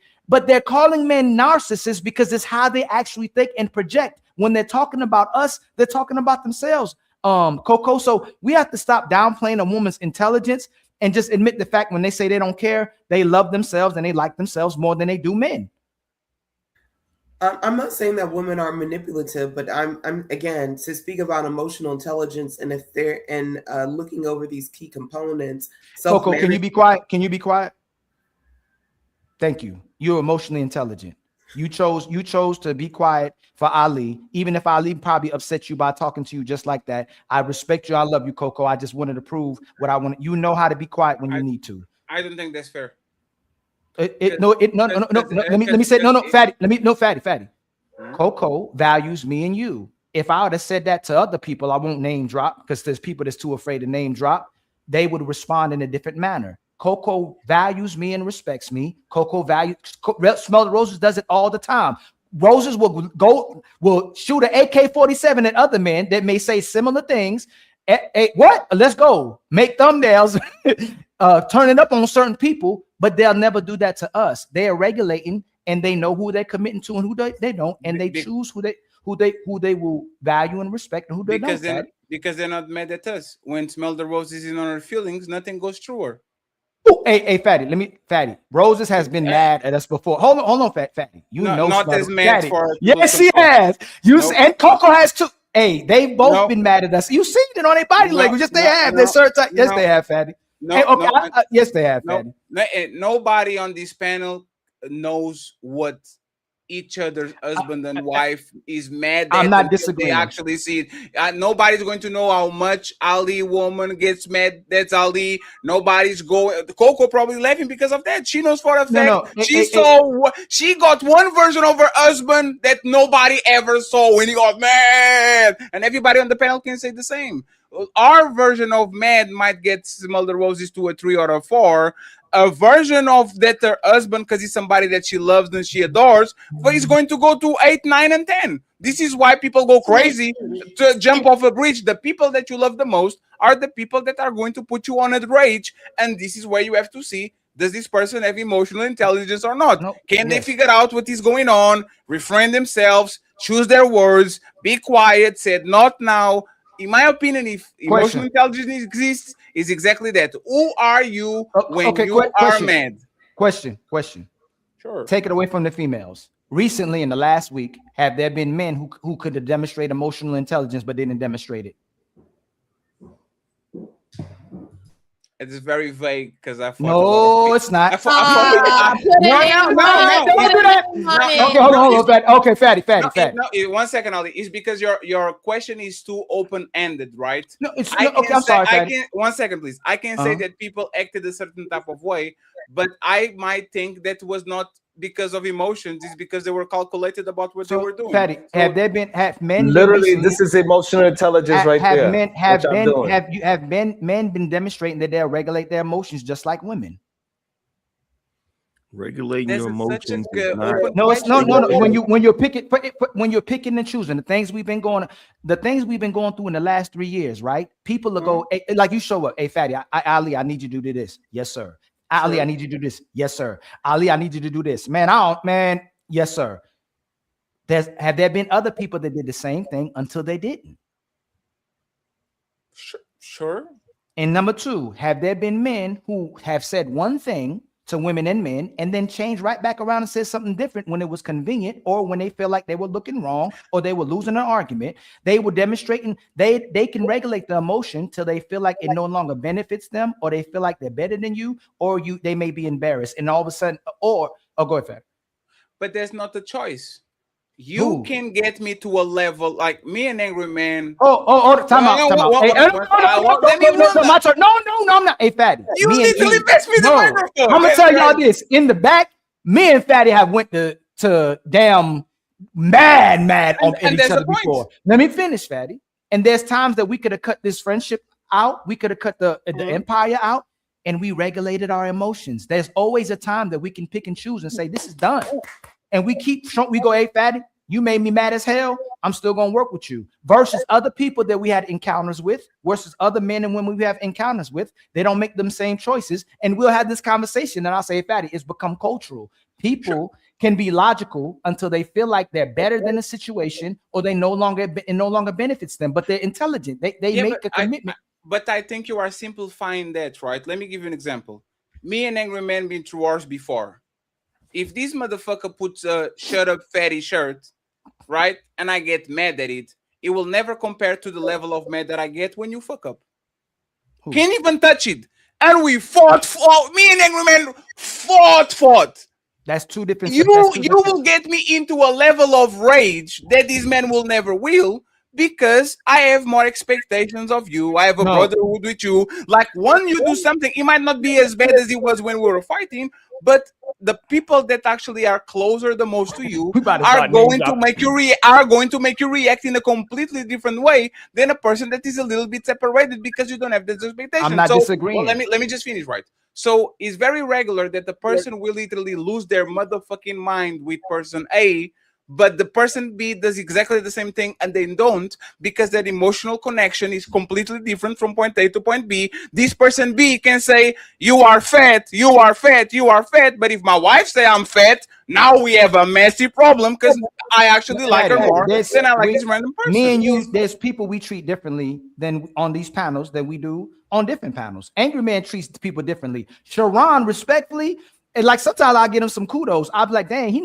he regulates his emotions depending on who he's talking to. There's other people you can tell he ain't gonna regulate his emotions. Fantastic the same way. Fantastic has a great amount of respect and patience for people that he feel like he may align with or care about. Other people, he going straight to 100 instantly. It's no, so he can regulate emotions. No, why? Logic. It's logic. No, Ali. Yes, Ali, please, Ali. Please listen carefully, right? Ali, listen carefully. These motherfuckers we have on Discord roast me up and down. Cammy is a great example. Cammy be roasting me bad. Probably the worst part, like bad. She will say things sometimes I look at that, Jesus Christ, what the hell are you on, Cammy? If Cammy mocks my accent, I will have a certain type of reaction. If a guy that I have a very adversarial position mocks my accent, I will knife you. See what I'm saying?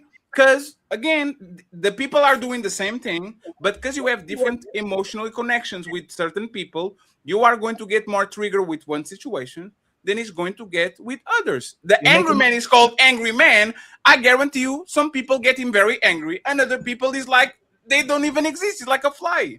That doesn't mean that you are choosing who actually impacts your mood on that day. That means that you have different sensibilities for different people. So one person saying, I don't like this is going to make you feel a certain type of way. And another person that says something different is going the same thing can literally make the house implode. And we know this for a fact because this is what happened to us. How many people that are regular say something mean to us and we kind of don't care? When your woman says something to you, when your dad says something to you, when your kid says something to you, the level of impact is way worse because once again, these people are more attached to you, so you're going to actually think that it's a choice though. Everybody on this panel, and I'm just going to use women in general. No, it's not.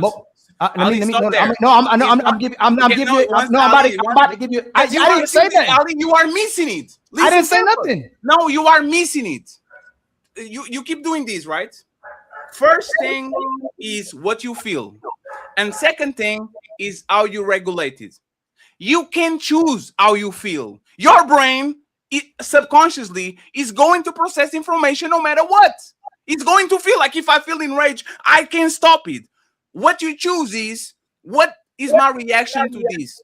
Right? What I'm saying is that it goes to your brain first. Fatty, you have to see. If I see something I've never seen before, my brain has to process it before my emotions process it. So if I see something I don't know what it is, then it affects my emotions. Once I logically process what something is, my emotions will determine how I treat it. If I meet, that's why I was giving. Is that a choice? What, the emotions? If you see a dog, are you going to piss your pants? No, I'm gonna process it first. If you see a lion, are you going to piss your pants? No, if I see a lion, yeah, because I know what a lion is. You see a dog, are you going to piss your pants? Because I know what a dog is. You see a lion, are you going to piss your pants? Because I know what a lion is. You gotta know what it is. Did you chose to piss your pants? No, in fact, if I see a little frog, for instance, if I see a little frog, did you choose it? Answer the question. Did you choose to piss your pants? If I was scared of it, if I saw it as feed. But that's the point. Scared. No, Fatty, hold on, Fatty. Hold on. No, it's fine, Fatty. If I can't see it, can I process it? I have to see it. My brain has to process it. No, first. You don't have to see it, because if you are in the jungle and there's no lights and there's no nothing, and you hear a roar and you don't see the lion, no, your brain, hey Fatty, your brain is processing. Okay, go ahead. No, Fatty, I'm doing right back. I'm responding to what you're saying. Ali, can you stop? Okay, go ahead, Land. And Angrymman, you can go afterwards, right? Ali, you know what the biggest punishment for a person is? solitary confinement. There's nothing there. Nobody's talking to you. Nobody's screaming at you. Nobody's telling you what to do. And your body and your brain get into a massive reaction because your sensory, like your sense and your vision and your mouth and your brain, they are going to have an adverse reaction, not because you chose to, but because it's something that is innate in your body. You have certain senses, and because you are deprived of company, your body is going to have a massive reaction to it. It's not a choice. You don't choose to be there. No matter how many moments you choose out to actually say something or do something or walk around or praise yourself or sing Macarena, you are going to feel what you're going to feel. You are pretending that reactions always, like, it's just because I choose to do something, that's logical. And I'm saying that you are bypassing one of the most important things. I didn't say that, but you can't say that's not what I said. That's not what I said. Fatty. Go ahead, Angrymman, and then me and Ali get back into it.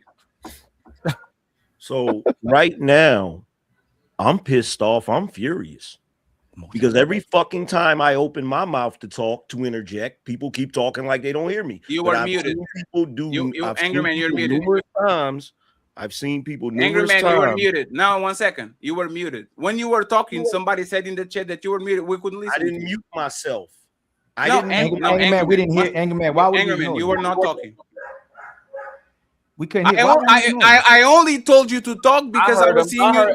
Angrymman, I heard you. And he gaslighting. And you know he gaslighting. No. But you're saying no. But Angrymman, you can, like I said, you can jump to the conclusion. You were nodding your head. You were Sharon, stop. Sharon, be quiet. You were nodding your head, and we, because we have emotional intelligence, we saw that you were. We saw that you were in distress, and you said, "You know what? Go ahead, Angrymman, and have the microphone." But in reality, we couldn't hear you, and you weren't talking. It's just to make sure that you know what it is. We don't want over talking you. You just wasn't talking. Go ahead. It was happening to me earlier. How about we do this? How about we let me say what I'm saying and then do all of that? Because you're doing the very thing that had me upset in the first place. But we didn't do it. We didn't do it. We're telling you we didn't do it. No, show the decorum and respect that we showed you. No, we didn't do it. Hey, well, no, your technical. If we say we didn't do it, we didn't do it. We're not going back and forth on that. It's fine. We're not going back and forth on that. It's fine, Angrymman. We're not responsible for your technical difficulties. No, it's not that. If we respect and value you and we want you to talk, stop making it seem like we doing opposite. Angrymman, you do this every time you come on the show. We like you. We want you on the show. We want you to talk. Stop doing that. Sharon do it. He control himself. You keep doing that. We like you. We want you on the show. We want you part of us building. Stop doing that, fam. We want you to talk. We didn't hear you.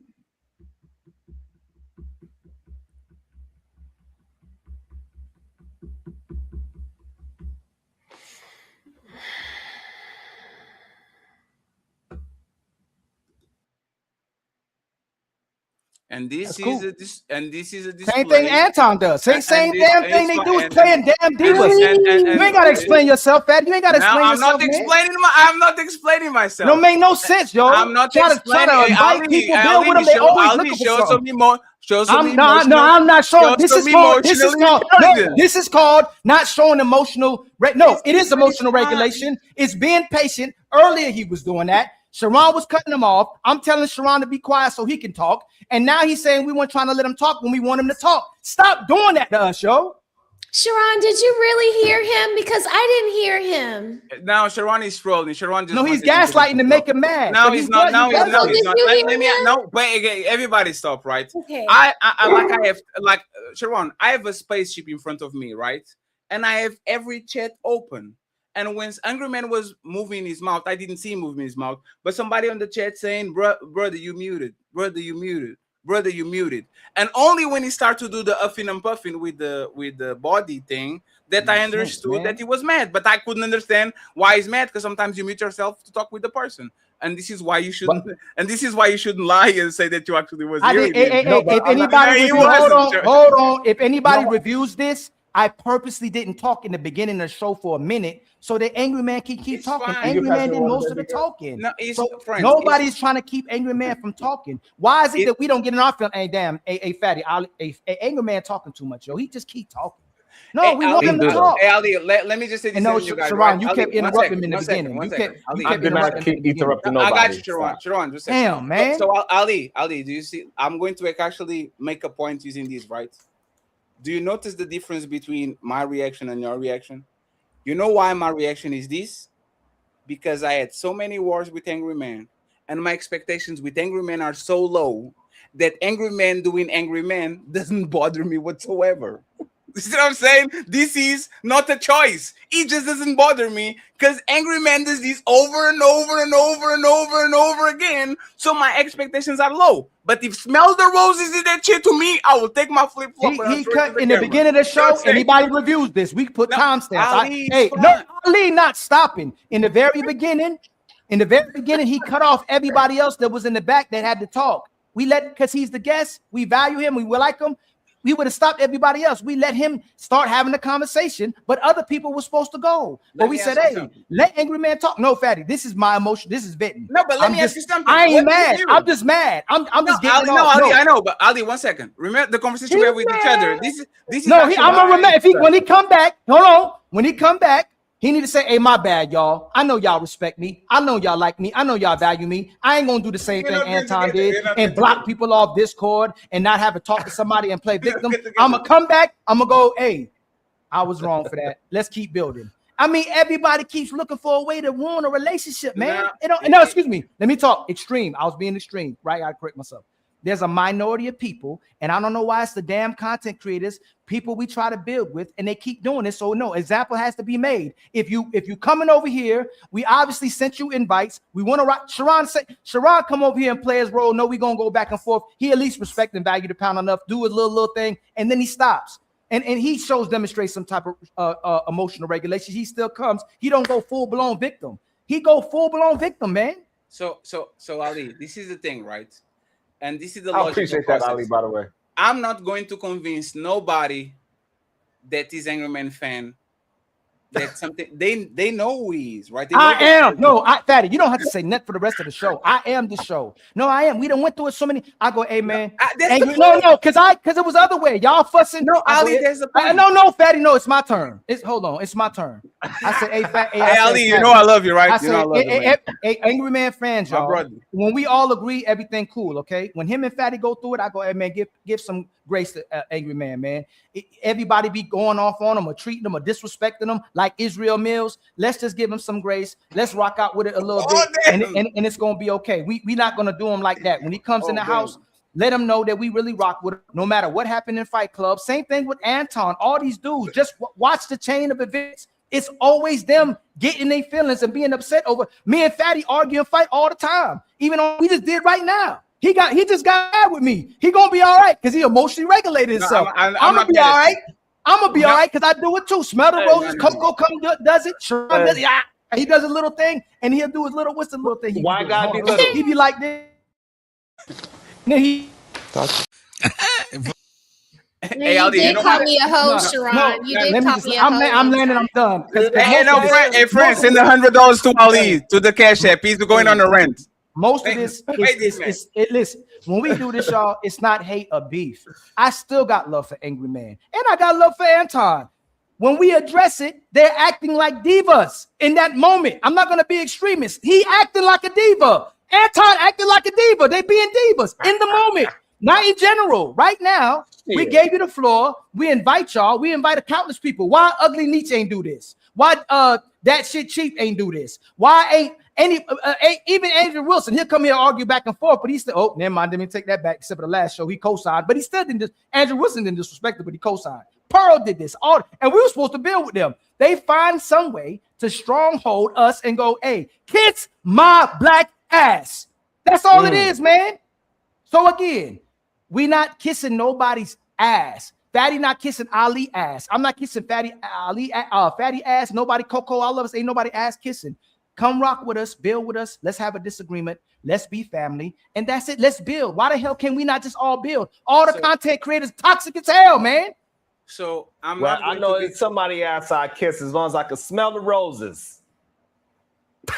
Think about it. Look at all the content creators can't build because they always in their feelings, man. Hey, Ali, this is I can't mad at you because you're telling the truth, right? But that's the thing, and this is what I'm talking about. How is it going to be spinned around? Y'all cutting. I don't care. I don't. Hey, we going up. We getting to 100. I don't give a damn no more. Y'all don't like it when we talk soft. You don't like it when we turn up. You don't like it when we watch our delivery. You don't like it when we talk. You don't like it when we don't talk. Hey, either you rocking with us or you don't at this point on. This is the untouchable mother effing empire. Either you rock with it or you don't. If you don't rock it, don't comment, don't watch, don't like. If you want to disagree, we fine with that. You want to critique, we fine with that. You want to hate, we fine with that. Don't disrespect and don't. If you want to hate watch, you can do that too. But if you can't rock here and have a nice panel, be civil and be respectful and be able to argue to disagree or civilly disagree, don't come. Hey, so going back to emotional intelligence. No, Coco, you can't do that. Coco, did you hear Angry Man? Did you hear him? No. Hey, just like we told, please, ladies, don't say nothing. This is grown men talk. This nope. Thank you, Smell the Rose. You was looking out for her. Please, Coco, don't say nothing. Smell the Rose, don't say nothing. It'll be something they have to address with us. This is not hate. This is not beef. This is not being extremist. This is Ali just getting it out. Instead of us building together, it's always somebody finding a way for us to divide and not talk. We gave him the floor. Anybody review it? He had talk most of the time. There's not even it, right? And again, I understand what you're doing, Ali, because you usually don't react. I'm the one that reacts to it, but there's the thing. I'm tired of you taking up. No, Fatty, don't say nothing. I'm not. No, you're not. It ain't. Fatty didn't do nothing. Fatty didn't do nothing. But you got this doesn't affect me. 1 second. This doesn't affect me at all. Always your fault, man. Fatty fault. Fatty did this. Fatty did that. So this is what I'm talking about, right? And Sharon can actually talk about this and smell the roses. Coco not because she never was the main event. Sharon, can you be honest? Anybody rolls the red carpet when he's like a main eventer like us. Y'all get thumbnails. Y'all get collab links. Y'all get the descriptions. Y'all get songs. Y'all get thumbnails. Y'all get. I was promoting this man's store the whole show. A store. Have you ever saw somebody be on a live stream and I'm doing the store and motherfucker is right over there on the side, Vino Nation and shit? Like, there's nobody, literally nobody, that when y'all come to us, we don't put y'all on the like. This is the best place for you to showcase your talents. To like, you don't have to do nothing. Just come here with us and do what you do and go back or you're busy. You don't have to do nothing. And the thing is, like I said, and this is the problem is let's imagine that he actually was talking and we didn't hear him, right? It was once. Right? That is 100% true. Right. It's like the notion. It's like 1 second. Even if we miss it, it's the notion of credit. You missed right? it. Yeah. It's the notion of credit. If I'm being nice to you, 1, 2, 3, 4, 5, 6, 7, 8, 9, 10, and I do something that is wrong, you shouldn't punish me because I missed something. Can you tell them earlier? Can you tell them 1 second, earlier? please. Hey, Pat, last one. I swear. I promise I won't say. I won't say nothing. I promise. Can you tell them early in the show when Sharon kept interrupting them instead of letting the flow of the show go on? I said, Fatty, Sharon's interrupting. He's interrupting Angry Man. I don't want him interrupting Angry Man. Can you address that too? Like it's Sharon. You was interrupting like hell. Instead of letting the flow go on where we naturally would let y'all go back and forth, I chimed in and said, hey, man, don't interrupt them. When did that happen? Earlier when you kept interrupting. It happened like at the top of the hour. It was the top of the hour. It's in the messages. I was like, he interrupted. I just maybe it's love bombing. Maybe it's what Fatty talks about. Like Rose, Fatty, my bad, man. Go ahead, man. My bad. But the problem is you don't have to apologize. When other people are talking, his microphone go down. So he was no, Sharon, it's not even that. The only reason why I was able to hear it, right, is because I was leaned over towards my computer. No, so Sharon, this is what. So this no one second, please. Just 1 second, because my editor is going back, and he's kind of like seeing, and he said yes, he talked once. right? Yeah. But You there can. was a point. 1 second. But so he said once that he wanted to talk, but then I asked him to talk, and he said I already said what I had to say, and me and Ali went on a one-on-one. Intelligence. No, No, that's not. I think it's more. Wait a minute. If you're looking sad, I shouldn't. Okay, I don't know what sad looks like. No, but that's a social skill. Yeah, it's Rose. That's what I'm saying, right? So pattern recognition is like you said, human traits and certain things that we do, or so on and so forth. Like men for one, most men mask and hide their pain, emotion, sadness, or whatever, so on and so forth. So most dudes, you're not gonna motherfucking never know that he's whatever. He just has a somber look all the time, right? So that's why I say going by that route is more so of a pattern recognition or someone acting out of a thing versus emotional intelligence. Emotional intelligence, when I hear it said, is your ability to not just tell but measure, a person's emotional state. To me, I could be wrong, but measuring emotional state, because that's what IQ is. IQ says, hey, okay, if we're measuring, then I don't think that then you're right. Then that there's no way to measure your happiness or your sadness. Maybe. Yeah, because IQ, the whole point of IQ is measuring. It's a measurement of intelligence, right? Your the quotient part, right? So you're measuring how smart someone is, right? That's why I say it's impossible to have emotional IQ, because you can never tell how someone is until it's like, worst case scenario or whatnot, for the most part. Go ahead, Angrymman, and then Ali. I already said what I was going to say. See? So this happens. I give him the floor, say, hey, please go ahead, Angrymman, and then Ali starts talking. I get into a one-on-one with Ali, and then the man that said, I already said what I have to say, does this. Yes, Ali, please. Ali, please listen carefully, right? Ali, listen carefully. These motherfuckers we have on this card roast me up and down. That was literally it. I gave him the floor to talk. He said I already said what I wanted to say. And then me and Ali are screaming with each other. And I should understand that murmuring between, like, hey man, hey, you know what, friends? I already told y'all this, right? And this is why I'm laughing at Ali, because it's kind of funny, because I rarely see Ali like this. It's just a disappointment, man. Hey, friends, we are going to make it either y'all on the boat or not, man. We want y'all here. We don't need y'all here. Respectfully, man. And it's kind of fucked up. Like, we don't get one fucking good grace. Or them, maybe they're busy. Maybe discriminate. Maybe on the passion on the moment. These men come up and I said, hey, Angrymman, my man. Hey, I need to send you $50, man. I stole the I stole the stupid moon because I bought this shit because I saw it on his show, and I stole that shit. I said, hey, we'll send you $50, my man. I stole it. Like, it's just that we can do nothing. I can say that Anton is 5'7". I can say that Angrymman is on his feet. Like, we can do nothing, and y'all just y'all just want to be mad. And that's the thing. If y'all are going to be mad, stay mad. Then y'all not mad again. Then y'all get mad again. Then y'all don't get mad. This was an awesome show. Yeah, man. And Angrymman has so many highlights and so many clips on this show. If we wrong, why didn't nobody else do that, that's man? Crazy. It's him. He did it again. Ain't nobody else. Sharon ain't do it. Smell the Rose ain't Coco. Ain't nobody else do it. How we doing this again?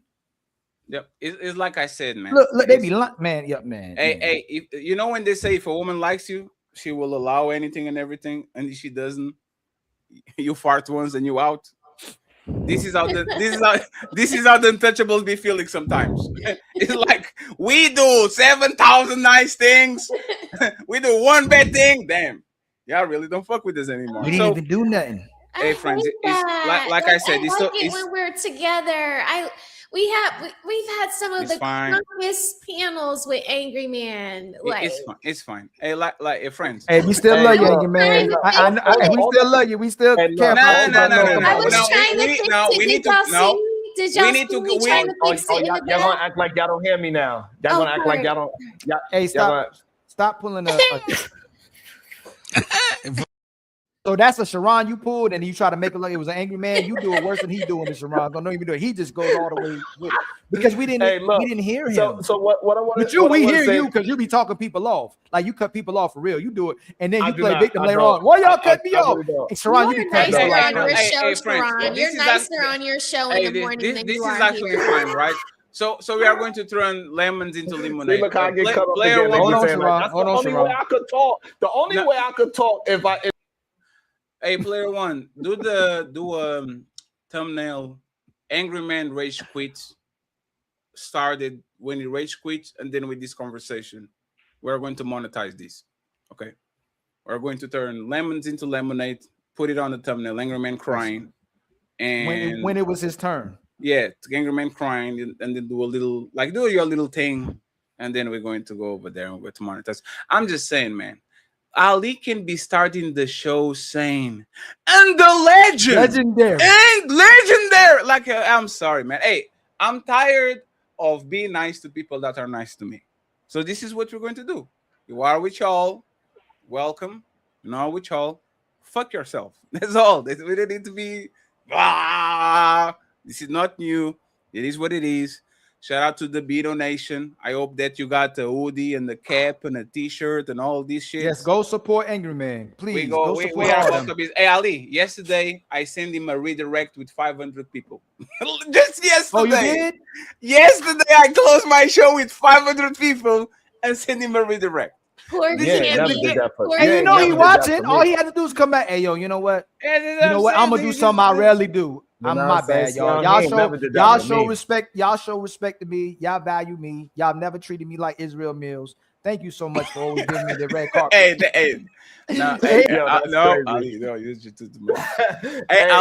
Ali going to be on 3 thumbnails by Monday.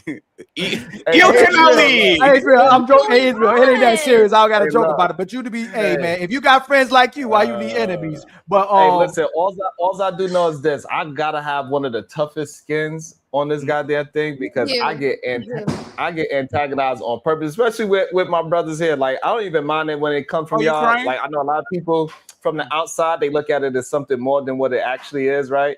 But hey, I be taking some abuse. But clearly, I got some kind. What is it called when you like pain? What is that called? A masochist or something like that? Clearly, yeah, I must be that. And because I don't get the proper respect. I'm just saying that. I'm just putting it out there that hey, maybe. Hey Ali, can you read this for me?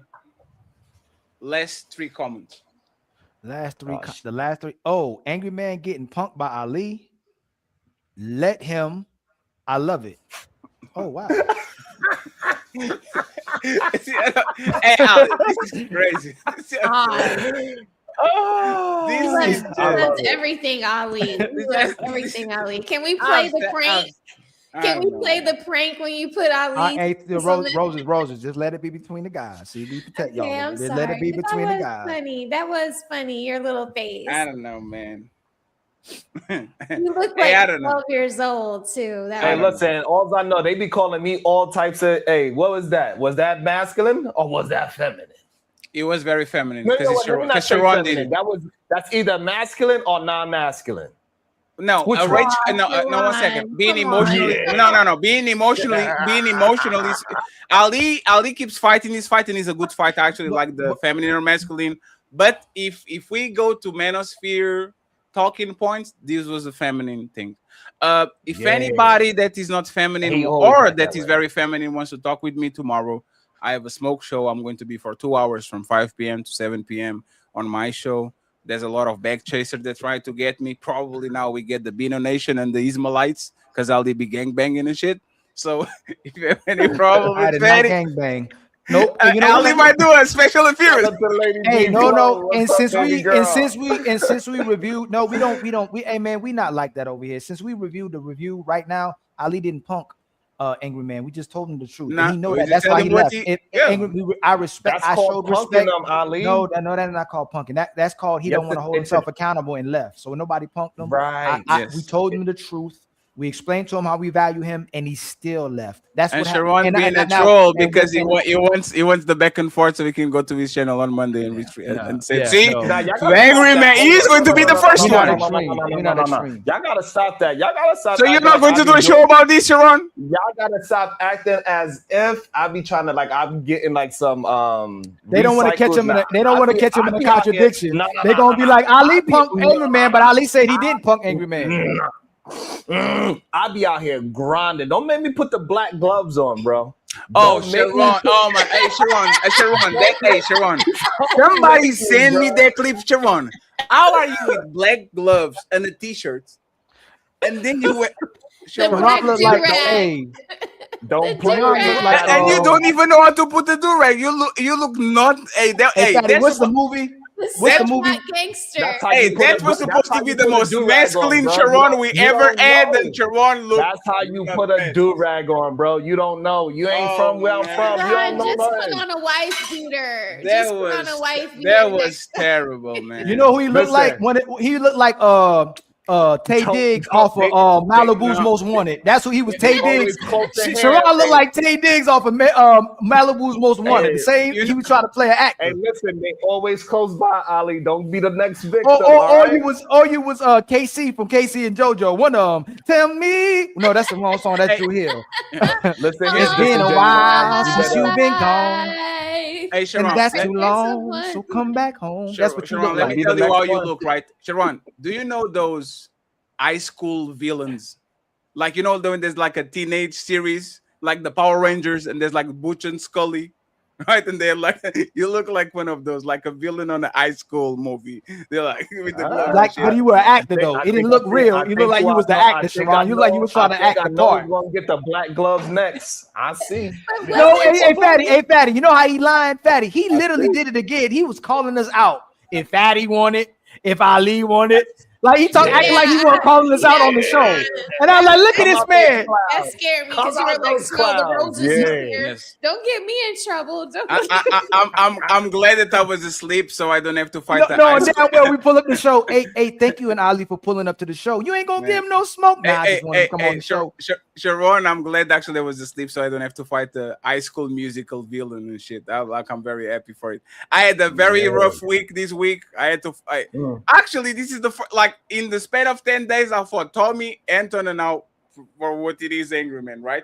I wonder if Miss Candace Owens, if you're watching this, let's beef, please, for just 2 weeks. I got you, my baby. Yeah, make Sunday. Sure I get. Nah. Hey, Fatty, you gotta beef. We gotta beef with Officer Tatum. That's what we need to beef with. Sunday, friends. I've been cooking his ass up too, by the way.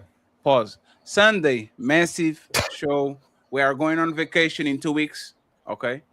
In 2 weeks, we're going on vacation, but we are giving a banger after banger after banger after banger. AVJ, Smell the Roses is not going to be on this one. She's come straight from the Bahamas. She needs a little bit of rest.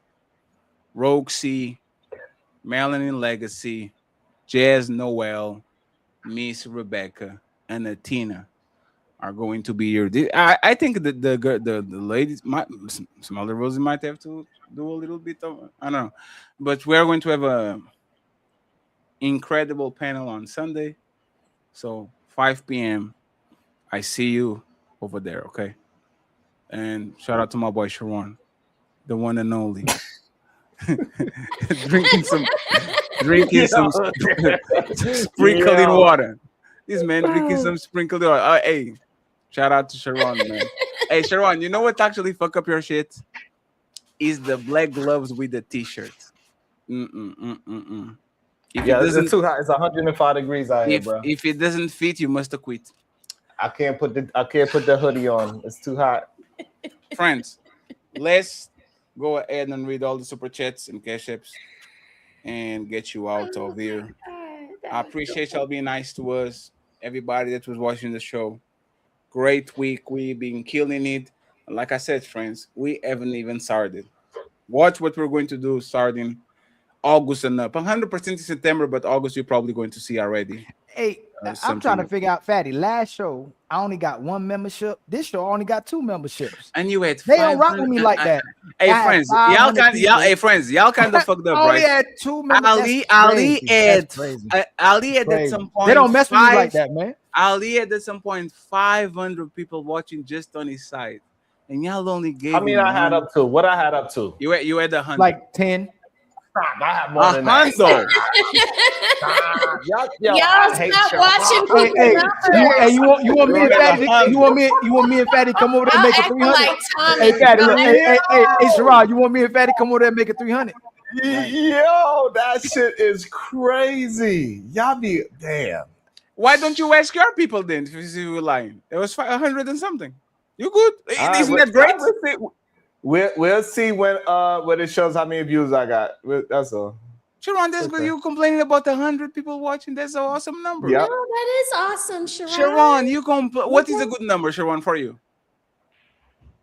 The good number is the actual number that it hit. I hit way over 100 today. But what's the number? What's the number? What's the number?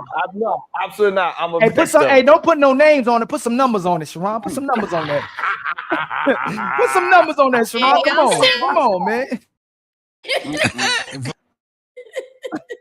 Friends, we need to pretend.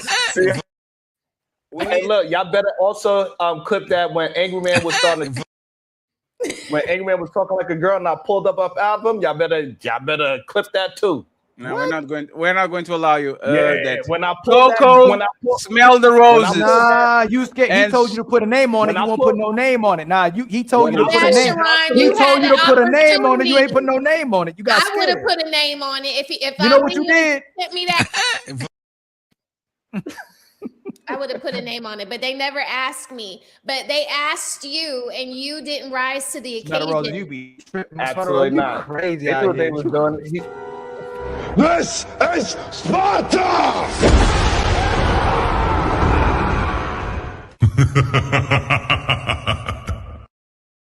Ali's the type of dude that everybody has to leave, and Ali's like, just one more, man. I got you, my man. I do be like that. I don't like the party to end. That's why I never. You know what, y'all? If y'all never realize, roses, I appreciate y'all, man. I never say bye. It's because I don't want to say goodbye, man. You know what I'm saying? I'm typing it in the chat. I'm saying I love you guys. Thank you so much. Please tell everybody where they can find you before we go. You can find me on This is Sparta!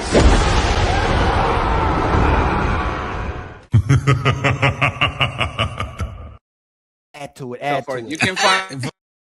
You can find Sharon Bracy on the Wake Up Wilder's Wake Up Show, Smell the Roses on Smell the Roses, and Coco on TikTok and IG. All the links are going to be on the description, so you don't have to lose yourself and all that. Okay, friends. Is he paying you royalties? Is he paying royalties for the name? Yeah, of the show? He's on a 360 deal. No, I'm waiting for the collab links back. He said, "Oh, my internet connection in China. Like I'm waiting for my collab links back. A lot of people owe you a lot of royalties. He's not getting more collab links left until he send the shit back. I don't get mine, it doesn't get his. So it is what it is. But friends, I appreciate y'all. Friends, this week was insane. And we didn't even do nothing. That's kind of fucked up, right? Like sometimes we deserve it and shit. What? This week we didn't do nothing, like literally nothing. And that's crazy, but hey, man. If we want to get somewhere, we have to actually get used to it, okay? Let me read this first. CEO first. He sent a $25 cash app and he said, keep winning. Cha-ching! My boy Tony Golden with $5 saying for N. Cha-ching! Jordan Blair with $5 showing some love. Cha-ching! We have Bad Works with $5. Cha-ching! Carl Anderson with $25. Carl, my ad was working. Cha-ching! Bad Works with another $5. Cha-ching! Joseph saying good show, brother, with another $5. Cha-ching! Bad Works with $2. Cha-ching! Another one with $2. Cha-ching! Another one with $2. Cha-ching! Another one with $2. Cha-ching! Another one with $2. Cha-ching! Bep Works be throwing $2 bills like he's on the strip club. He doesn't send you 10, he sends you 2, 1, 2, 2, 2. And finally, not but not least, JM, great show tonight. Kept it 100 on Anton show too. Cha-ching! Friends, we are $110 away from the goal. There's still 600 people watching. If y'all can send the stand to make 100 and then a hero, it's the end of the month, friends. I need a hero. I'm holding out. That's one of my songs, man. 100. We need $110. Is the end of the month. If you enjoy the Untouchable Empire, go wild this week. Please support the show. It will be nice if it was a first donation. Somebody that never donated, it will be great. Where the new ones at? Send something to Mr. Ali or to Fatty. It can be 10 at a time if you're watching these, but 100 will be Like great. the video, hit subscribe, and show love to Ali at $Ilkan. If everybody send $1.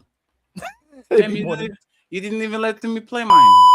Yo, we outside tonight. Support the movement. Support your boy Fatty. Hit that cash app. Team Fatty 8. You heard the Untouchables in the building.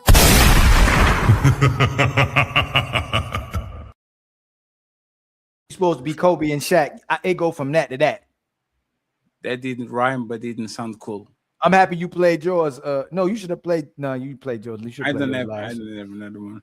But friends, $110. We'll be celebrating Ali if I'll send something.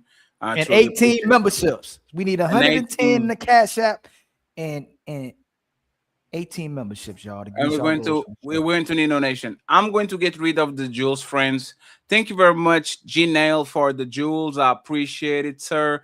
Ali, can you play the coin every time I say? Of course, man. Of course. I'm not gonna miss that opportunity. Because there's so many jewels Emotional regulation out of the way. Yes, yes. They call me Ma'am Breeps. Cha-ching. Thank you very much, sir, for the jewels. I appreciate you.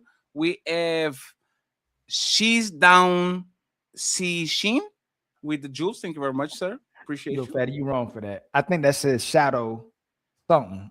Oh, Shadow. This Shadow. Sorry, Shadow. Cha-ching. Cha-ching. Thank you very much, Shadow. I appreciate you. Cha-ching. We have Easy with the jewels. Thank you so much. I appreciate you, sir. Cha-ching.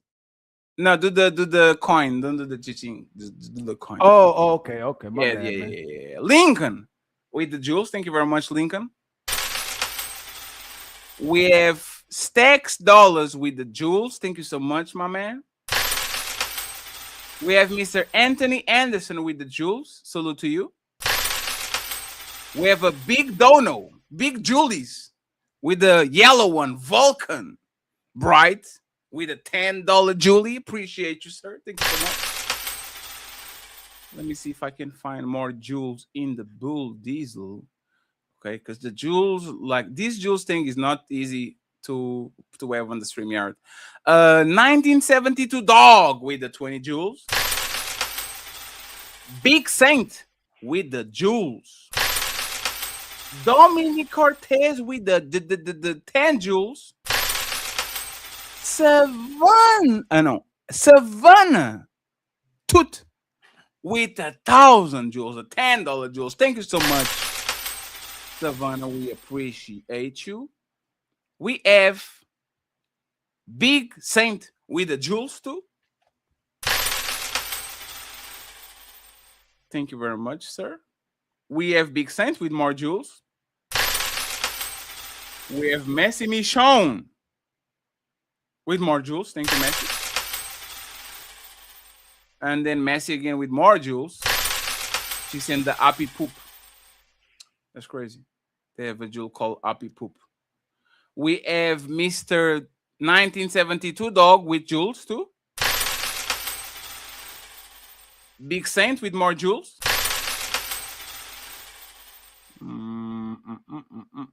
Let me keep going down. DJ Smoke, thank you very much for the jewels.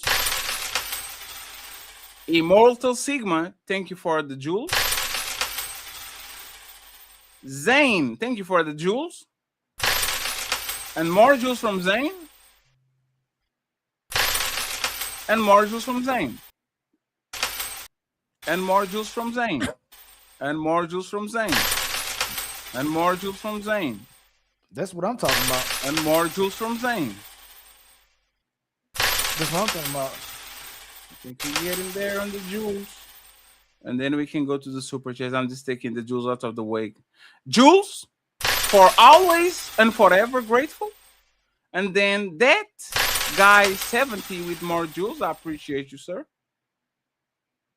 Now, damn, this jewels shit is going to get us in trouble, man. That guy 70 with jewels. Thank you very much, sir. We appreciate you. Thank you, thank you, thank you. We have William Stewart with the jewels. Thank you, William. And we have 50% simp. No, that's not the jewel. Let's keep going. Well, we're getting down here. You get down in the M's. Shout out to the Jesse Star with Jules 2 times. 6767. We have Artanza with more Jules. We have Canvas Willing with Jules. Thank you very much, Canvas. We have my boy Twisted Pup with more Jules. I appreciate you, Pup. And we have Incorrect with some. Thank you. We have Mr. Dog with the Sunshine.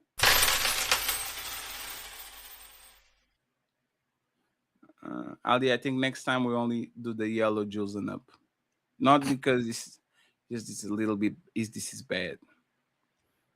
Got every dollar count, man. We gotta do like 50 cents. 1972. Yeah, but the thing is, you are actually literally like cents. It's like 7 cents, 8 cents. But we appreciate all the cents, friends. But like we're not our one preach, but $1 and up, kind of. Oh, okay. I see what them $1. Like these blues, like 100 jewels is.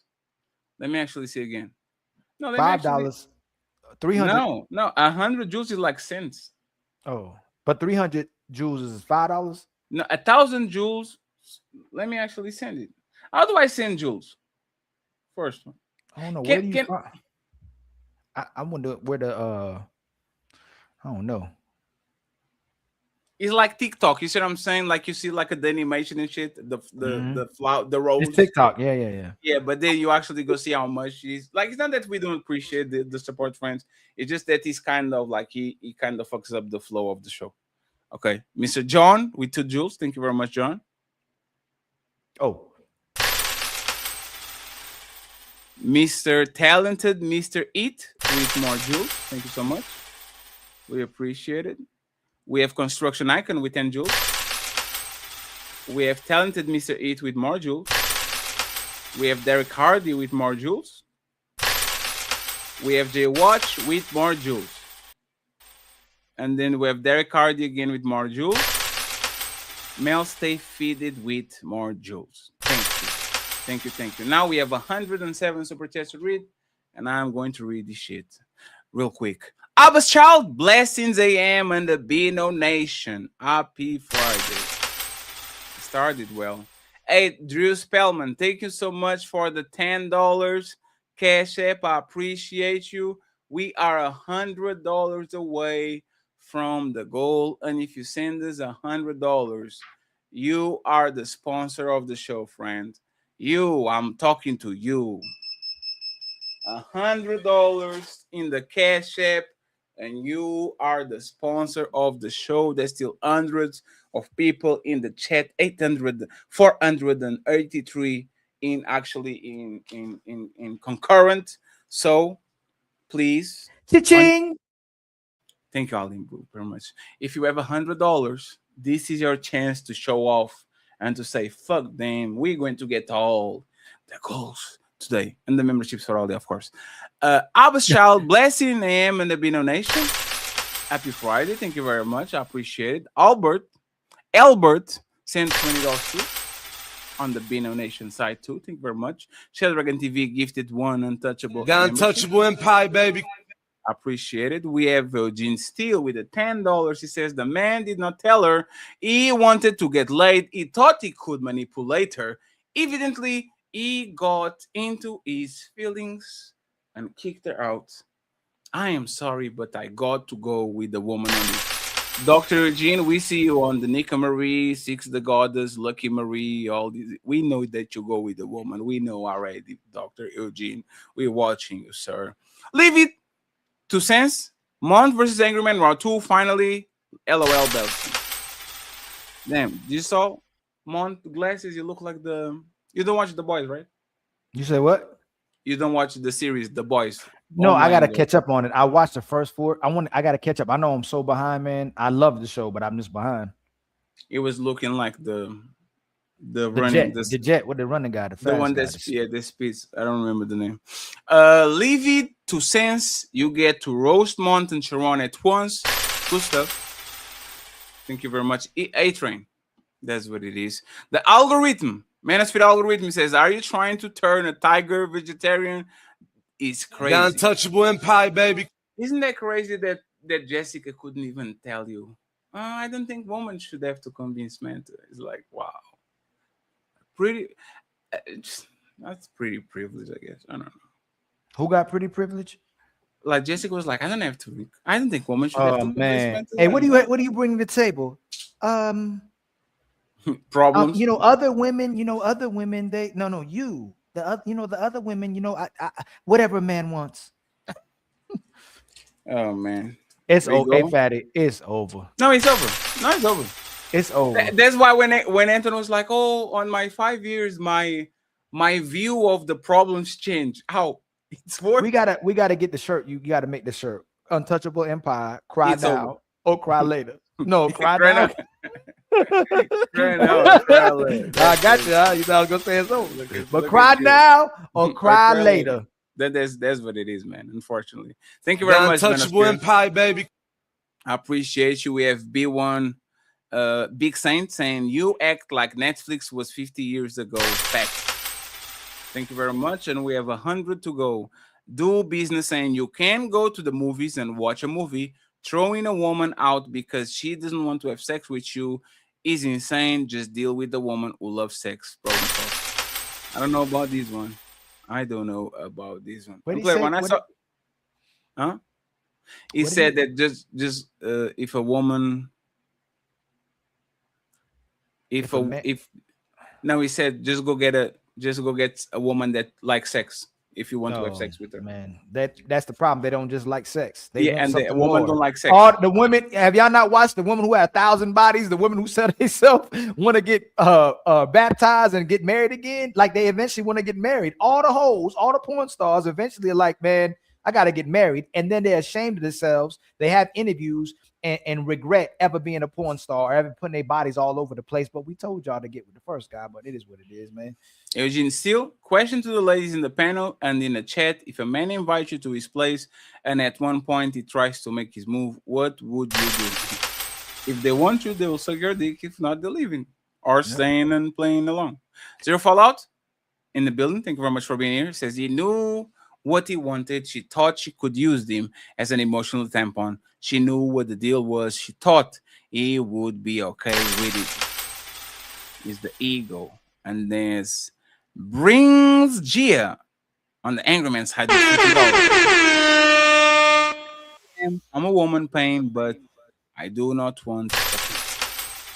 Let me read some fat. I want to work too, man. No. You get the 50 and down. We're 50. Yeah, there's 100 to go. More. Yeah, names are more to the ends with the 5 British pounds. It's funny. You ask them to explain, illustrate. They don't know how, but expect us to know. Yes, woman will want you to have a game while they have none. And friends, we still need $100 on the Cash App. $ Ali Ilkhan, $ Team 38. We need a hero to save us and to reach all our goals. Okay. Big Saint, the context is the vibe before the pull-up. Thank you very much. We have Tony Golden. The untouchable empire, baby. 33 months saying, woman, the most open, freaky they've been in America since forever. If she like you, you say, let me get that. She going. You can be extremely direct. What a hell. Yes, if she like you. The thing, these women are very iffy, oofy, uffy, oofy. So it is what it is. Let me keep taking this out of here. We have Mr. Jordan Blair became a The member. untouchable empire, baby. Thank you very much, Jordan. And then we have Big Saints and Sharon. You clearly don't have a mouthpiece. Zero Fallout. These game guys are the wackest. Women choose the man they want. Doesn't matter if the average or upper man. You can only talk your way out of it. Another fact. Dre. I haven't seen Dre in a while. Dre on the run. It says Untouchable Empire, bless The up. untouchable empire, baby. One can talk their way into some box, and also they can talk themselves outside of the box. I do agree there have to be an underlying level of attraction. Can't go from 0 to 100. I hope you're doing good, Dre. And Dre, member for 21 months. The untouchable empire, baby. Appreciate you. We have Christopher Campbell. The untouchable empire, baby. Became a member. Salute to you. My boy, Big Cheese, be happy. The untouchable empire, baby.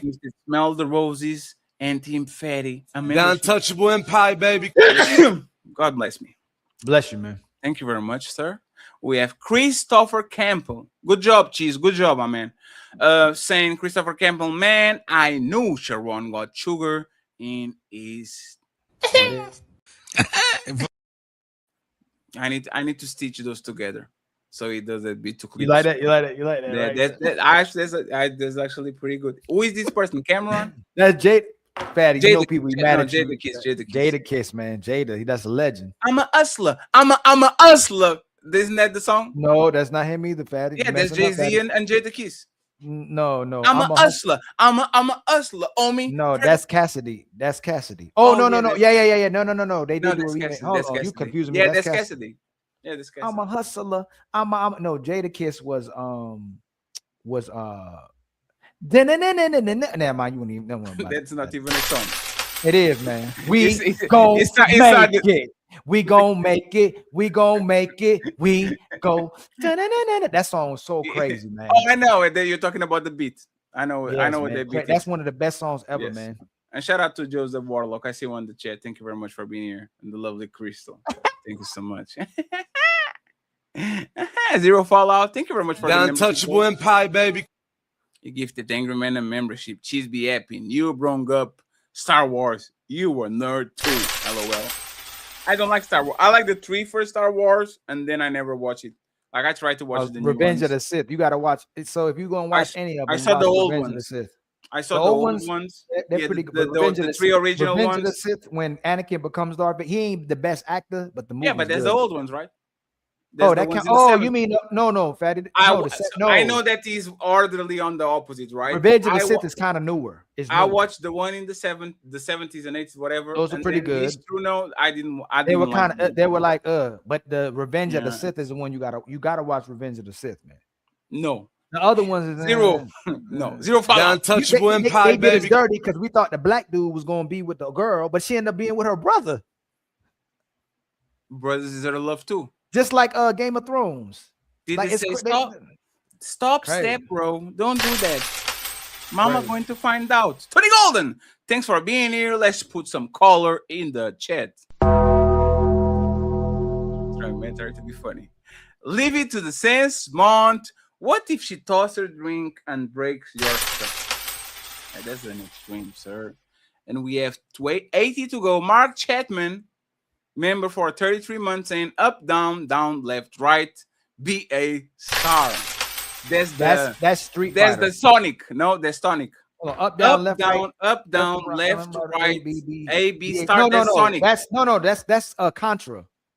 No, that's Sonic. Up, down, left, right, BA star. Oh no, that's not Sonic. I think that's Contra. Sonic Hey y'all, hey Mark Chapman, that's got to be Contra. Sonic for Mega Drive is for Sega is up, down, left, right, 8 starts while Sonic is doing the finger thing. So and it gives you the whole level so you can go to. See, they say Contra. So up, down, left, right, BA is start is Contra, and left, up, down, left, right, AB is Super Street Fighter. What about Sonic? You don't know Sonic? I didn't know Sonic had a password. A code. Yes, when the Sonic on the beginning on the credits when he's doing the dun dun dun dun. I didn't know. What do you get for that? Dun, dun, dun, dun. Yeah, select start. Up, down, left, right, A, start, and he But gives what do you. you get? And he stops. He gives you all the levels. You can go to any level. I did not know that. You know what I did have the cheat though? I don't know if y'all had it. I had a Game Genie, and you just got everything. Game Genie had. Yeah, but I don't like that. The only cheats I remember is that one and Pokemon, because you had like you could multiplicate like something that was on the. I think it was the 9th position on your Poke, the thingy, or on the 7. So you put rare candies there. You go talk with somebody, then you walk in the grass, then you go to the 9th island and you swim next to the motherfucking shore, and it's going to show up a Pokemon called Missing Go, and you fight him and you beat him, and then you have like 99 on the shit. That was my shit. Oh man, hate. I hate being the motherfucking grown up, man. Being a kid was awesome. It was. Now man, I wouldn't go. I wouldn't go back. I wouldn't go back. I'm not. You Not know what's now. better? Maybe. Hey, hey, Fatty, I'm about to get you. You know what's better than being a kid now? Having kids. That's why you're not needed. You can say. Got untouchable empire, baby. Thank you very much. I can finish this for you. Go take care of your kids. I can finish this for you. Go take care of your kids. Bye. Christopher Campbell, $4.99. Don't be like Sharon. Will be my advice. I appreciate you, sir. We have Cheese be yapping, $2. Mr. Cheat said that you went against. Let's keep going. We have Tony Golden. We need black gloves and Durag Spacey. Bracy for this show. Thank you so much. Tilgy in the building. Sharon is special at wow. Lotus Flower. I am to the Beano Nation from y'all. Thank you very much for the support. We have Christopher Campbell saying Peggy is Sharon new nickname. That was crazy. We have another one. Aaron Medranos says real dope is the only one speaking the truth. You have to be like that nowadays because you're not like real dope. These women will run circles on you. Again, friends, any hero with a hundo that can spare us, that'll be awesome. We have Willing to Win. What's up, Ali and Fatty? Here to support the show, my brothers. Salute. I appreciate y'all. Thank you very much for being here. We have another one, Christopher Campbell saying Sharon idolized Ray from Scary Movie when it was a kid. We have 70 to go. 70 to go. Jordan, skip the unverifiable BS and have a conversation, gents. Sheesh. Thank you for We have Woo's Dragon. Was good, Patty. Was good. I appreciate you being here, sir. We have Zane with Jules. I missed this one. Thank you very much, Zane. Salute to you. We have Mamir Thoughts. He's in the building and says, I wish the woman would speak up. Yeah, SH was a little bit hidden today. I don't know. We need to talk with SH. Maybe she needs to relocate for the Sunday thing. Logics versus Angrymman. Saturday SmackDown. I don't know if we can get Angrymman soon. Ace up my sleeves. No man cares about the verbiage or how it sounds or said. If it, for the most part, makes sense as far as the general public portrays it time and time again, then take it for what is worth. Fucking fact in today's era. Thank you very much. I appreciate you. When my mere thoughts saying logics make Sharon looks like like Nick Turner. LOL. We keep going. King Catus. We grown as fuck. Why is this a conversation? Another one. Aaron Medrano. Aaron Medranos. I know Jessica be running game on a bunch of men. And we have Frederick Hour in the building saying salute. Got untouchable empire, baby. How are you doing, Frederick? We have Javier 120 saying Angrymman cooking Sharon. Well done. And then we have Specs in the building with the $5. We are a monolith, all woman, blah, blah, blah. Love and support you, baby. Baby. We have 60 to go. McDown says, I knew what she meant, slops, handshake, but no sex. And with the $20, Mr. Vow is Vowel's Flight. I'm new here. This dude is so funny. Oh, man.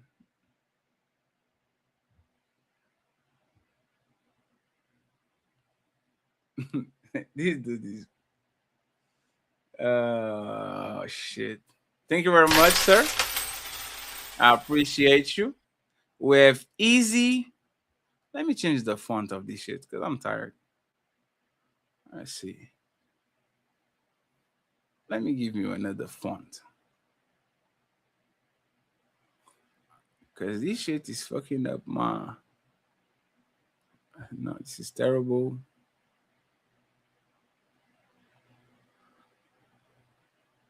Okay, let's do this. Thank you very much. Easy, I appreciate you. We have Red Lipstick 5 in the building saying you give him the ultimate girlfriend experience. You have convinced him to keep it. We have another one from Red Ladies. You got to have more than just coochie. Thank you, Red. My boy Carl Anderson with the 5. Got Untouchable Empire, baby. Untouchable memberships. I appreciate you. Thank you so much. Still waiting for the hero with the 100 to meet the last goal.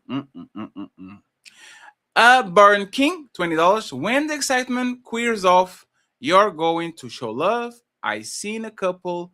The wife jumped in her man's arms in a fort. Hey man, there's a beautiful. You're beautiful. Matreon Roberts. Erin is promoting staying single. I'm not a booger. We have Cool Kev. If you're enjoying the show, hit the like button.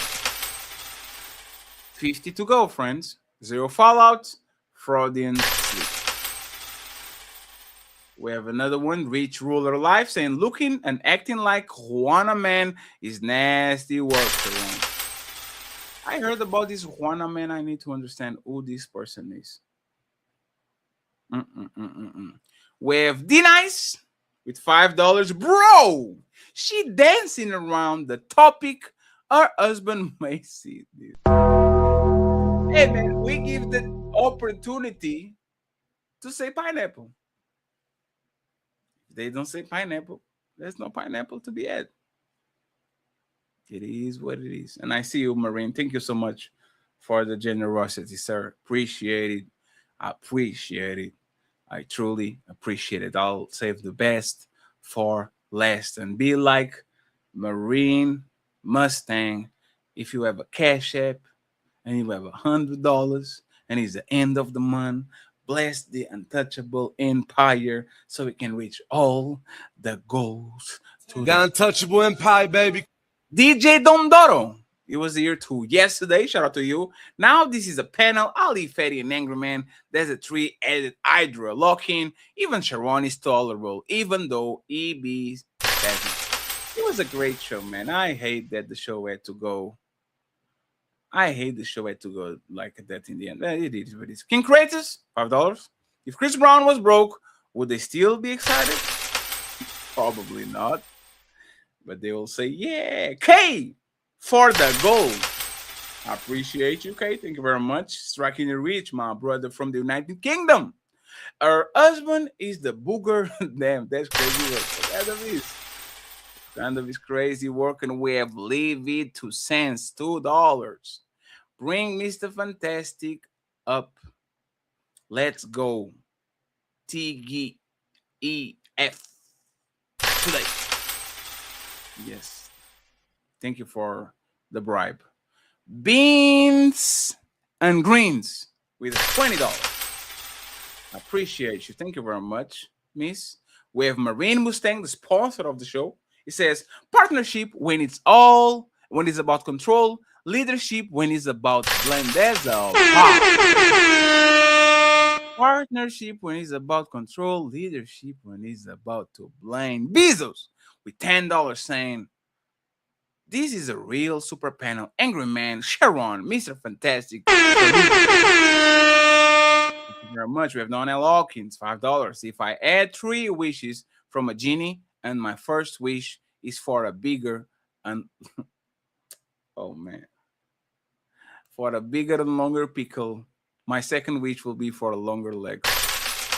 This man wants to go under the leg surgery. Shout out to you, Donnell. 50% simp with the $5, and we are on 40 already. Burn King with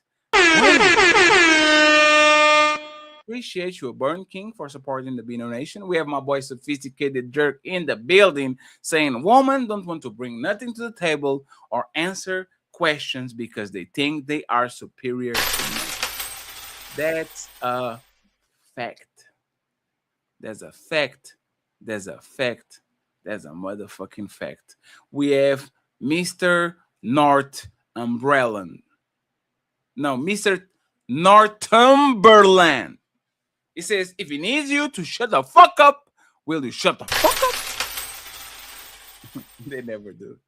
Thank you very much, sir. YCK saying, when it comes to dating, I don't think I have to audition because I'm a woman. And I'm white, and even Black Butter Lupita is Ellen of Troy now. So I think my presence is enough. Right, my nonja? That was a very racially charged comment, sir. But thank you very much. Marie Mustang, if she can't measure it, she can arbitrarily decide when it's not enough. And that's the secret to the sauce. If I don't give you a number, no number will ever be enough if I decide to. Player 1. The untouchable empire, baby. Remember, for 8 months of the Smell the Roses empire, baby. We have Slave of Christ with a one who follow Christ. I value purity. One, to honor God in our relationship. A wife who supports, respects, and encourages her husband, who knows I'm not perfect but willing to grow, communicate, and accept. Correct. It's you, sir. Thank you very much. And player 1, the best editor in the game with 1. The untouchable empire, baby. And 2 members. The untouchable empire, baby. Appreciate you, sir. Thank you very much. And we are 30. We only need 30 to go. Thank you very much, player 1. Marine Mustang saying, yes, Coco, stop the F on. Spot the F on. Damn. Thank you, Marine. We have Hustler. Is this Jessica that motherfucking slow or just no? Damn, no.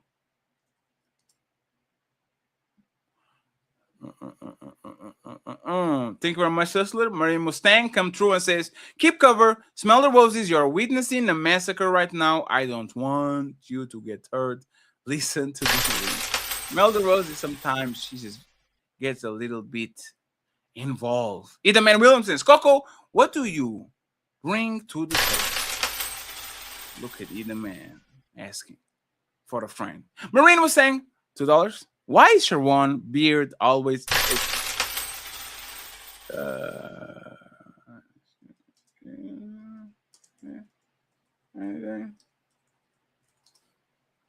Let's keep going. We have more 24.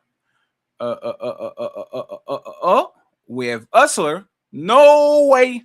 A person this dumb. Ali and Fetty, did you guys pay her to act like this? Oh my God. Anyone really have these ladies? She's not used. Like, she's from TikTok, friends. Y'all have to understand the people on TikTok are like 3 years behind us. So the way that they talk in monologues because they talk about what they want to talk. They don't have conversations with each other where people go ahead and do the things. So it is what it is. Clue Studio. Salute them, new channel. YouTube took my old channel down. Damn, that's a shame. Aww. There's a shame. There's a shame. There's a shame. Thank you very much, sir. We have Christopher Campbell saying Sharon is a biscuit from life. For life, for life. We have 20. Cassie with Cassie. I like the Raymond thing. Cassie went back to the Raymond thing. She doesn't do the poop thing anymore. 5 Untouchable Empire, baby. Thank you so much for going back to the basics. And Matreon Roberts gifted more 5 and got us with the last. Untouchable Empire, baby. Thank you so much, Matreon. I appreciate you, my man. We have the next one. Mark Chapman, $2. Sharon is selecting the best available athlete. Another one, Hustler. Sharon, this line has injured. Sharon really gets on your nerves, man. You need to know Sharon. Sharon is a funny dude. Marine Mustang sponsor. Emotional IQ is a made-up way to give women a measure they can claim benefits, man, where they get to decide how it defined and when it's lacking. Thank you once again, Marine. I appreciate you. Mr. Northumberland. I think I said it right this time. I think there's a difference between emotional intelligence and emotional discipline. One is being able to recognize someone's emotions, and the other is not making moves based on someone's emotions. Thank you very much. We have the lie detector saying you guys use EQ every time you use game theory, debating strategy, and behavior patterns, which have layers and isn't easy to recognize and call out. So, do you guys think you can learn that? Because I think a lot of it, you already, like your brain kind of configured a certain type of way and you just kind of move along. Do y'all think that you can learn that? I don't think soft skills is kind of difficult to teach people. So I don't know. Thank you very much, sir. I appreciate it. We have 14 to go. The lie detector. If most men fail at vetting, then they are failing at recognizing behavior. Thank you very much. I appreciate you. Mr. Northumberland. I think that besides not moving based on emotional discipline is also being able to control how you're feeling. Discipline also means being able to override instinctual reactions. And that's to me what emotional intelligence actually is. And Ali's in the chat saying, let's get 10 members, friends. And $100. He's saying 50. I don't know why he's saying 50. Did you got 50, Ali? Why are you saying 50? That's $100. Remy Knight, member for 31 The untouchable empire, baby. The Admiral is in the building. And his birthday is very soon. 1972, $2. I like Angrymman, but you are right. The untouchable empire, baby. Thank you very much. I appreciate you. We have Marine Mustangs and steel sharpens steel. You can sharpen a cutter by going through, but that rhymes and shit. The lie detector says people usually observe the secondary emotion is anger, but if you didn't witness the why, you only see the effect, not the cause. Like I said, there's layers. Great point. We have the lie detector says Sharon was dressed like an extra in the DD video. Be sneezy. Support for the late night show. Thank you. I appreciate you. We have Daddy in a caddy. Fetty, my favorite Teta, under the sea.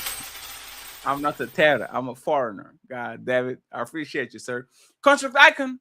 Ali and Fetty are the nice and smooth of you two. Appreciate you. My boy Mel say fitted with some jewels.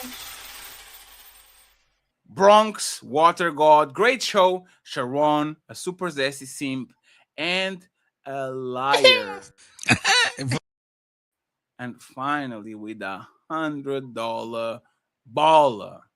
Marine Mustang says, left now, cry later, bleed now, win greater. With the $100 baller.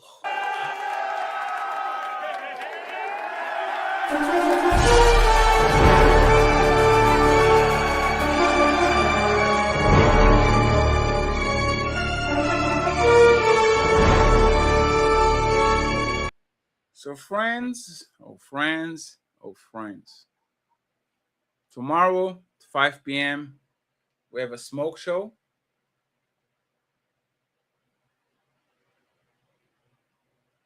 Pull up if you have something to say. And Sunday, the infamous ladies first show. You see the lineup, no presentation needed. Everyone, we're going to Nino Nation. So we could. Awesome show. Appreciate everybody that supported the gang. Timestamps will be ready tomorrow if you missed most of the show. And we gone. Team Fatty, Il Canal D, and the untouchable motherfucking empire. Signing out.